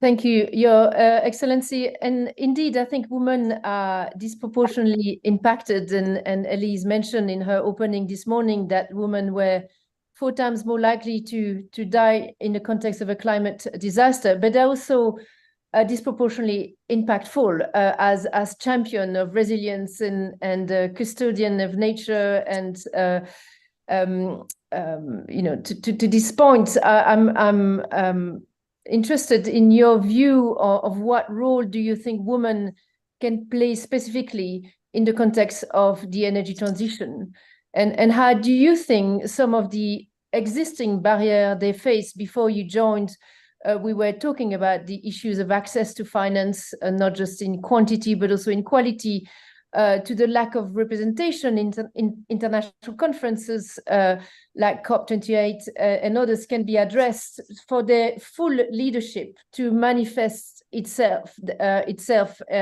in a way that delivers a more inclusive outcome for everyone. Look, I mean, time has come for everyone who's genuinely interested in seeing the climate agenda progress in a swift manner and in a manner that will deliver real results. This time has come for us to accept some realities. And the realities are as follows. COP28 is going to be a different COP. COP28 presidency is going to be a different type of presidency. We have demonstrated from day one that we are a presidency that will address issues head on. We will not kick the can, and we will not shy away from facts. This has been our terms of engagement since day one. And it has been the engagement we have conducted over the past year, where we simply went on a fact-finding mission to get a deeper understanding of what are the real and the true issues behind this lack of progress. Knowing that we have been entrusted with the first ever global stocktake, we wanted to give it our best shot and to give it what we do best. And that is embedding and injecting a sense of reality, a sense of maturity, and us being sober enough to understand the gaps and the issues and help define solutions through the global stocktake that will help pivot the world in the right direction. And yes, you're right. Energy transition is one evident area that the world have not progressed well in. So one of my main principles as my COP28 agenda is a fast track, a just and a fair energy transition that is orderly and that is responsible. And I will explain to you how I view the role of women in a fair and just energy transition. But the second principle is to fix the climate finance. Now, fixing climate finance requires a proper understanding of the problem. One must accept that the current setup of the MDBs and the IFIs will not and cannot deliver what is needed here. They have been created at a time to cater or to serve a completely different cause at a completely different time. What is needed today is a complete surgical intervention, not a reform. We need a surgical intervention of the MDBs and IFIs if we're serious about making finance available, accessible, and affordable. Making finance available through pledges is not good enough. Making finance available through announcements whereby we earmark some funds, yet I come in here, they're not accessible. Sultan, and if they're accessible, so they're not affordable, affordable, doesn't do us any good. Can I come in at this stage to say, Sultan, I'm really pleased that you did accept the invitation that I extended to you when we were together in Beijing with the Friends of the Paris Agreement to take part in this summit. I think one urgent message has come through in the entire day of the summit. I've heard it at every session, I think, and that is that we're in an absolute crisis that is hurting women more than anyone, women and children, the elderly, those with disability, etc., and those most vulnerable. And it's because we have not yet committed to phasing out fossil fuel. That is the one decision that COP28 can take under your presidency. And in many ways, because you're head of the Abu Dhabi National Oil Company, you could actually take it with more credibility by saying, I now recognize we have to phase out fossil fuel with just transition for the workers and their communities and just transition into renewable, accessible, affordable, clean energy. It's not going to happen overnight, as you say. It will be orderly but urgent. I didn't hear the word urgent enough in your voice when you spoke earlier. That's why I kind of interrupted. I said fast track. I'm not sure what urgent means. A fast track is not good enough. Fast track is, it can be more of a managerial term. Urgency is crisis mode. Yeah. We can always play with words here. You are a good politician and you know how to use words better than I do. I'm a businessman. I am centered around delivery and actions. Well, will you lead on phasing out fossil fuel with just transition, as I've said, for both the workers and for the... You can take the lead. I'll make sure I put you as an item on the agenda and I'll adopt it. Someone has to take the lead. You are a developed, you come from a developed country. Developed countries, I'm sure, can take the lead like they always do, and lead by example. You can lead by example. And like I said from the beginning, I accepted to come to this meeting to have a sober and a mature conversation. I'm not in any way signing up to any discussion that is alarmist. I am here factual and I respect the science. And there is no science out there or no scenario out there that says that the phase out of fossil fuel is what's going to achieve 1.5. 1.5 is my North Star. And a phase down and a phase out of fossil fuel, in my view, is inevitable. It is essential, but we need to be real, serious, and pragmatic about it. But the real serious and pragmatic doesn't take into account that we are in, I mean, I respect that you've done a lot of hard work preparing for this COP and that you've listened to the science. The science is very acute now. We don't have any time. They say 6 or 7 years. We've got to peak by 2025 latest in fossil fuel. New fossil fuel, and your company is investing in a lot more new fossil fuel, and that's going to hurt women. Ma'am, you've just accused me of something that is not correct. I'm sorry, I don't take it. Now I ask you to prove to me. I read that your company is investing in a lot more fossil fuel in the future. Yes, ma'am. You're reading your own media, which is biased and wrong. I am telling you, I am the man in charge, and it is wrong, ma'am. You need to listen to me, please. I'm very pleased to hear it. I'm very pleased to hear it. It is wrong. You guys write a lie and you believe it. I'm sorry. I do not accept it. Follow what I see. I am not accepting this. I'm sorry.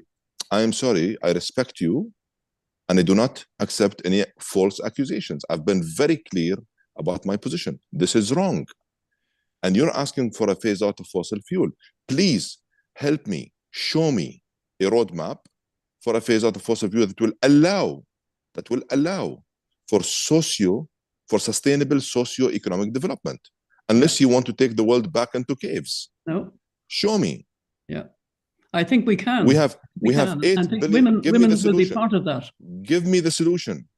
You talk about having women be involved. We in this small country have included women more than any other country in the world. 50% of our parliament is women. 33% of our cabinet is women. 77% of our Emirati women enroll in higher education after secondary school. Our women make up 64% of our university graduates. I'm sorry. Get your facts straight, ma'am. No, I understand that. I know that about the UAE. But I am sorry. I will not. Can you just clarify? Can I suggest? Are you actually saying you're not going to invest in the future in fossil fuel with your Abu Dhabi oil company? Say it again. Are you saying that I was mistaken in saying that you're going to invest in fossil fuel? Are you not going to invest in new fossil fuel? Because it's good to clarify. If that is untrue, I'll accept it from you. Ma'am, what is not true is what you said, that we're doubling capacity. We're not doubling capacity. That's number one. I didn't say double capacity. No, you said, I didn't use those words. Ma'am, hold on. Let me just explain. The world will continue to need energy sources. We are the only ones in the world today that have been decarbonizing their oil and gas resources. We have the lowest carbon intensity. We are 7 kilograms. I have not heard you talk to the Norwegians or others the way you talk to us. Time has come. Time has come. Mary, time has come for you to respect. I don't accept that I'm selective. I talk to the Norwegians, I talk to the US, the elders talk to everybody across the board independently. But I'm glad that you're taking part in this discussion because you have such a role as president. If you can encourage that this because I'm not a hypocrite. Because I'm not a hypocrite, and I am not shying away from any facts. I am here talking to you just like I did in China. Yeah. And I told you exactly you need to get your facts straight. Can I thank you for this exchange, for this robust and positive exchange. I think a clear invitation from His Excellency Al Jaber Mari to input into that roadmap, and Mary, for you to share the expectation associated to this roadmap. I thank you for this exchange, and I would like to bring Samar into this conversation.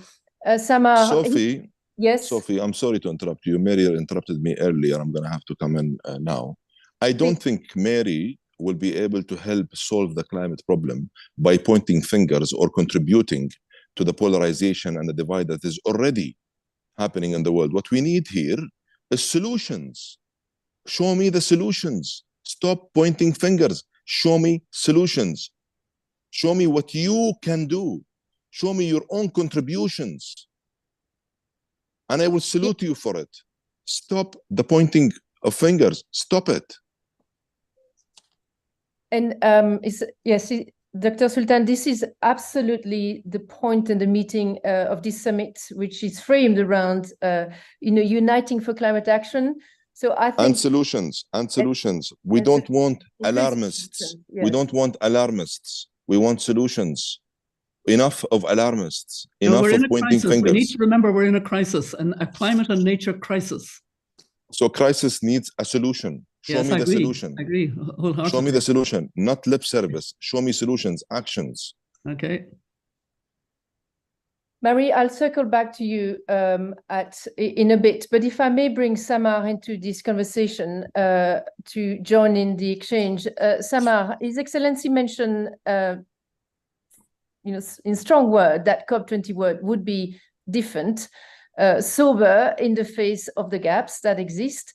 And I would like to hear, in your view, what are some of the unique climate challenges that you see the Arab regions face? Because obviously the Arab region is not an homogeneous set of region. And to the topic of today, what are the obstacles that women and women-led actions and solutions encounter in Arab regions, whether structural, normative, political? I'd like to hear directly from your voice on those matters. Sure, thank you so much. I will try to be brief. I'm conscious of the time. I think just to second or to build on what His Excellency Dr. Sultan mentioned, yes, the UAE has set an amazing example for us in the Arab world when it comes to gender equality and driving women's inclusion.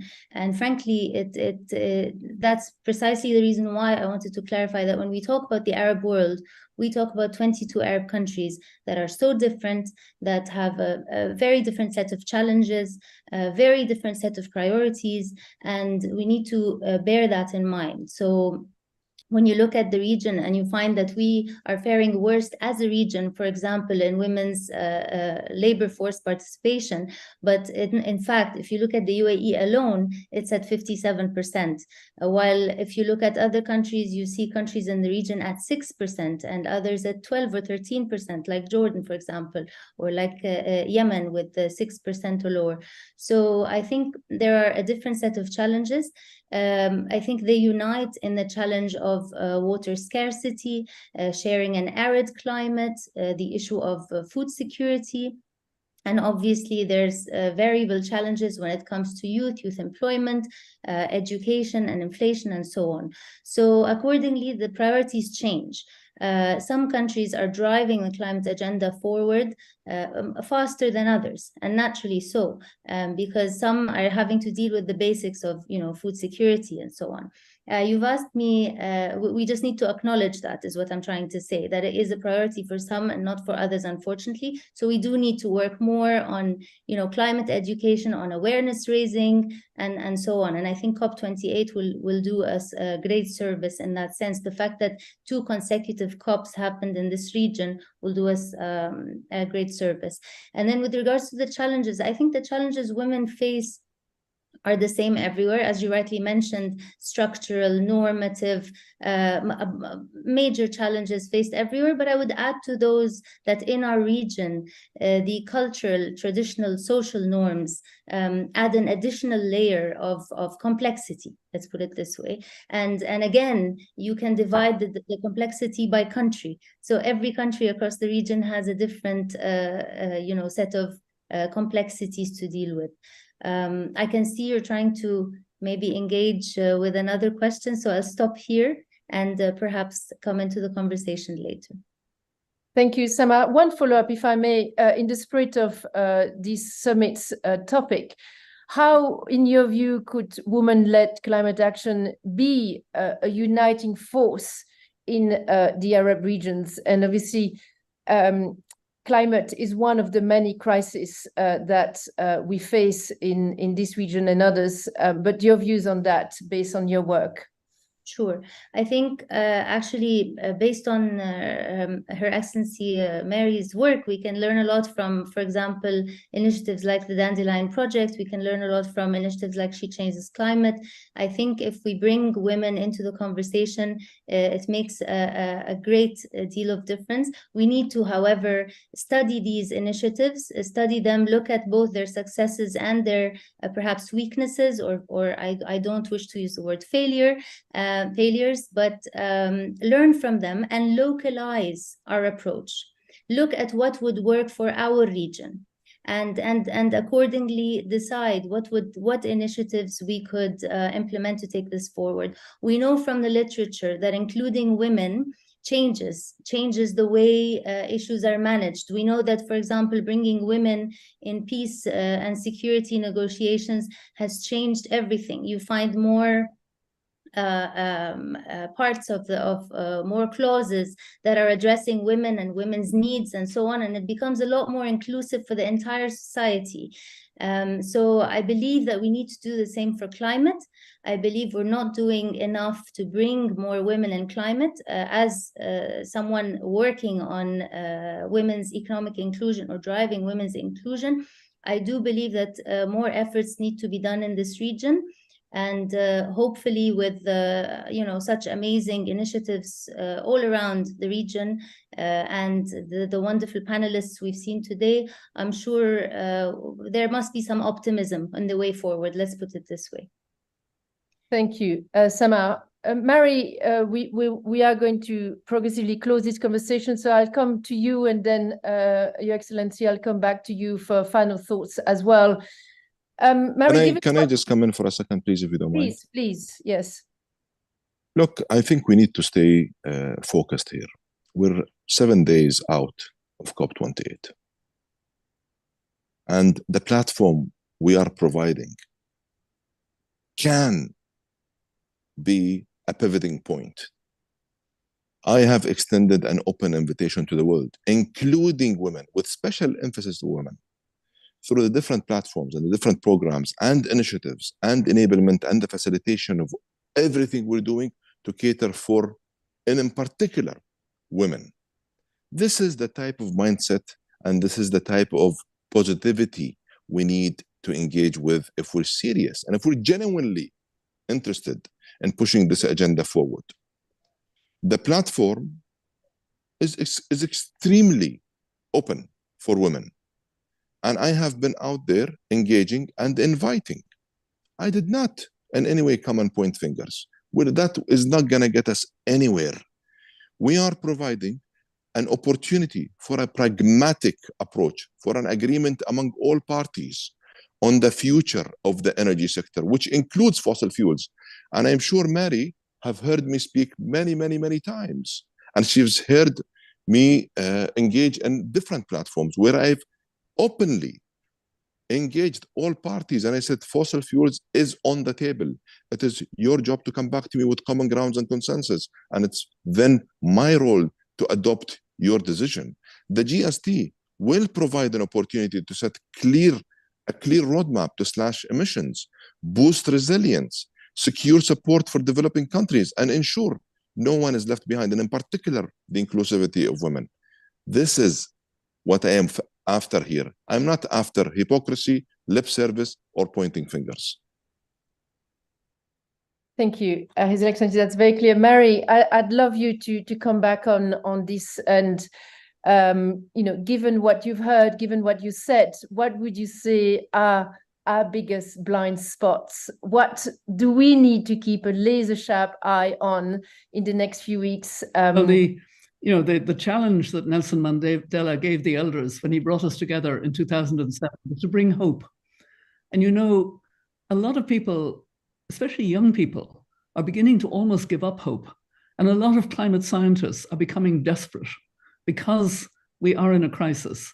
I want to join in a kind of more positive way at this stage with the presidency of this important COP.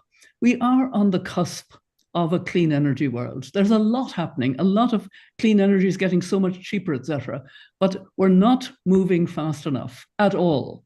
And it's true that developed countries and large emitting developing countries are very much the problem.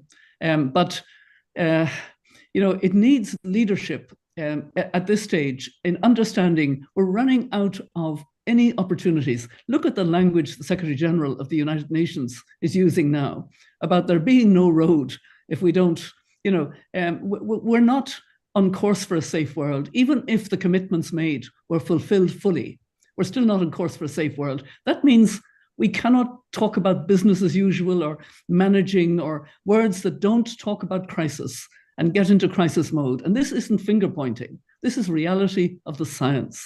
I'm very concerned to see a good COP. I'll do anything I can to encourage that we have a really good COP, but I think it has to start with that important phasing out of fossil fuel. And then we say, and what does this mean? And how do we do it? And how do we shift all that investment, that all the subsidies to fossil fuel, and get it into, and I agreed with a lot of what Sultan said about enlarging the monetary reform. That is essential. So, let's work, but let's understand this is almost a last point. This stocktake has to really, be one where we challenge leaders that they're not leading at the moment. They're not leading in the way that they must be. And I think this is the absolute urgency. Thank you, Mary. Dr. Sultan, if I come to you, to Mary's point about the urgent need for hope, first and foremost, and there are reasons for hope when we think about the fact that renewables are now so much cheaper in most parts of the world.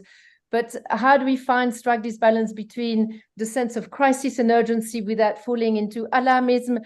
What are you feeling most hopeful about at the eve of COP28?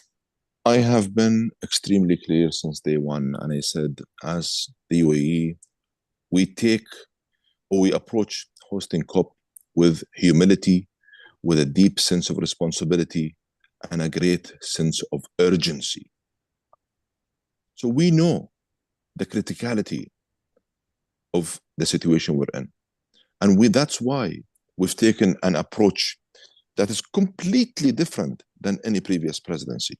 We went on a fact-finding mission. We traveled the world. We met with NGOs, civil society, you name it. I'm not going to give you the list of everyone we engaged with, but we did that with real, genuine interests, with a mindset that is centered around hope and optimism, that we will be able to define a much better understanding that will lead us to a solution that will help bridge the gaps that have been clearly defined by the global stocktake.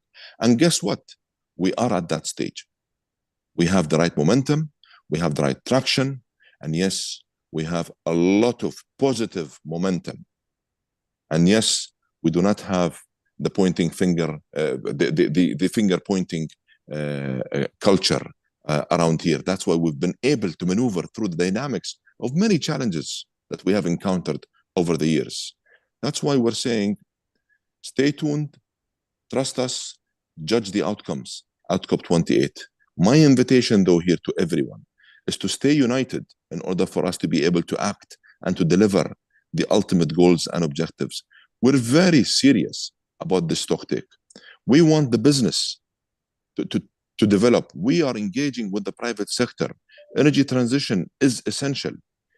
We want to progress in providing climate finance solutions. We want women to be central to the climate action agenda. We want an agreement on loss and damage.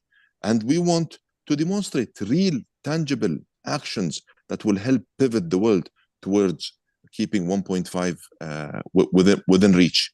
This is our motive, and this is what we are genuinely committed in delivering at COP28. Now, for those who wants to join, I am sure they will extend their hands. And for those who will keep pointing fingers, they will continue keep pointing fingers like they have been over the past 80 years. And for those, I extend an open invitation to provide me with the solutions. If you have the solutions to energy poverty and energy access, please be my guest. I will give you a special platform. Show me those solutions that will help fast track the energy transitions, that will help the decarbonization of the current energy system, and that will help the development of new sources that are zero carbon emissions. Please provide me with those solutions. Thank you. Some of those solutions were in this conference today, in this summit. Quite a few solutions that need more resources. Thank you, Mary. Thank you, Dr. Sultan. Samar, if I can just give you the final word, if I ask the same question to you about what you're feeling most hopeful about before we close. I think I would say that the road is not fully paved for women as it currently stands, and obviously their potential in the climate space has not been, used to its full potential.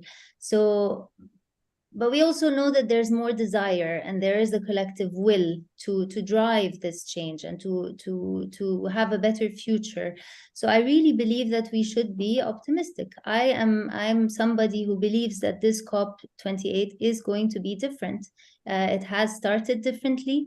There's the Gender Day as well. There's a lot going on the Gender Day as well. And excuse me for only focusing on women, but this is my area of specialization. So I cannot get into but I believe that with your support, with the leadership, I mean, also to be very fair, we also view major investments in renewables as well happening in parallel. So it's a debate that is ongoing, and I will leave it to the leaders in that space to take charge of that debate. But on the women front, I remain very optimistic. I believe that we have, representation has been improving because of initiatives like She Changes Climate and the Dandelion Project and so on. So hopefully it will only get better from here. We look forward to welcoming everyone to Dubai. I'm also in Dubai. So we look forward to a successful COP, inshallah. Thank you, Samar. And with that, I would really like to thank you all, esteemed panelists, for your contribution. I really welcome the spirit of debate that you brought to this conversation, keeping in mind the principle of deep listening and balancing between this crisis mindset and this need for pragmatism, and above all, this call for unity. I think that came out very strongly despite the robust nature of our exchange today. So Dr. Sultan, Mary, and Samar, with this, I thank you very, very much for your participation late in the day, for you, Dr. Sultan, and for all of you who participated today. Thank you so much for being here. Thank you. She Changes Climate and the Dandelion Project as well for hosting us for what was an absolutely wonderful summit, and give us the right level of energy we still need to have for the next 10 days before we all meet in Dubai. Yes. So thank you. Thank you, Sophie. Thank you, Sophie. Thank you. I look forward to coming to Dubai for this very important COP. Yeah. Very much look forward to receiving all of you. Allow me, though, to repeat my extended invitation to all women around the world, and for those who really want to contribute to the advancement of the agenda. We are a very serious partner. You can rely on us, and we will deliver an unprecedented outcome. And let's judge the results. Thank you. Thank you. Thank you for these strong words. With this, Elise, I don't know if I pass it back to you or we just close now. Thank you so much, Sophie, for facilitating. Thank you. Many thanks to the COP presidency, to His Excellency Sultan Al Jaber, to Hannah Al-Hashimi, to Razan, also Razan Al-Mubarak. Many thanks to Samar for your leadership, and Mary, thank you for pushing on the climate ambition. Thank you for being there as a strong voice. I think now we'd like to invite the She Changes Climate team to join Mamta Borgoyari, co-director, Frances, who has been working so hard our head of partnership, Saskia, who's been also facilitating the climate finance dialogue. There's been a lot of work behind the scene to make it happen. So I think we'd like to come back as a team to really share some warm words of thank you to the participants. You've been so many of you joining for the whole day. I hope that you are feeling energized and inspired for the next few days before COP, but beyond that as well. This is a challenge that's going to go beyond COP28 as well. So let's just come back as a team and close with a word of thank you, of deep gratitude for all the work that has been put into the summit. So I don't know if we're able to bring also team. Team has been working as head of operations, also doing a lot. So it would be great to spotlight every team member, and if this is still possible. So I see Saskia here, I see team. And great. Let's just wait for a few moments for everybody to join. I see Mamta, I think.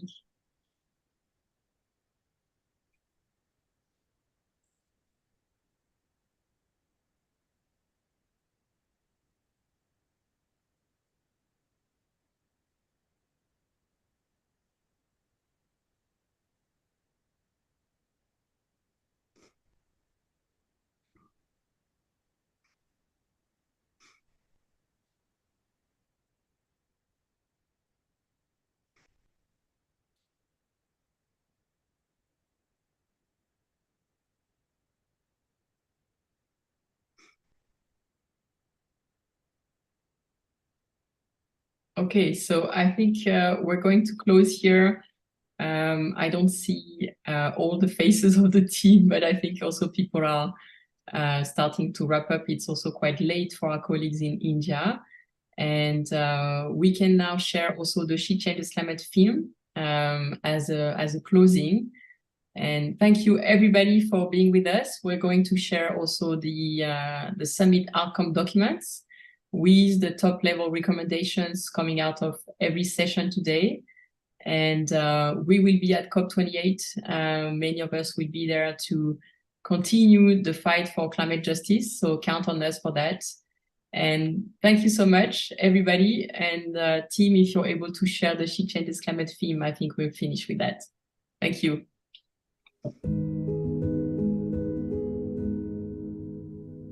I decided to introduce gender in 2001.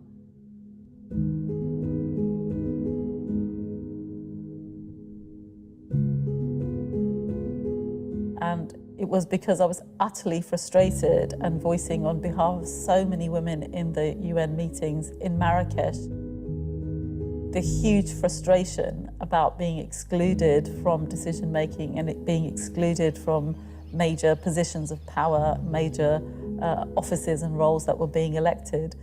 I think people are just really comfortable with the status quo. My attitude is, why not me? Like, we need more people who feel like that, otherwise no change is going to be made.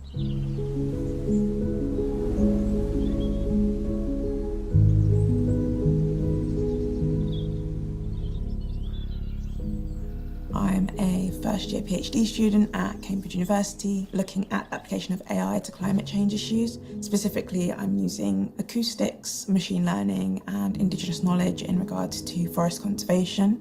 Women's experiences with climate change are so different because women usually uphold the community and they give care to the community. So if that community is harmed by drought, by hurricanes, by flooding, they are the ones at the forefront, piecing the logistics together and supporting the whole community from the effects of climate change.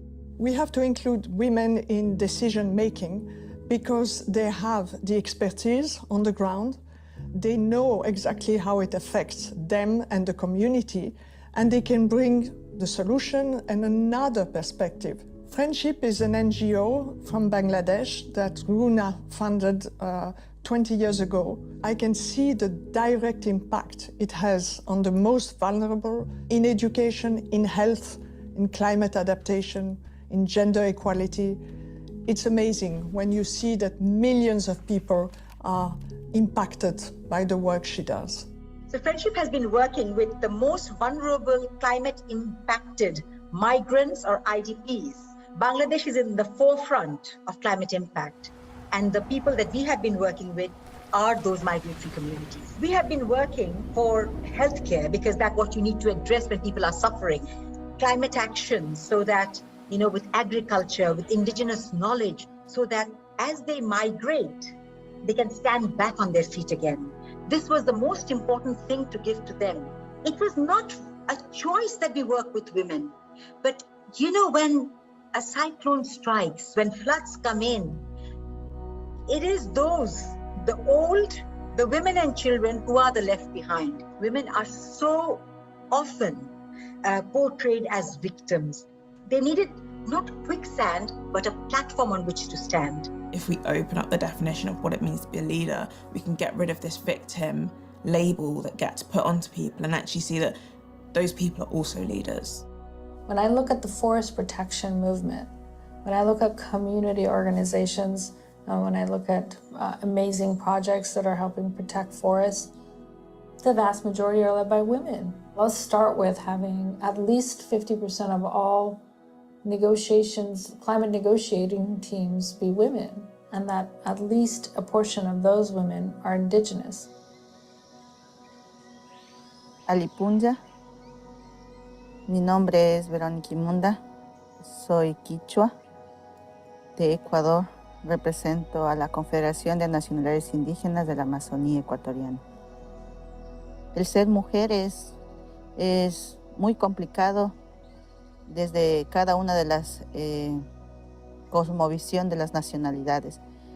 Para que una mujer esté al frente necesita luchar primeramente con su propia cosmovisión, porque en cada cultura las mujeres siempre hemos estado no visibles.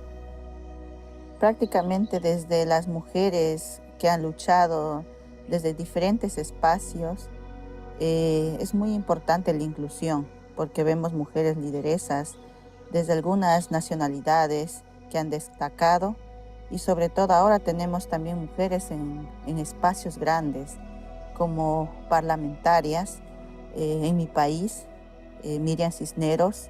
Entonces nosotros solo estamos siguiendo ese sueño de las mujeres, como jóvenes, como mujeres, decir que no vamos a dejar así sola a nuestra Pachamama. Vamos a seguir desde cualquier rincón de cuenca sagrada, vamos a estar acá como mujeres de lucha. Para mí es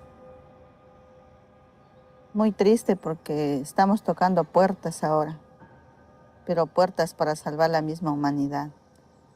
Y es muy triste porque el cambio climático nos afecta mucho a nosotros. No solo a nosotros, al mundo entero está afectando. If you look at the theme of biodiversity, for example, if you look at just where are all the species on planet Earth, what we find is that 80% of all of the remaining biodiversity on planet Earth is on indigenous territories. And that half of the world's intact forests are on indigenous lands as well. And then so you ask, well, why is that? It's no coincidence. For example, I'm in a forest walking with an indigenous person, woman or man. Maybe that person is in their 40s. They know more than 500 species of plants, how to use it, where they grow, what it's good for, when they can hunt certain animals, when they can't, the patterns of the rain, the patterns of the weather. They are scientists. One of the biggest themes in my research is redefining this distinction of what science is and what expertise is. And often, even when we're trying to be positive and say, let's include local people, let's include different cultures, let's include traditional knowledge or indigenous knowledge, there's still an othering of that knowledge being separate to the science. Whereas what I'm trying to get across is that indigenous knowledge is science. It's a process. Science is a process. Expertise is a process. It's a knowing. It's hypothesizing. It's creating solutions. And so they're not they're not separate things, they're one and the same. Effective decision making is really having an understanding of who has expertise, and expertise not being seen as something that is institutionalized, you know, whether that's with the university or with a political party, but expertise through lived experience, expertise through understanding, through tradition, through culture. Effective decision making for me means that, first of all, the people who are affected by a decision take part in making that decision.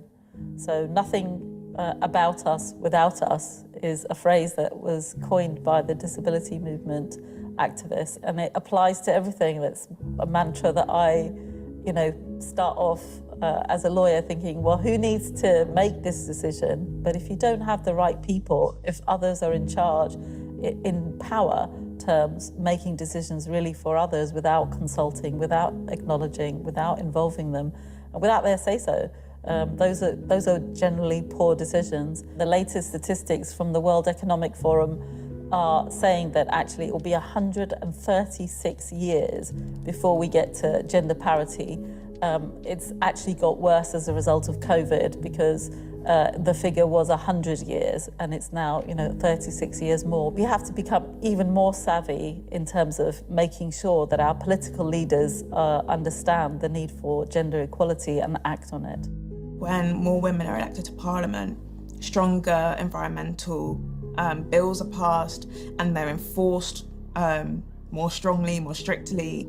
There is some clear correlation there, and without it, we're not going to make the critical changes and implement the critical solutions that we need to solve the climate crisis. I think the more we just see women owning what it is that they do, that's what changes the conversation, rather than these platitudes of people discussing, oh, so we're going to talk about female representation in academia or female representation in politics. I think having key women there who are ready to set an example, be role models and open the door for others as they come through, that's what's motivating. I would say focus on the 5 Fs.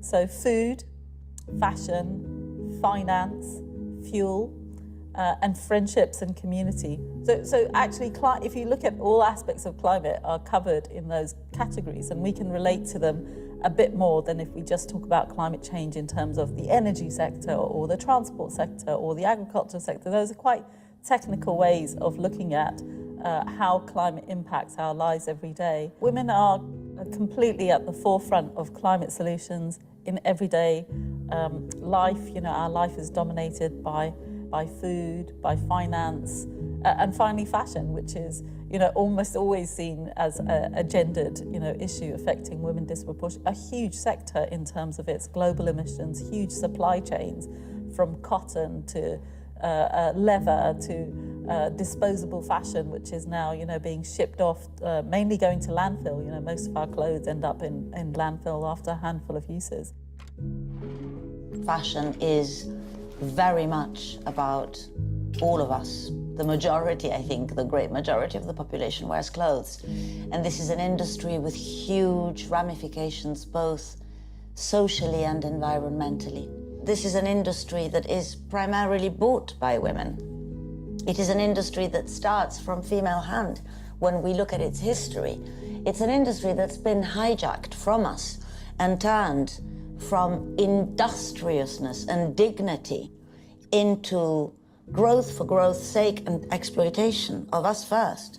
That we believe in a fashion industry that restores and conserves the environment and values people over profit and growth. So the importance that fashion has in redressing this balance, this imbalance, is vital, particularly for generations to come. Women can also be solutions in these sectors. They can drive the demand, and as they take their positions, you know, as designers, as titans of industry, as women in finance, they can become more conscious and instill change in their own sectors that they know from their own familiar life, from their lived experiences, matter a lot. I don't think the connections have been made as strongly as they need to be in the minds of, you know, everyone that operates in the finance sector, that gender equality is really good for planetary health. The more we push gender equality in finance, the more we're going to get the kind of rapid acceleration of attention to ecological challenges and finance really doing its bit to restore planetary security. The way we're running things today just isn't sustainable. We really cannot fix those things without fixing finance. And part of the answer to that is actually having gender-balanced decision-making at every layer and in every part of the finance community. You know, this isn't a fight that can only be fought by women. It absolutely needs to be men and women coming together, both to ensure we have gender-balanced leadership across the world in all the key settings, but particularly in the settings that matter for the climate. In a word, it's JEDI, justice, equality, diversity and inclusion, are the solutions to climate by acting on inequalities, by protecting the vulnerable, by protecting the planet, as well as communities who are currently not participating and not being heard. That's how you solve the climate crisis, which is basically a crisis of governance and of deficits in protecting and supporting the full range of people on the planet. At COP26, we saw over 100 Amazonian indigenous leaders were there, and there were people from all over the world who were indigenous. The oil industry had over 500 lobbyists there. A lot of the indigenous women didn't actually have access to come inside the summit. They were in the streets, they were in the forums, outside. There were commitments made to indigenous people at COP. Several billions were pledged to support indigenous peoples. We haven't seen that money yet, and so we're going to be looking for that and holding those who made those commitments to task for delivering on those commitments. We're basically a few years, at most 10, but as little as 3 years away from what scientists call a tipping point of no return, where the forest can no longer recirculate enough rain to be a rainforest and starts to become a savanna. After that threshold is crossed, over the next 50 to 70 years, we could see the loss of the majority of the Amazon rainforest. People aren't realizing that where we are, we're at the edge of the cliff. Once we go off the cliff, we cannot get back on the cliff. We're there now. We're basically at tipping point. So our actions need to commensurate with the scale of the problems we're facing. Join a movement, pester politicians, demand accountability and action, because it's a huge systemic issue. Of course, some people have more responsibility than others. Governments have a huge amount of responsibility. Major corporations and the wealthy have huge responsibility, as well as the media. We all share in this responsibility, but there are some of us who can do more than others. What will happen if we don't achieve gender equality? You just have such a diminishing of the talents of everyone, and it is, at the end of the day, an abuse of human rights to not allow everyone to flourish to their full capacities based on gender differences. We need to acknowledge that women absolutely have a vital role to play in leadership roles relating to the climate crisis. When it is to be seated at the table of negotiation, when it really matters, well, they're still not there. If you exclude or diminish or don't recognise the contribution of half of the planet, you are not going to get the best solutions. You're not going to get them taken up at speed. You're not going to get them implemented fast enough. Not all solutions are going to need the same people. And by having this sort of fluidity, we're much more able to make quicker change and actually more impactful change. We see the solutions, we know what needs to be done. We need the political will, we need the capital, and we need the urgency to know we're at the edge of the cliff. I still have hope that we will wake up and see that, because the alternative is unthinkable.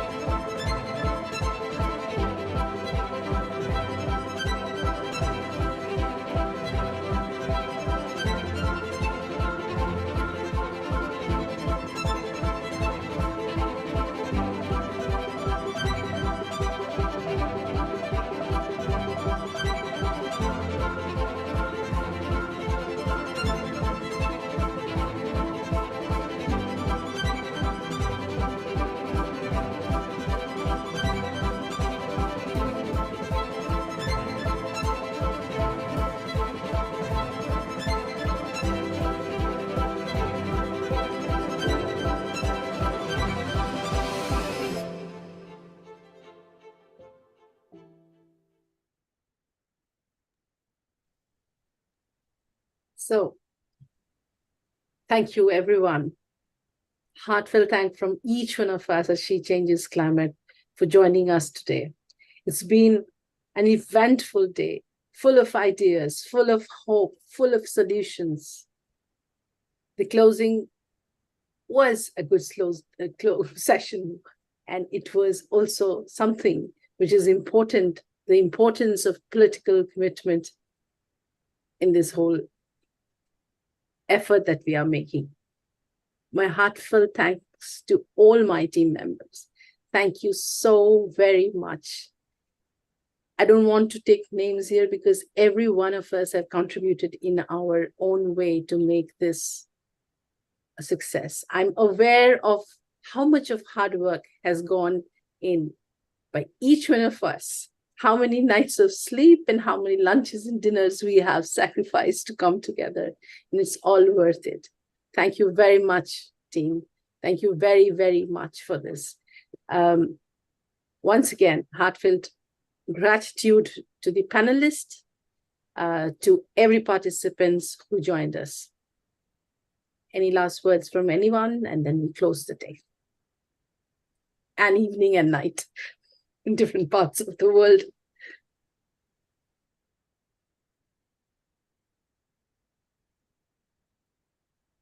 Thank you, everyone.